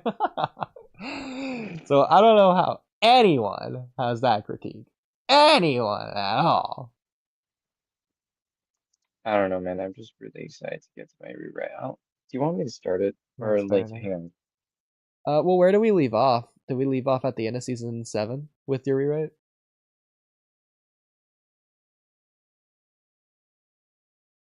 Because at this point, we might as well.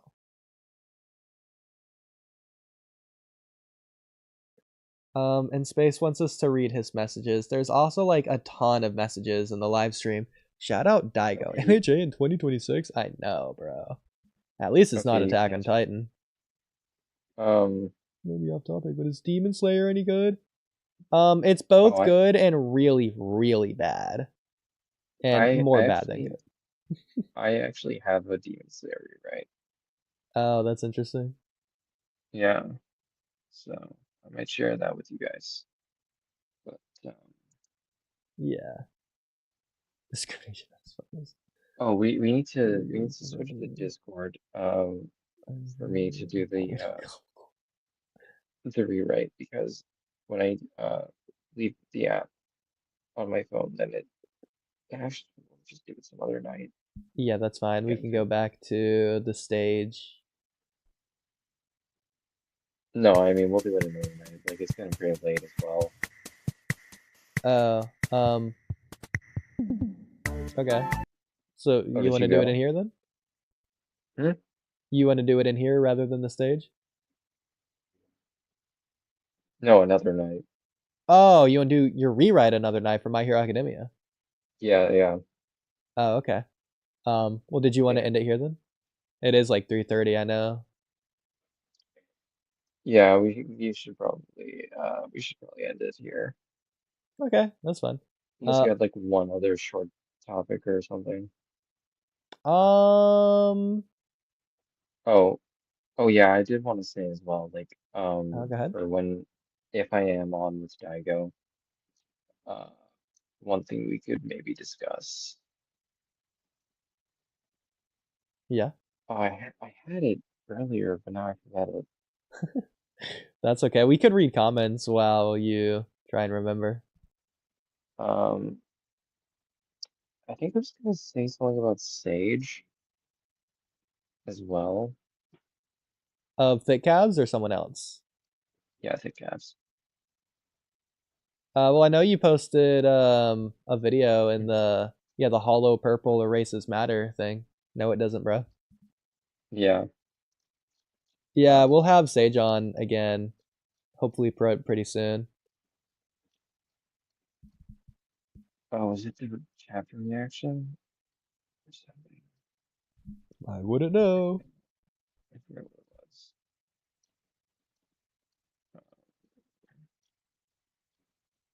There was that thing you kept bringing up. Oh yeah, it was like the fact that, and then you would say something, and you're referencing some stage video, and I kept on asking you what it was, and you kept refusing to tell me.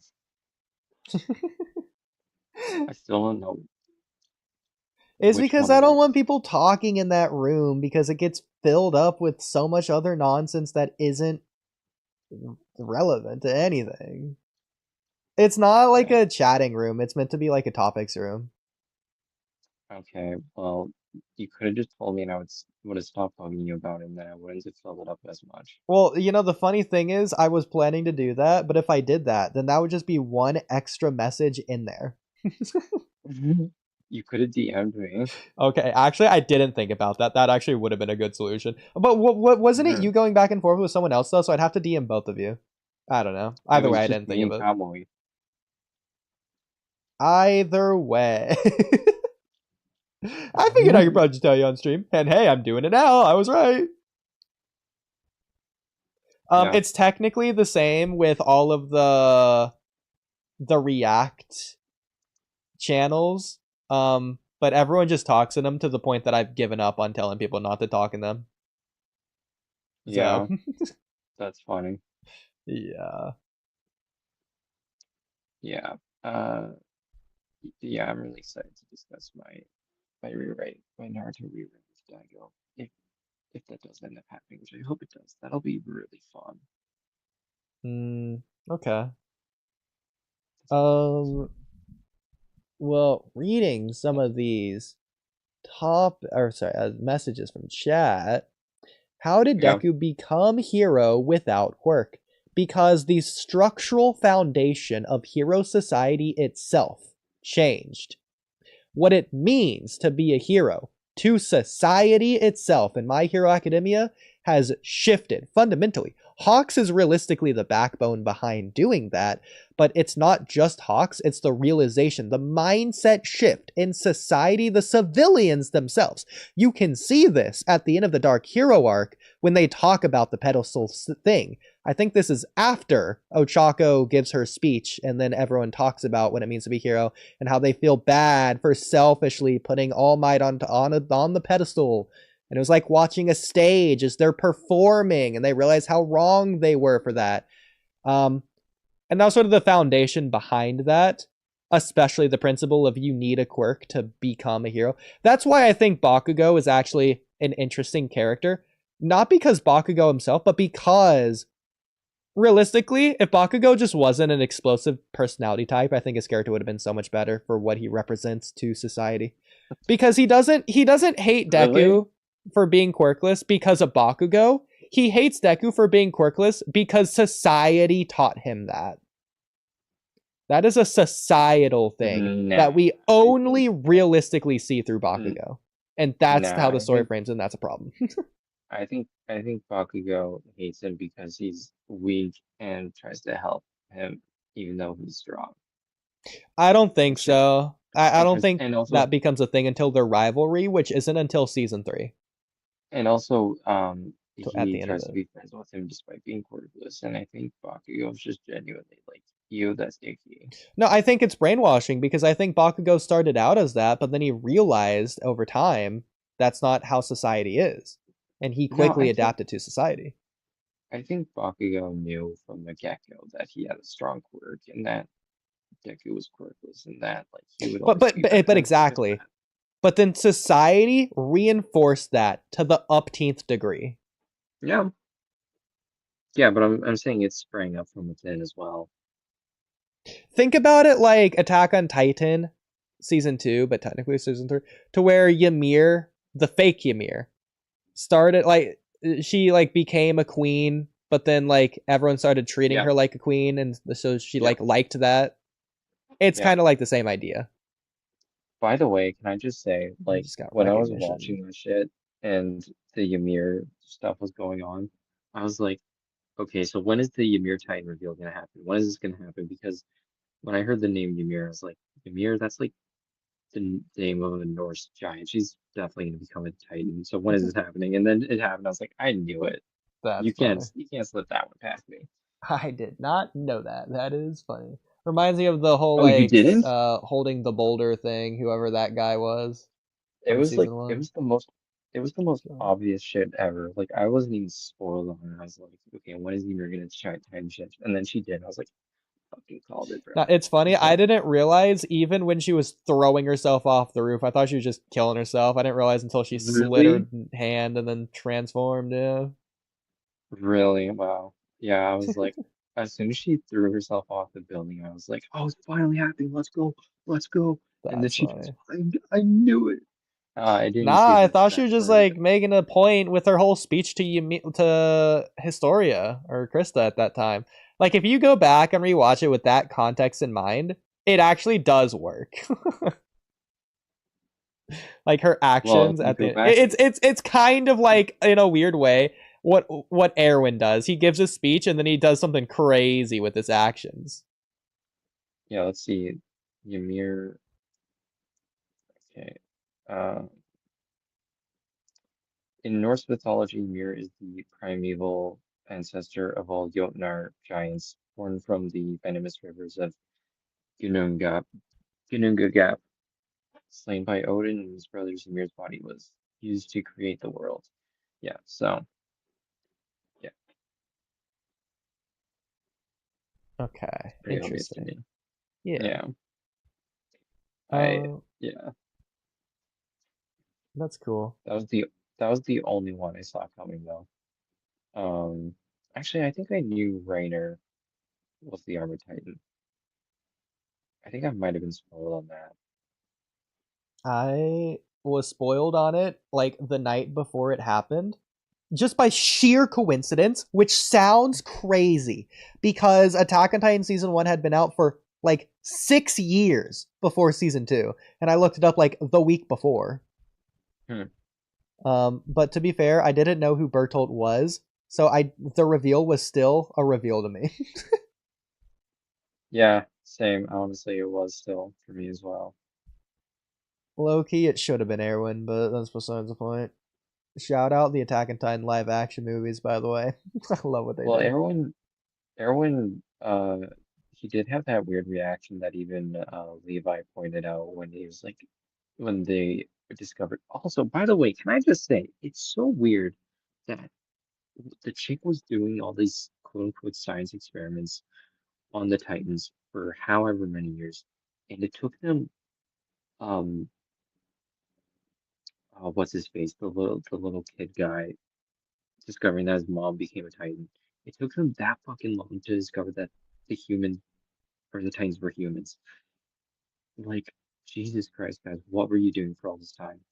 Anyways, that aside, yeah, seeing Ervin's reaction to that information was quite intriguing. And then even Levi was like, "What is the face you are making, Commander?" And I'm like, "Yeah, what is that face?" He's like getting way too excited about it. Yeah. It was just a weird It's scene. I think either they could have humans. done the whole I've thing been without the telling. face. It didn't really go anywhere, anyways. It's a stupid thing to end the season off on. I don't like it. It Yeah, was so cheesy. it doesn't go anywhere. Okay. Yeah, I don't think so. You could say narratively it does, but it doesn't really end the plot. Nothing crazy that happens there. Same with freaking season 1's ending. It makes Erwin out to be the most sus person of all time for no reason at all. Stupid. Oh, I think I did see Annie coming. Or rather, as soon as I saw the female Titan, I was like, okay, yeah, that's definitely Annie. At what point? As soon as I saw the female Titan, I knew that was Annie. Oh, that's I funny. wasn't No, even, I didn't I know. wasn't even, you didn't know? No, I didn't know until basically the reveal itself. No, yeah, because I was like, they were like, she even looks like her, and I was like, yeah, she really does look like the female Titan. Oh yeah, she's definitely the female Titan. And then the fighting style stuff came later. I was like, yeah, yeah. So if you're just like paying attention a little, you can see that one coming from a mile away. No, I don't think it's a paying attention thing at all. Because obviously I was like No, paying attention. honestly, kind It is though. Well, that's assuming that you even think the Titans are humans in the first place. I mean, they in series they call it an abnormal Titan. As soon as I think whenever the Aaron reveal happens, which is I think it's before Annie, then all bets are off. Also, can I just say, it was so weird when he got the Command Center Titan power, whatever that shit's called. That was so unsatisfying. I don't know how you feel about that one. I only saw it, by the way, I only saw it to season 3. Oh, okay, yeah, that makes sense. Um, I didn't really like Attack on Titan, I'll be honest. oh, fair and valid. I like half of it, and the other half is insufferable. It's the same thing with Demon Slayer, kind of. I think we discussed that. Yeah, Attack on Titan's probably better than Demon Slayer, but still. Honestly, I think I kind of like Demon Slayer a little more. Yeah, well, to be fair, you haven't seen season 4. That's realistically why I would say that. Otherwise, I'd probably agree with you. Probably, yeah, but I also like what I did with my rewrite as well. So, like, whenever I think about Demon Slayer, I think about my rewrite, and I'm like, damn, I really killed it with that shit. Yeah. But I guess we can save that for next time. No, next time, yeah. So wait, next time I guess it's gonna be Boruto live reaction. Oh, unless Kamui says no, wait. Oh well, like Kamui says wait on that, but he's still not available. Then we can do whatever. Yeah, we'll see. That'll just be a free stream. That's perfect. That's perfect for me. All right, my headphones are dying, so yeah, we're definitely gonna. Okay, perfect. I'll keep reading Space's messages. Or did Space leave? Space, if you're here, let me know, and I'll keep reading your messages. Otherwise, I'll just end it here. Good night. He did, but I don't know if that's in reference to he's randomly leaving out of nowhere or not. Well, he hasn't said anything in quite a while, so he probably did leave. Well, I think we've streamed long enough anyways. That's a solid 4 hours. Isn't that right, XX Steel V3Y? Who says hi? Oh, that's funny. That's a funny name. Yes, it is. Do you think Bakugo have killed villains on sight? Yeah, probably. I agree. I don't think he has any problems with that. Realistically, I don't think any pro hero does, because look at how they like just blast through the low end Nomus.